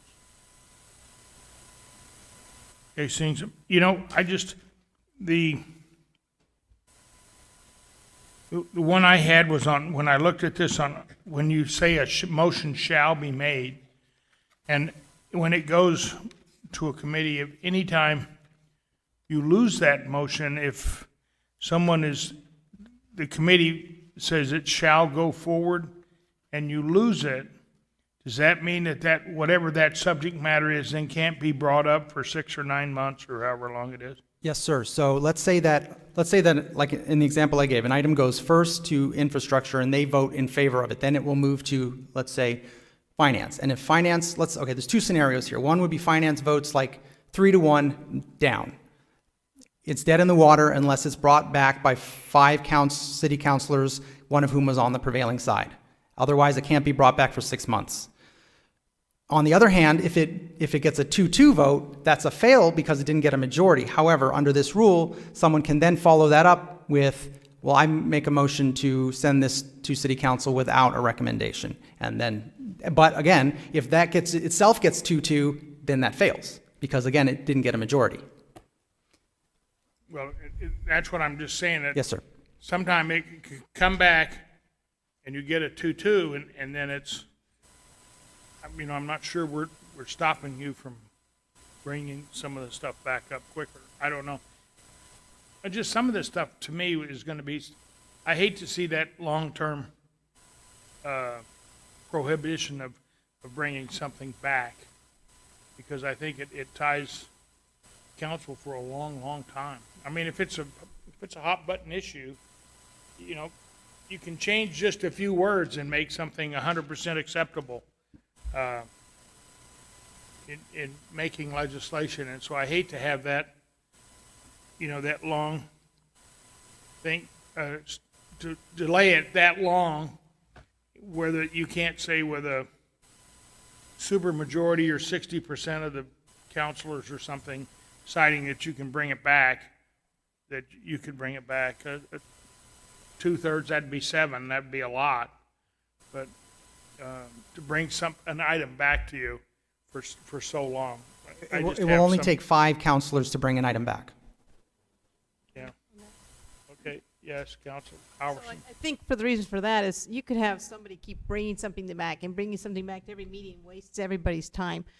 If there's questions where they can improve it, I think the committee can vote to revisit it at a later time and vote on it again then. You can always vote to postpone it to the next meeting for further, discussion, or so staff can work on some questions. That's always an option. You don't have to, it doesn't have to be a final vote. This is where there's a final action taken. That's what initiates this.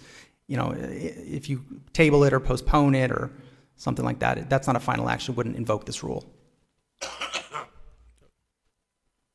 Okay. Okay, so we have, now we're on the proposed amendment, so we would need a motion we have a motion by Councilman, or President, seconded by Councilman Corn, to approve this amendment. Mr. Clerk, is there any further discussion? This is just to approve this amendment that we have in front of you with the red and blue and black letters, or writing. So, seeing, the clerk will call the roll on the amendment. Counselor Best? Nope. Counselor Arnold? Yes. Counselor Halverson? Yes. Counselor Foster? Yes. Counselor Sanchez is absent. Counselor Moore? Counselor Oropesa? Yes. Counselor Heldenbrand? Yes. Counselor Perry? Yes. Counselor Corn? Yes. Motion passes 8-1. Okay, so we have an amended, rule of order. So next we can go back and we're back on discussion on proposal of on passage of the bill as amended, or the rules of order as amended. Is there any further discussion? Councilman Foster, excuse me, I'm sorry. Councilman Foster?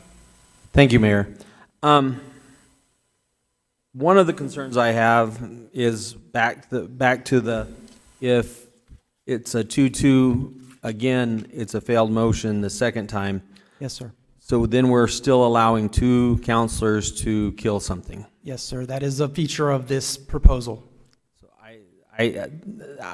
that gives me heartburn, just because I don't think that's right. But then I have some questions for you.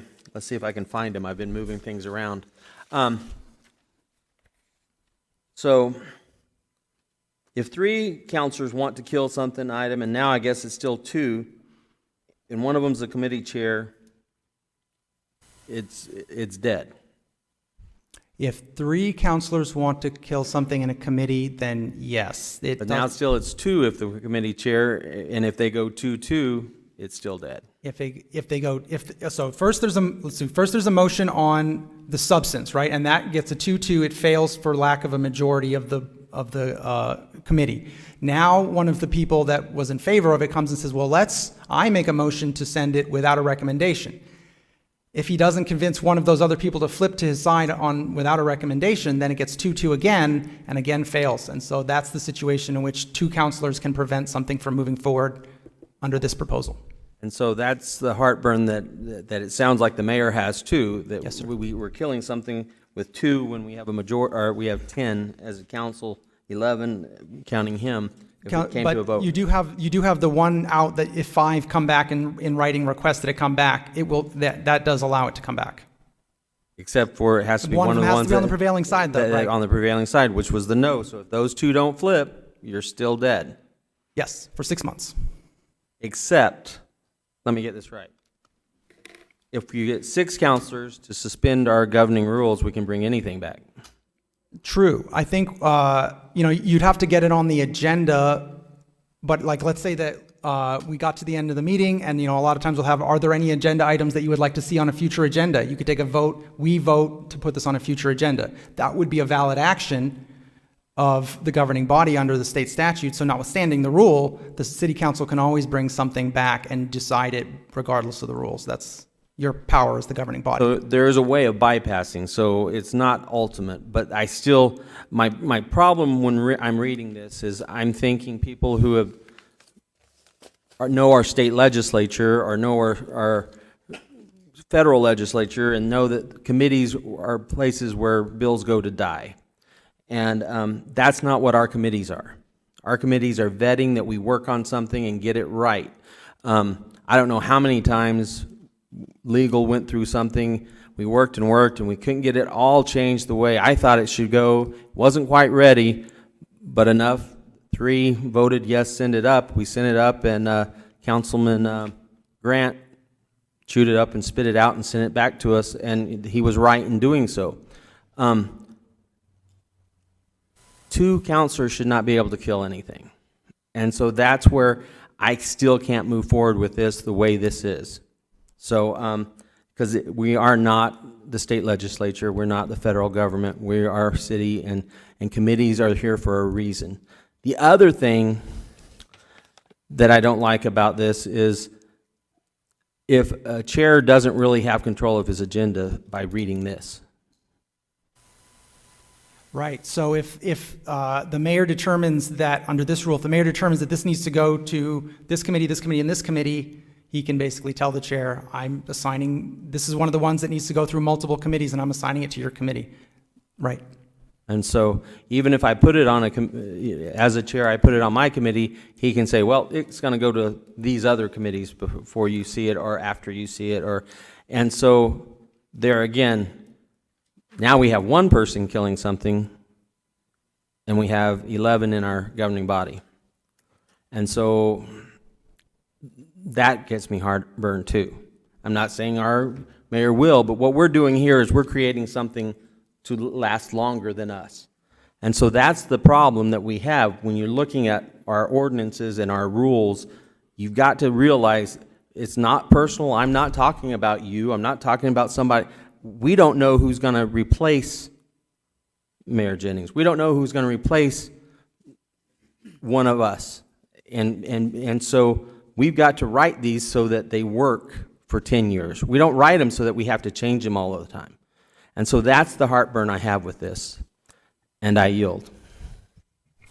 Thank you, Councilman Foster. Now we have Council Lady Moore, please. I just have, why did we change everything from 6 to 5, Mr. Patterson? On all the numbers, the mayor or 5? The 5 is what our current rules say. As originally proposed by Councilor Oropesa, it was 6, but then the discussion was to bring it back down to 5. So to lower the number of people that it takes to bring something back. Okay. And I'm kind of halfway with the 2-2 because I guess I got caught up in the 2-2 a few times, in my tenure. The 2-2 can work both ways when you want something.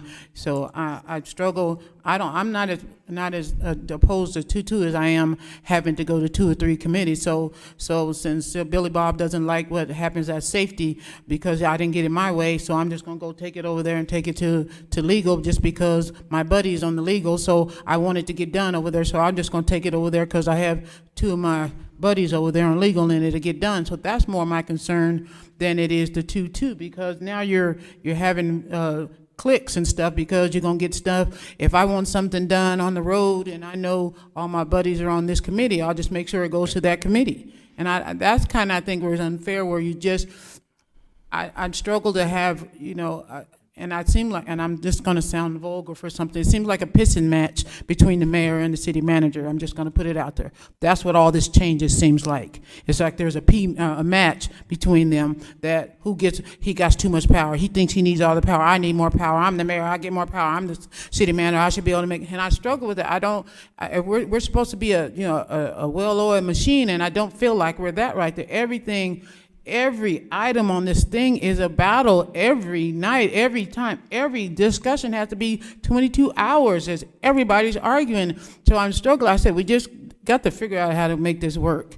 We cannot be here having 22 hours of discussion for each item. It just seems like there's like an argument for each thing, and it's not political, it's not, but that just seems like every word where it says city manager now is marked out, now it says the mayor. Every word that says so-and-so now it's marked out, now it says, so I struggle with that. Now, like I said, I just don't want the committee thing. Why have a committee if everything has to be brought here anyway? I thought that was why we kind of had, so it was vetted. Somebody used the word vetted. So, okay, we went to the vetted, we kind of shake it off a little bit. We still have to come to this meeting and talk about everything that was talked about of every committee. Why are we having committee meetings? Yeah. That's just a question. I'm like, so if we have to take this thing to 3 committees, everybody done heard it by then. Why we need to bring it to the city council? Why we need to bring it here? Everybody's heard it already. So I struggle with this having to go to 2 or 3 committees. I don't like that at all. I think that's crap on top of crap on top of crap. But like I said, the 2-2 thing, I could kind of see, and sending it with no vote, with no recommendation, that sounds fair. Then the whole council gets to hear. I don't see that as too horrible, but this going to committee, because I don't like what the other committee said, I don't think that's right. That's not the way to do business. That's not how we should handle things. We should make these statutes the way, if we're gonna do it in a committee, let's do a committee and move on. Whether it goes up or goes down, that's 6 months in a long time. We can't do 3 months, but 6 months is a long time. Counselor, you can offer an amendment. But I just said, like I said, 6 months does go pretty fast anyway, but not around here because the meeting lasts 24 hours. But anyway, so I yield for now. Thank you, Council Lady, and Councilman Orfressa. Thank you, Mr. Mayor. And I kind of agree with you. But that is precisely the reason why the rules are changed to address those kind of issues. Because just recently, if we remember, just recently when we were dealing with the placement of the statue, the rocket statue, that got referred to 2 committees. It got referred to the Infrastructure Committee, and then it got referred to the General Services Committee.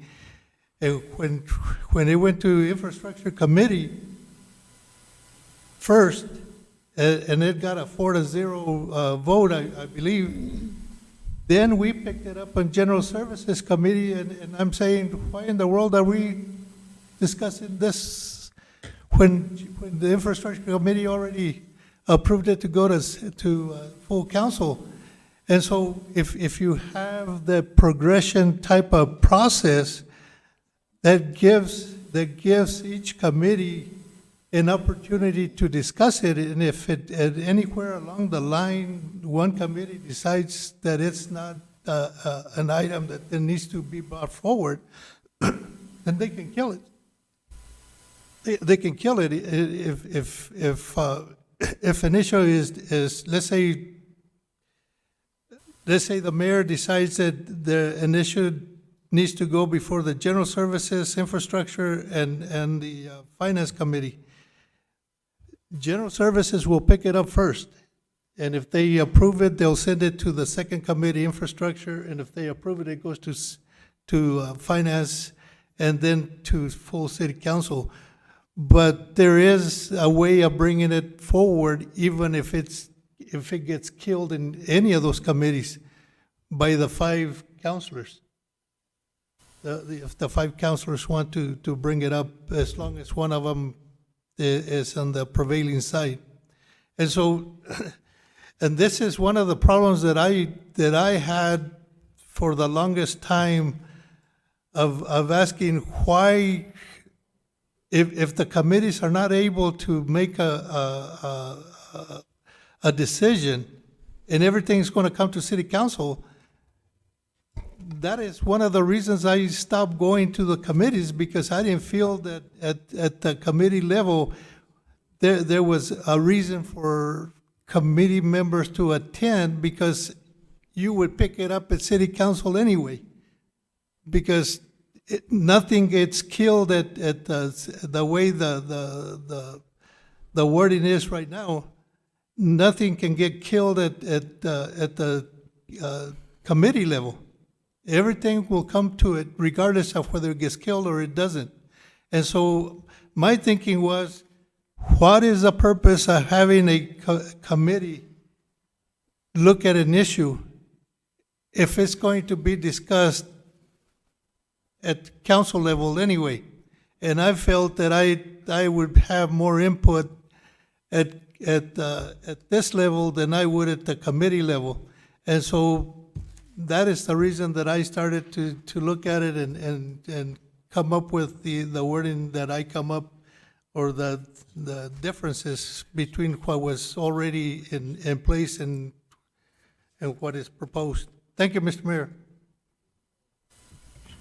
Mr. Mayor? Yes. Councilor Perry would like to speak. Councilor Perry. Thank you very much, Mr. Mayor. Councilor Orpesa, thank you. Just to answer a little bit on that, I've always understood that the committee's process should be a vetting process. Now, I agree wholeheartedly with my fellow councilor that there have been times things have not been handled quite appropriately. In all reality, if there had been a failed vote on an issue, I believe at that time it should have gone to the full council with a recommendation not to approve. But that should not have forced it from or allowed it to die. These are committees. They are a vetting process. Our Parks and Recreation Committee, which is a citizens committee, it's a vetting committee for process. They process and they vet the information, and then those decisions come back to full council for decisions. Our cemetery board, which is a committee, which is one of the very few that are actually required by statute for us to have. They vet out the processes, whether that be with the General Douglas McBride portion or the regular portion. They vet out pricing. They vet out the need or the necessity of whether or not we should require there to be the different things done at the cemetery with the columbariums, those kind of things. They vet that, and then that comes to the full council for decision. We don't give that committee the authority to make decisions on behalf of the city council. That's another reason that the city council has, we have 2 from each one of our wards. That allows for our constituents.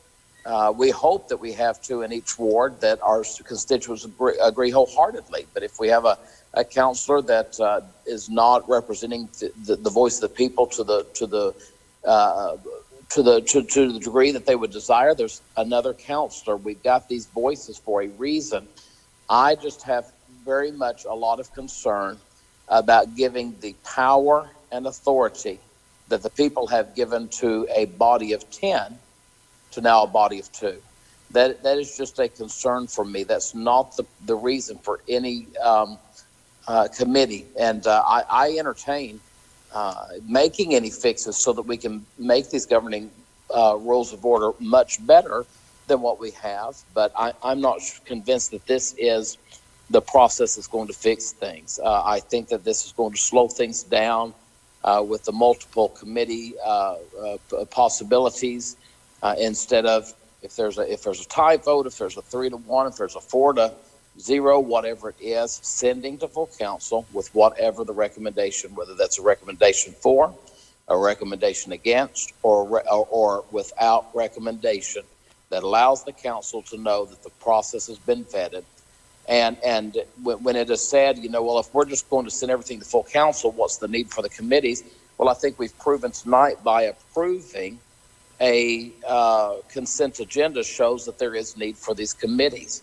We're already well into, it's about 10 o'clock y'all's time. It's midnight where I am. My son's about to get married here in Virginia. So I'm sitting in an Airbnb with my wife ready to go to bed. And here we are very late. We still have a whole lot more to talk about. If we had all of those other items that we have on the consent agenda, we'd really be talking about a long meeting. That's the purpose of a committee, to be able to vet things, to allow the process to move smoother.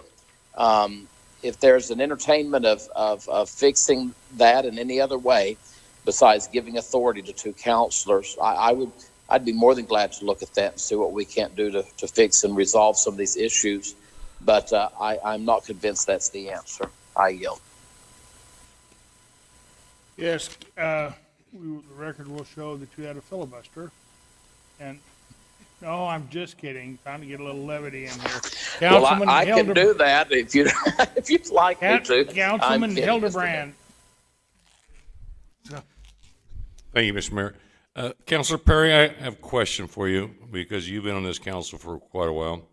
When you talk about a vetting process, and then we vote in committee, and then we put it on consent and have no discussion.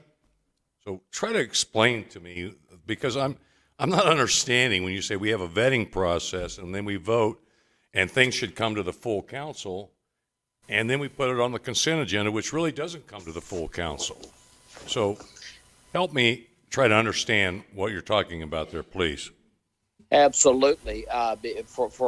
For instance, the airport leases that were approved or considered sent to full council for approval from the legal committee. That took y'all, and I don't know how much time it took you, but you sat through the information and listened to staff and heard things. You vetted it out. You looked at whether or not we're getting our bang for our buck, what's going into it. Counselors who have concerns in that have the option to show up, to listen to that committee process take place, to watch it online later, or to review the information that is seen on the committee agenda before we get to this evening. If I had a concern on any one particular item on that consent agenda, I had the ability as a counselor to say, I would like to have a voice vote done on that. I want to make sure our citizens understand, or I have more questions.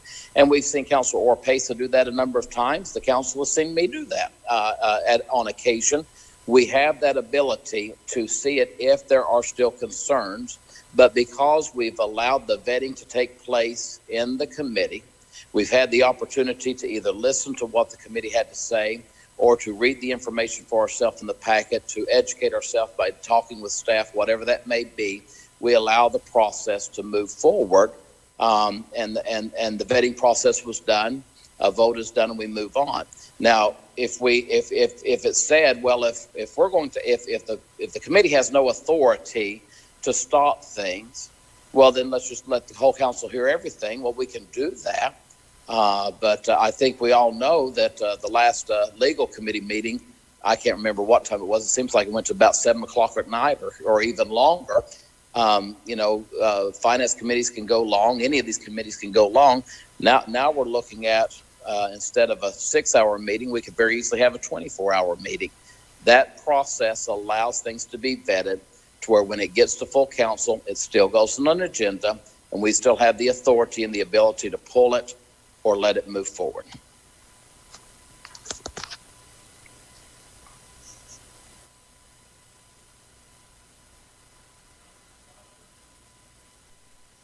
Councilor Foster, please.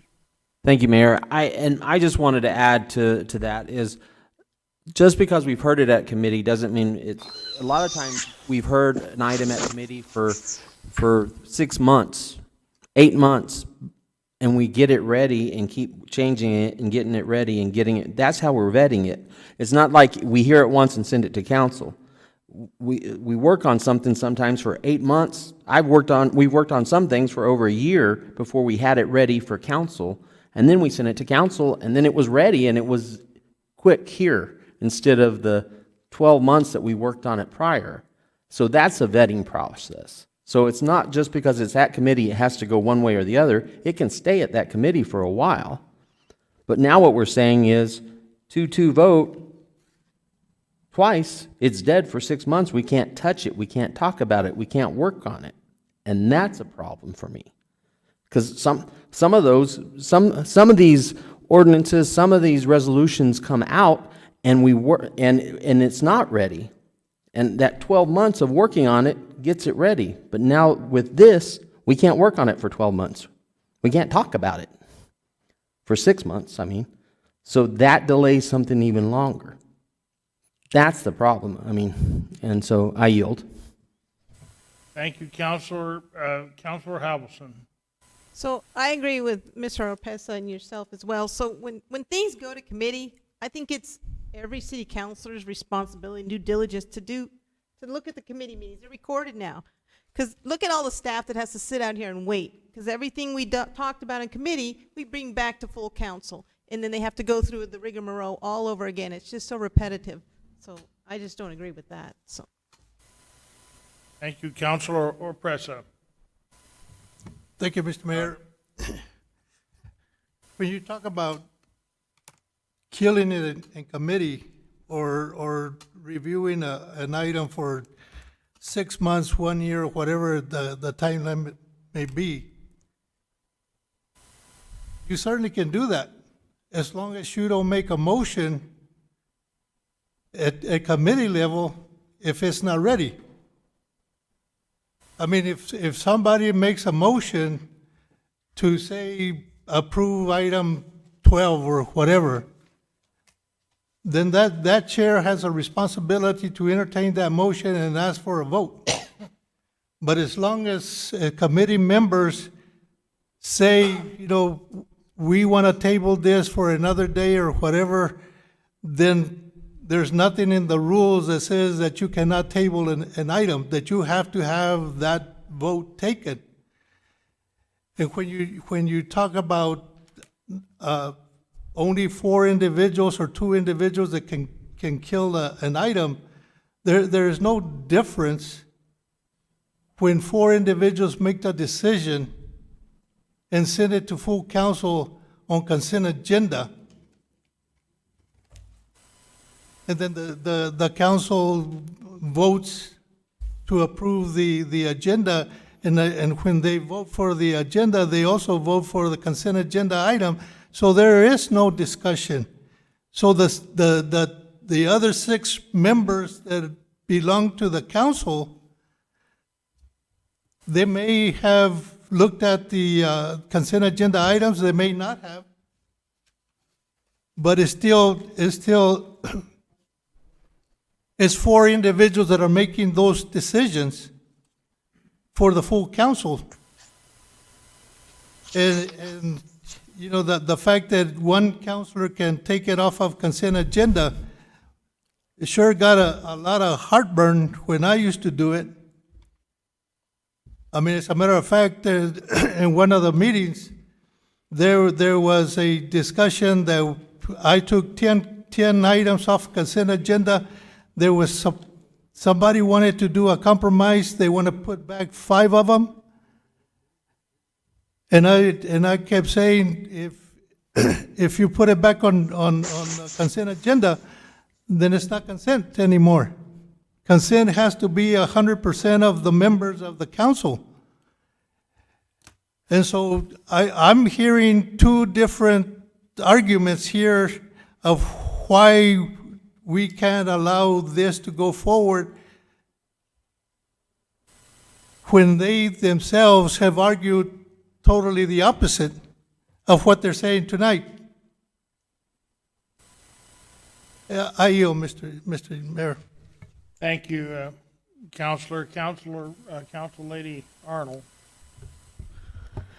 Okay, I think I've looked at this probably 5 or 6 times. It's been on the legal agenda and then pushed off and then brought out here. And I have to say, to me, this is kind of a matter of perspective of I guess, how this governing body should operate. And I've been completely perplexed because I believe both sides have very valid points.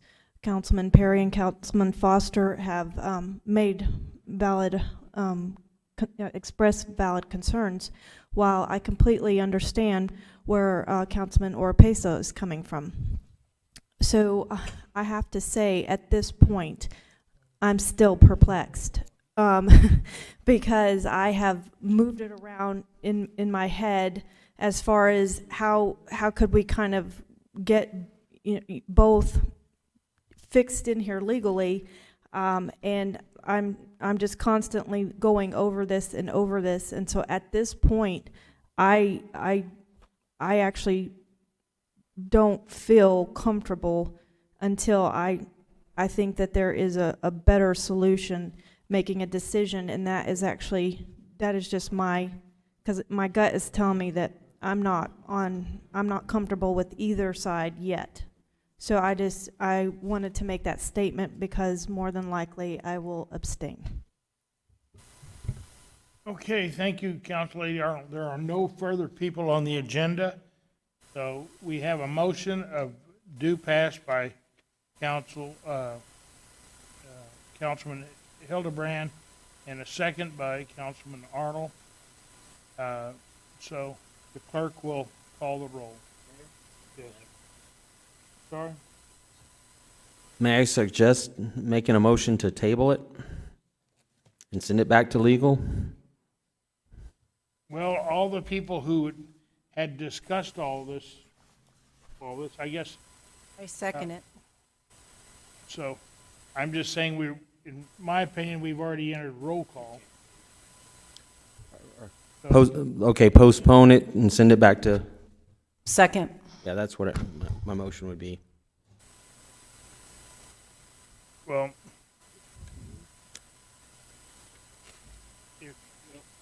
Discussion? yeah, We looked at this and sent it back to legal. We sent it over basically on one change, correct? right. Yes. Now we're talking about additional changes. We sent it back to legal. We made the change suggested by city attorney. Is what we did, Yes, sir. correct? Yes.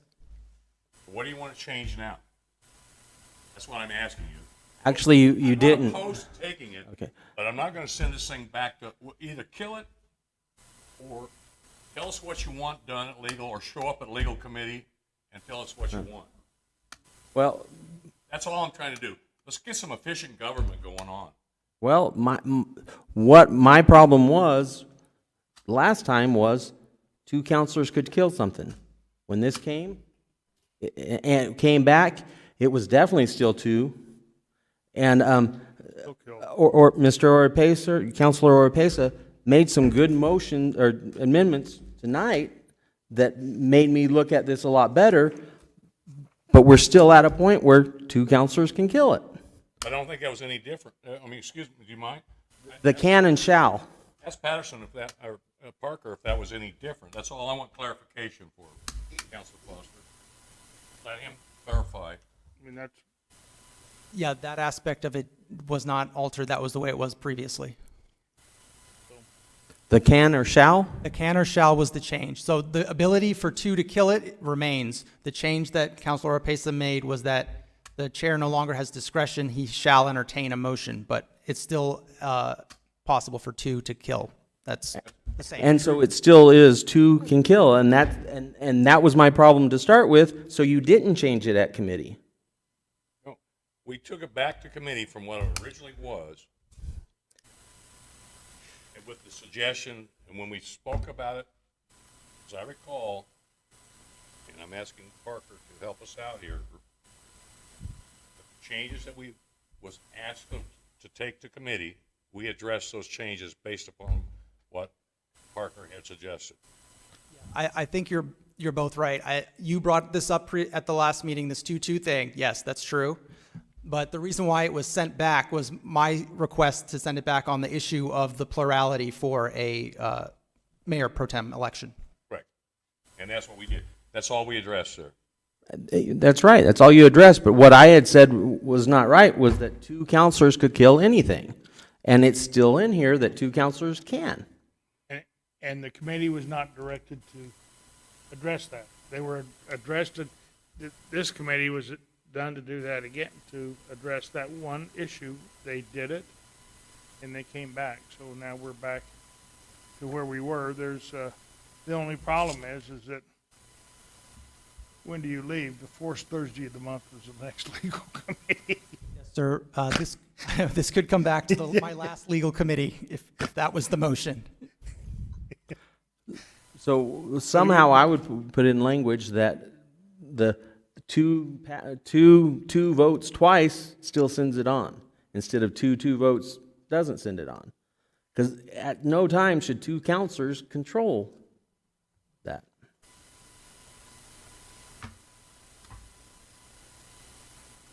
Well, A tabling motion. You're postponing. so, On a postponing motion, sorry. I don't want to be in an argument with you, Councilor Foster, but that would have been nice to take, if you'd have been at the committee meeting and made those suggestions, and we could have addressed it all right. I'm not opposed to it, but just let's get this stuff done and let's move on. We have 30 items on our agenda, and I want to be efficient and move on. And so I'm just saying it would have been nice to address that at that committee, that time, get it done, present it to the body, and move on. So I would hope when this comes back to legal committee, that those who have interest and concern, please show up at legal committee. Well, that's what I would hope for. I'm not telling you have to. I'm just hoping that we do that. I sit through time in all my other committees, but the 5 hours in legal, but my suggestion at the time at city council was two counselors should not kill something. So you didn't take it then. Am I saying you would have taken it in consideration if I was at legal? That's my problem. I did state that specifically. So I don't see how nothing was addressed to change my feelings on this. So why would I have wasted my time to go to legal? okay, thank you. So we have a motion to postpone this. Is it to postpone it and refer it to legal committee? Is that the correct motion? And it was made by Councilman Foster, seconded by, was it seconded? Yes, I seconded it. No, Council Lady Best. So, all those in favor of sending this back to the legal, postponing this or sending it back to the legal committee, and then it would come back forth as long as there's more than two. Clerk will call the roll, I guess, because this is. Counselor Best? Yes. Counselor Arnold? I'm abstaining. Counselor Halverson? Counselor Foster? Yes. Counselor Moore? Yes. Counselor Oropesa? No. Counselor Hildenbrand? No. Counselor Perry? No. Counselor Corn? No.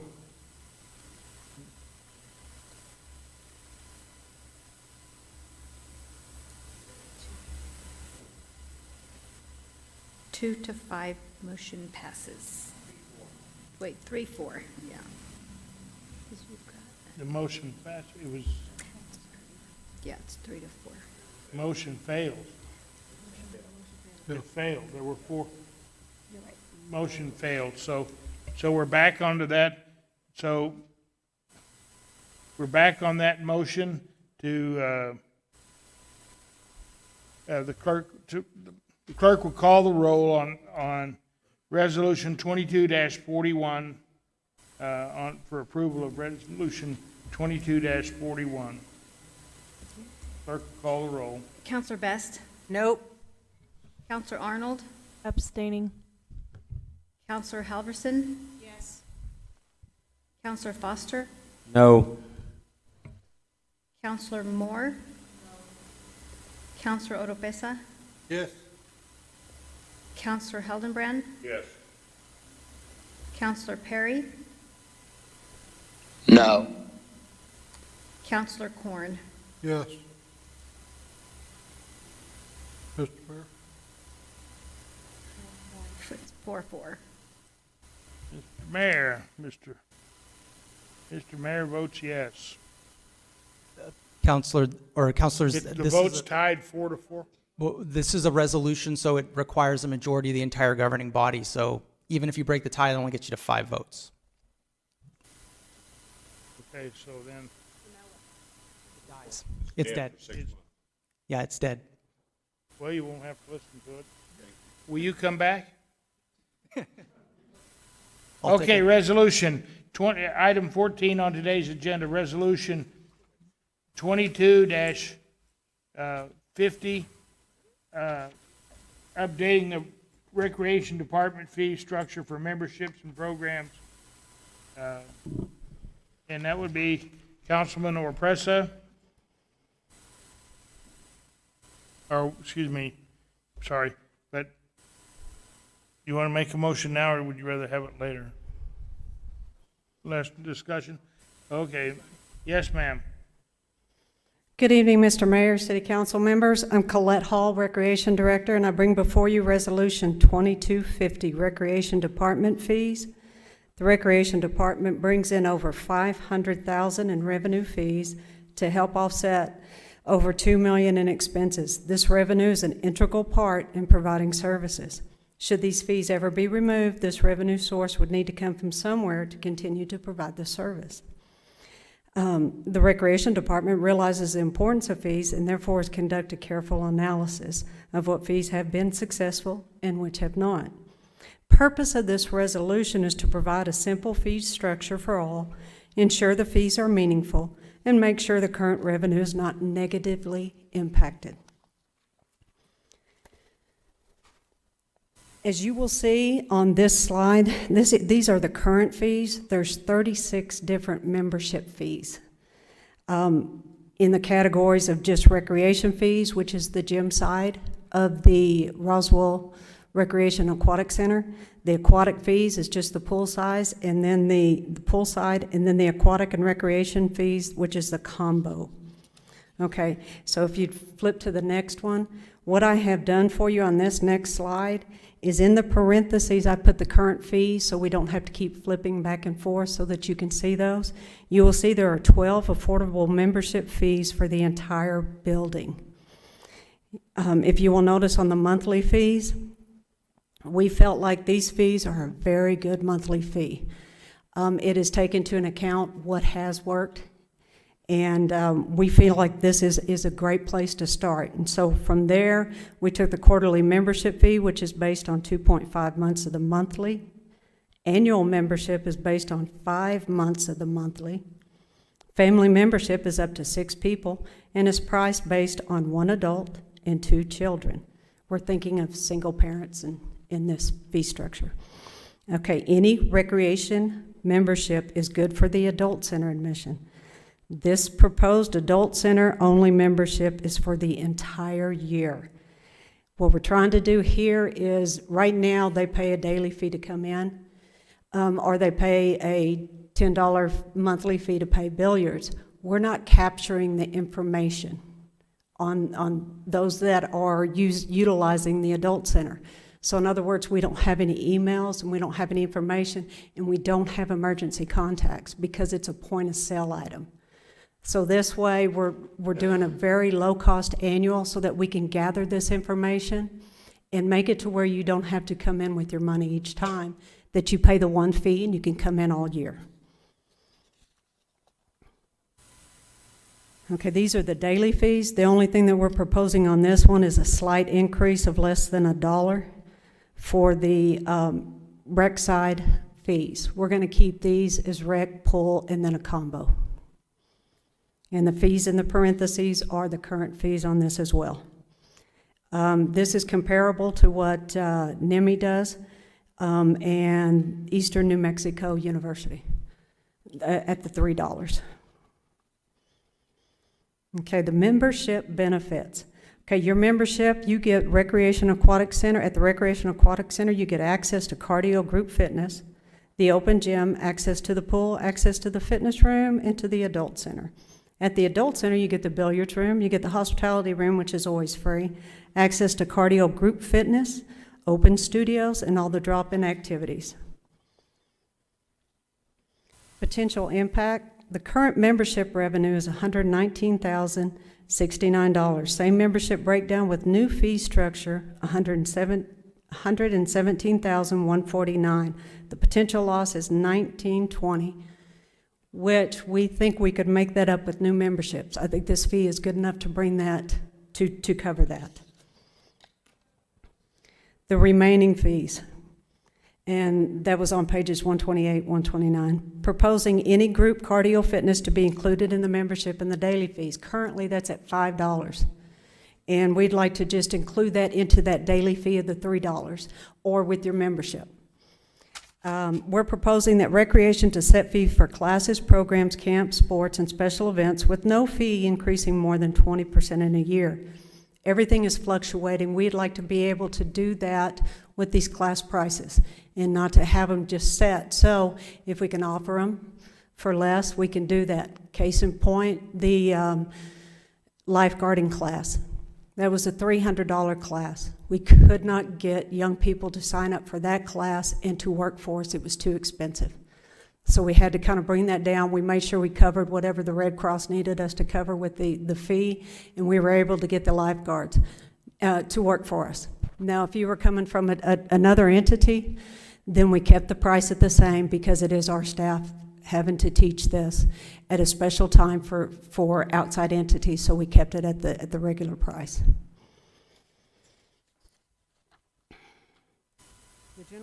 The General Services Committee voted to refer 2-1 this resolution to full City Council without a recommendation at their July 28th, 2022 meeting. The staff recommendation is that you consider adopting Resolution 2250, updating Recreation Department fee structure for memberships and programs, and to approve a comprehensive list, which is Exhibit A, of current recreation fees. Thank you, and I stand for questions. Do we have questions of Ms. Hall? See? Ms. Hall, Yes, is sir. there any reason why we don't have any benefits on here for city employees? I mean, I think when we start looking about the recommendation for cardio, everything else, and family groups, I think our city employees should be given some kind of benefit. And my reason for saying that is I think that we have a lot of people that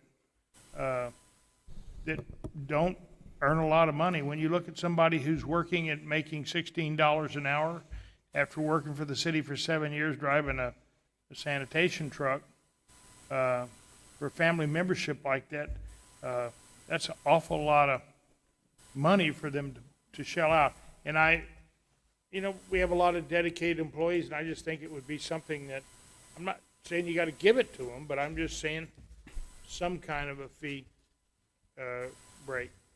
That's all, Mr. Mayor, if I may answer that, we're capable of doing it any way the City Council wishes to do that. I guess in my mind, we have all the public that have to pay as well too, and we have public that are paid at a lot of different rates. We have a very low disposable income in our city for a lot of our public. So I've always felt that it was appropriate for our city employees to pay for these services as well, rather than to get that benefit just because you're a city employee. I would ask and I would recommend that we continue to work on the salaries of our employees to help them afford for that service, rather than to give the discounts of the services that we don't grant to other citizens in the city. I'm happy to do it any way that we want to do it, because I've been involved in those things, but the whole idea is that we wanted to increase our salaries of our employees so that they can pay for those services as well. And I will say that at one point in time, we had golf course memberships reductions within our blue-collar union agreement. The challenge is that we only have like 3 or 4 employees of the blue-collar group that actually played golf. And so the benefit to our structure, our people was not equivalent enough to provide that membership reduction. So the whole process that we had is that I would rather work on increasing their salaries to keep them at a living wage or better, and then let them as a member of the community and the public participate in any of these services that we provide. But I'm happy to look at that. But that would be the reasoning why we have not done it for the citizen or for our employees in the past. So thank you. Thank you, Mr. Nev. I just had some employees ask me about that. And that's where it comes from. We have 3 on the list. We have Council Lady Moore, Council Lady Arnold, and Councilman Foster on. Council Lady Moore.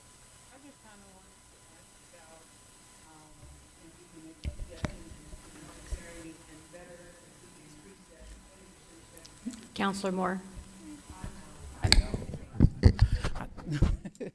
If maybe we can increase that from 10% to 20%, or maybe we can include the city employees or with that as well, in that military, city employees and veterans for 20%. What about, do y'all think about that? I mean, I don't know if that's possible, or is that too much trouble, or because I've always thought, my veterans, I just think we charge, 10% is not 10% of $5 is a quarter, 50 cents. So to me, I think 20% seems like a little bit better than 10%, but it's not much. But I just feel like it seems Mr. Mayor, Councilor, the response is, all it would take is an amendment. I believe that 10% came from the conversation when we established the fee when the rec center opened. I would caution about adding the employees, because one of the other issues we have within that structure is that I have 3 unions that I'm working with, and those financial terms are negotiated within the agreement. Okay. So as we look at those employee bodies, we have to be careful of our contractual responsibilities between the unions and the city, and those terms of financial benefit to those members have to be negotiated within the agreement. So I would say that if there's any employees that are in those groups, they have every right to request it, and we would actually walk through the negotiation for that. And if it's chosen to be added into the agreement, the council would eventually ratify or approve that agreement as well too. So I would say, I would just ask for your consideration to hold on the employee conversation, because they have the ability to request it, but there is about 50% of our staff are affected by the union agreements that have the financial terms. I think the seniors, the veterans, all special classifications of citizenry that we appreciate. And so I would just ask for that consideration. So that sounds fair. We don't want to make anything more difficult for you than we have to. We know your job is easy enough. So anybody, I don't know. That's just an idea that I have. I was going to say about the spectators paying just to stand there, paying $2. I had a problem with that, but I'm going to let that go, because I feel like I'm going to take the babies to the pool and I have to pay just to stand there to watch the baby, pay $5, to stand there and watch my baby play in the water. I struggle with that, but I'm going to let that go for today. And if we can get the maybe the veterans to go up, just the veterans and military, a little bit more of a degree. Well, did I say it? I didn't say it that way. Oh. Can I make it? Did you make it? Who made the motion? Nobody made a motion yet. Yeah, so I can't make an amendment because there wasn't a motion. Well, we have a motion on the floor to discuss this deal. You can amend it, propose amending it. You have to make a motion. Memory, let her talk first. I'll wait till. We already did that. No, okay, I'm sorry. Okay. You. Mr. Mayor, I have Council Lady Arnold and then Councilor Foster, if you'd like to be right there. if you like, I can go ahead and make the motion. Okay, well, you can. We can go ahead and have the discussion. Okay, that'd be fine. So I move to consider approval of resolution 22-50 updating the Recreation Department fee structure for memberships and programs and to approve a comprehensive list of current recreation fees. There was a motion by Councilman Orpressa, second by Councilman Foster. And now I guess we would go back to Councilman Moore, Council Lady Moore, for your motion. I'd like to make to amend the motion to increase the military and veterinary discount from 10% to 20% for the recreation department fees. Second. Okay, we have a motion to include 10% on the veterans' fees. Any further discussion? Seeing none, clerk, call the roll. When we do a voice vote, there has to be a roll call. Can you tell me who the second was first? Thank you. And yes, we will do a roll call. Roll call vote. Counselor Best? Yes, with a question. Counselor Arnold? Yes. Counselor Halverson? Counselor Foster? Yes. Counselor Moore? Yes. Counselor Oropesa? Counselor Heldenbrand? Yes. Counselor Perry? Yes. Counselor Corn? Yes. Okay, so we have to announce the vote. And is it 8-0? I'm sorry, it was 9-0. 9-0. By a Yes, sir. vote of 9 in the affirmative, 0 in the negative, the motion has passed. I don't know, you can explain your vote during a vote. I don't think you can say yes with a question. You have to explain your vote. I'll wait then. It's fine if you'd like to explain your vote, just how you word it. But that's fine. Okay, so now we're back on discussion of the bill. We have Council Lady Arnold is next. Yes, Ms. Collette, I believe I heard you say that the General Services Committee actually moved it forward with a do not recommend. Correct. So, can someone from the General Service Committee advise me as to why?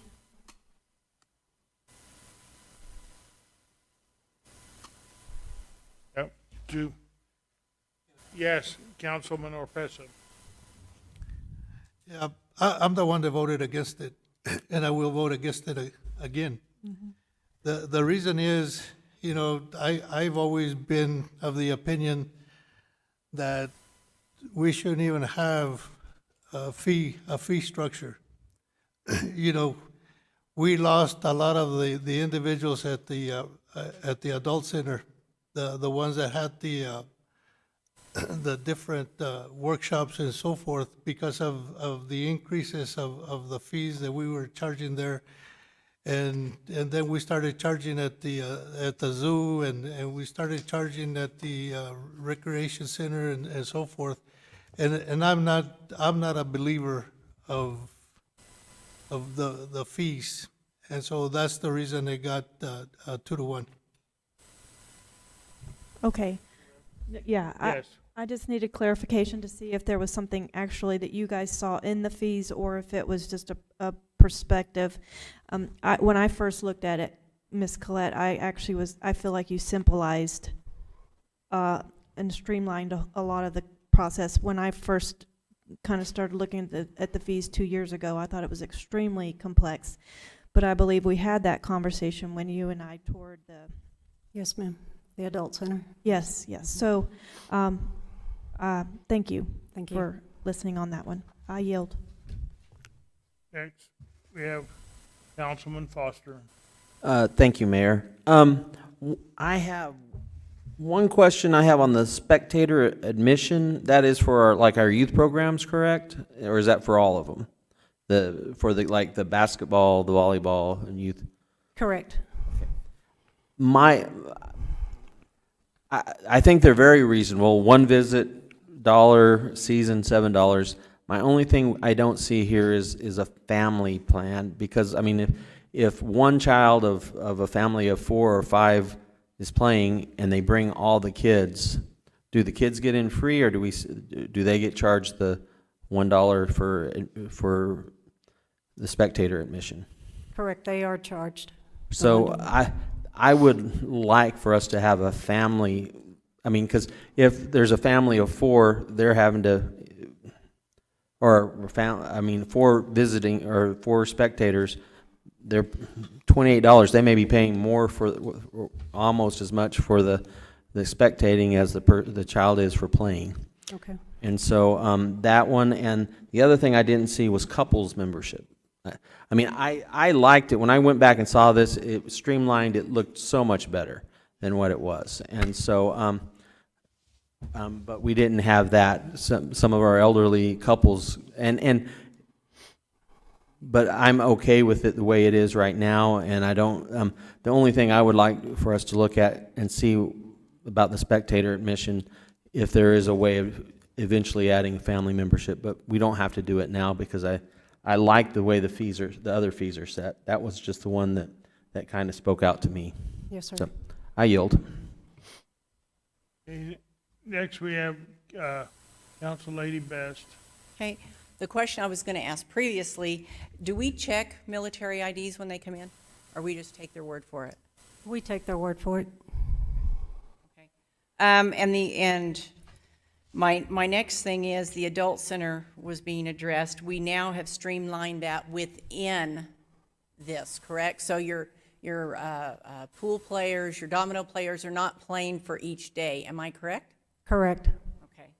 Now, I'd like you to go all the way back to your first page that you had in front of you. I don't know if you have it on the thing first, but you said our first year, or from when you started taking information, how much came in with these fees?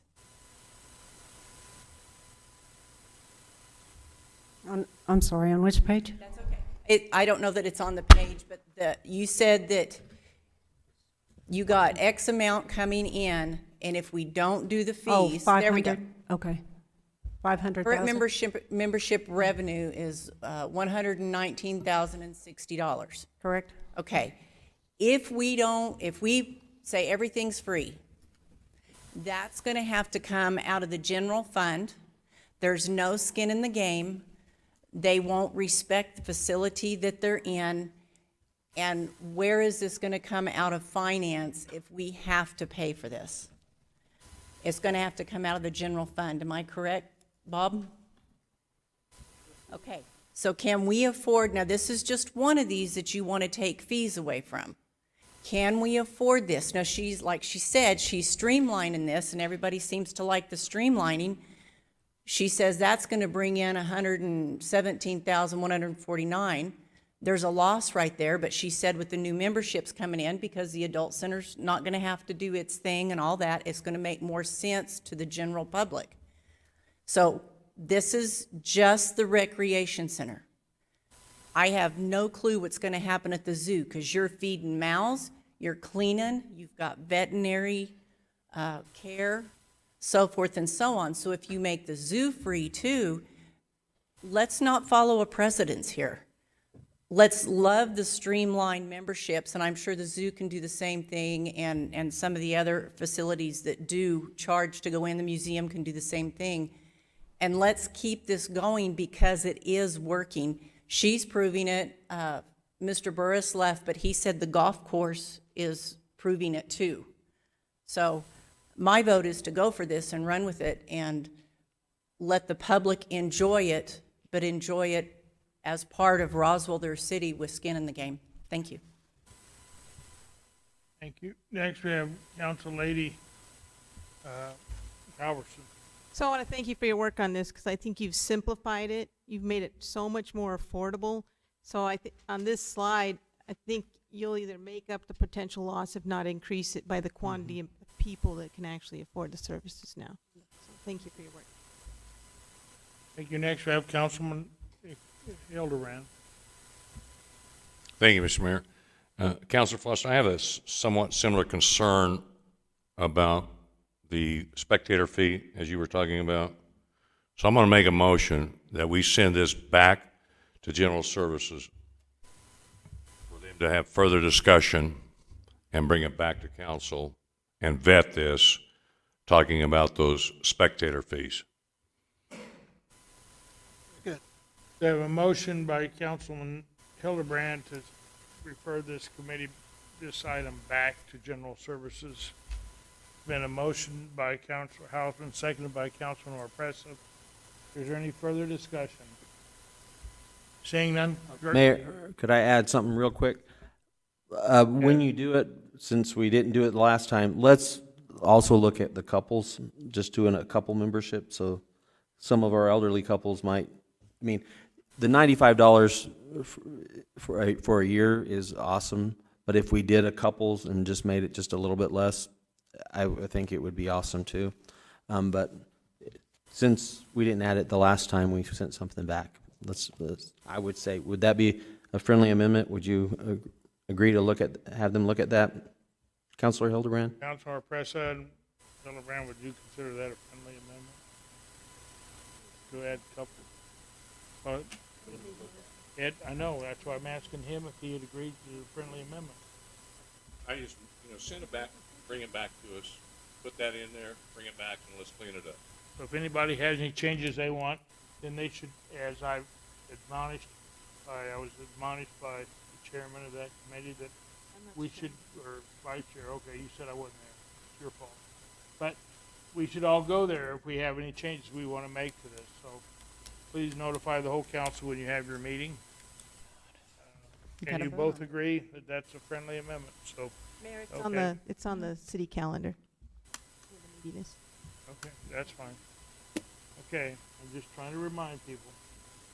So, we need to call the roll again and to refer it back. So, the motion is to refer motion made by Councilman Hildebrand, seconded by Councilman Orpresa, to return this bill back to committee to come up with to re-examine any changes anybody wants to make. Is that fair enough? Clerk, call the roll. Counselor Best? Nope. Counselor Arnold? No. Counselor Halverson? No. Counselor Foster? Yes. Counselor Moore?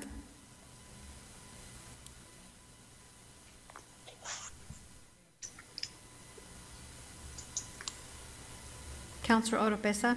Yes. Counselor Hildenbrand? Yes. Counselor Perry? No. Counselor Corn? Yes. By a vote of 5 in the affirmative, 4 in the negative. 5-4, correct. 5-4, the bill is referred back to committee. Okay, considering item 15, consider adopting resolution 22-51 for the City of Roswell City Code relating to cannabis fees. Mr. Hildebrand. Thank you, Mr. Mayor. I move that we adopt Resolution 22-51, amending Resolution 21-59 of the Roswell City Code relating to the cannabis fees. Okay, we have a motion, second by Councilman Foster. Mr. Mavers to explain it as quick as possible. Mr. Mayor and Council, if it would please you, I will give you the Reader's Digest version.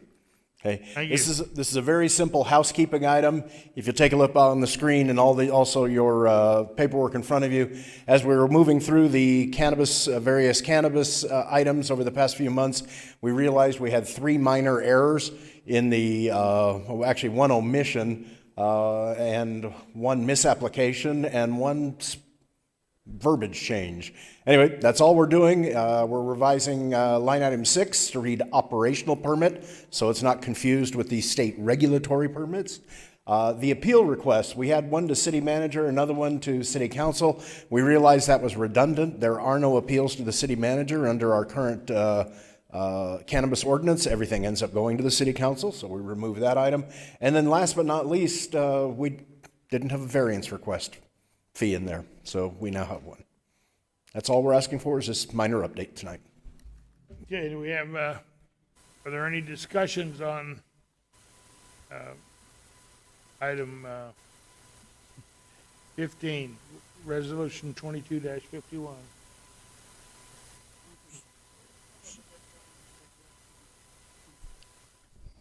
Yes, Council Lady Moore. That variance, where did you come up with that number? The variance fee was, we came up with that fee the same way we came up with the previous fees. We took a look at the average amount of time that it takes. We're trying to get some money back for the amount of staff time it takes to process all these applications. So we took a look at the amount of time cost. We started off with the original $400 amount was arrived at about 8 hours of processing time at $50 an hour, which would include the staff fee plus their benefits and other things, so that we get a reasonable number. And then previously we were told to add 20% to that because of the complications related to cannabis. So that's how we arrived at the 480. Thank you, Mr. Mavers. It's great. Thank you very much for not applying your fee schedule to the governing body rules of order. We'd already spent our surplus. So, any further discussion? Seeing none, the clerk will call the roll. Counselor Best? Yes. Counselor Arnold? Yes. Counselor Halverson? Yes. Counselor Foster? Yes. Counselor Moore? Counselor Oropesa? Yes. Counselor Heldenbrand? Yes. Counselor Perry? Yes. Counselor Corn? Yes. Motion passes 8-1. By a vote of 8 in affirmative and 1 in the negative, resolution number 22-51 is duly passed the House. Next, we have resolution 22-53, authorizing the submittal of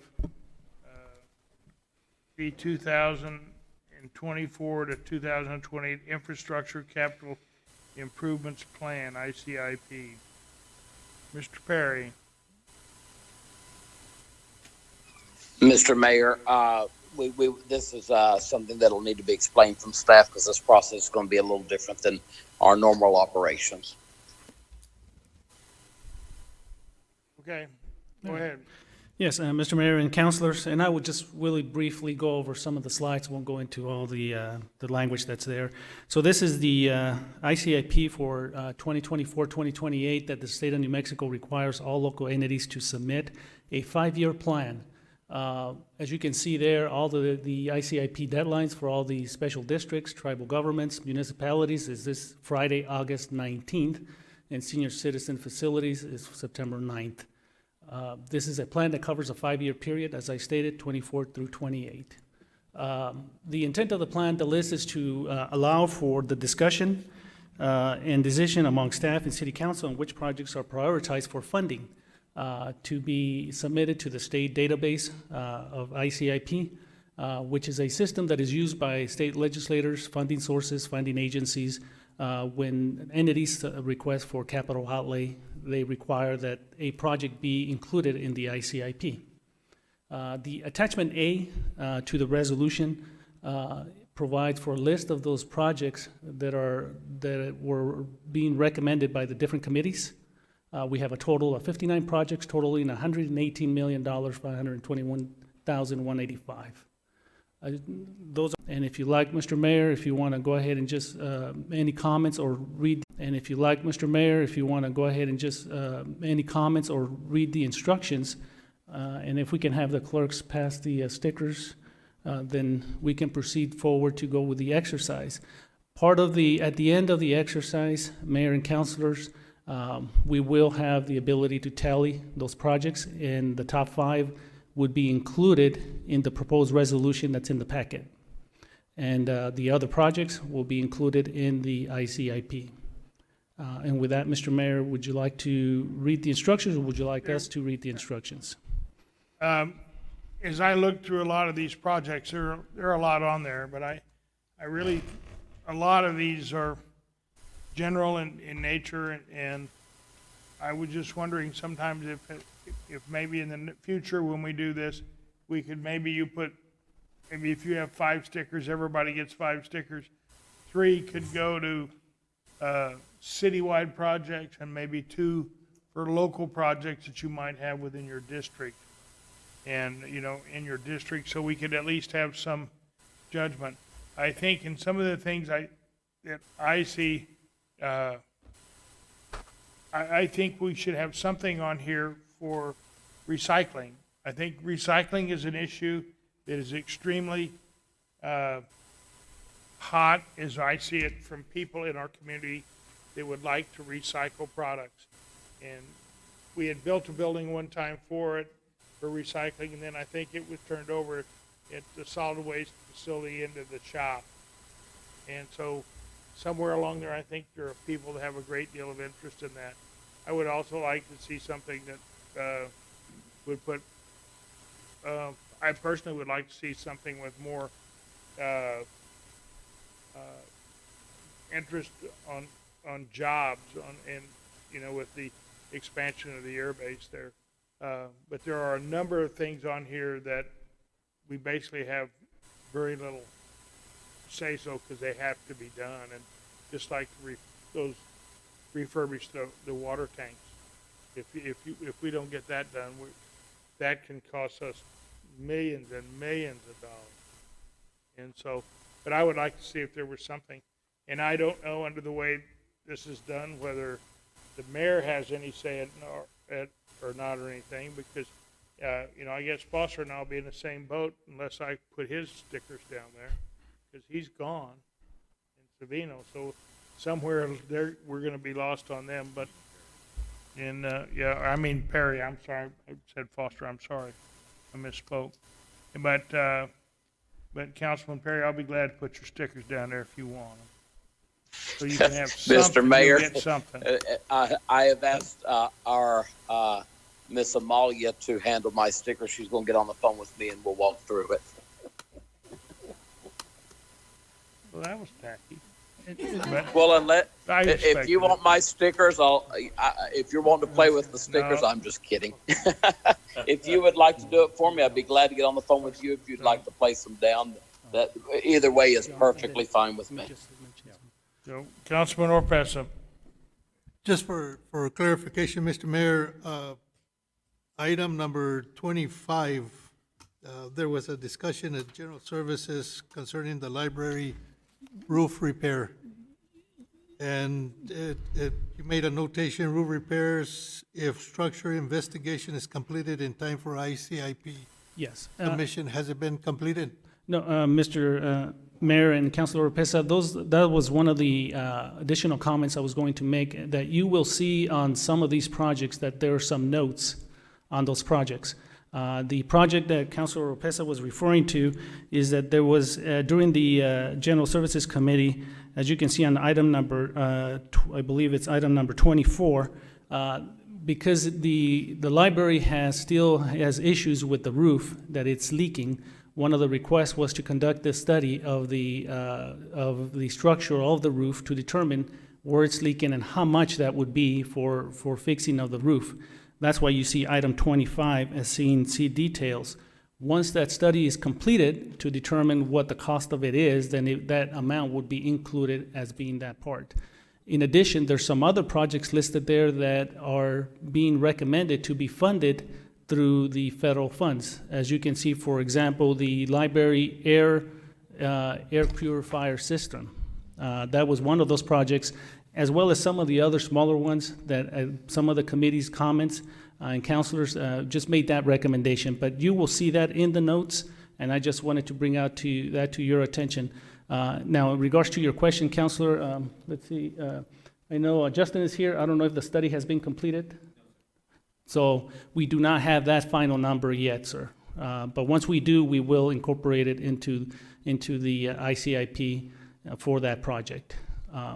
In addition to, I wanted to answer that question, I just had one more comment. I think, Mayor, when you mentioned about the recycling, in the past, council has, even though the list that is before you is what came out of the committee, in the past, the council has also had the opportunity to add a project that we have added at the end of the sheets here. So we've done that as well.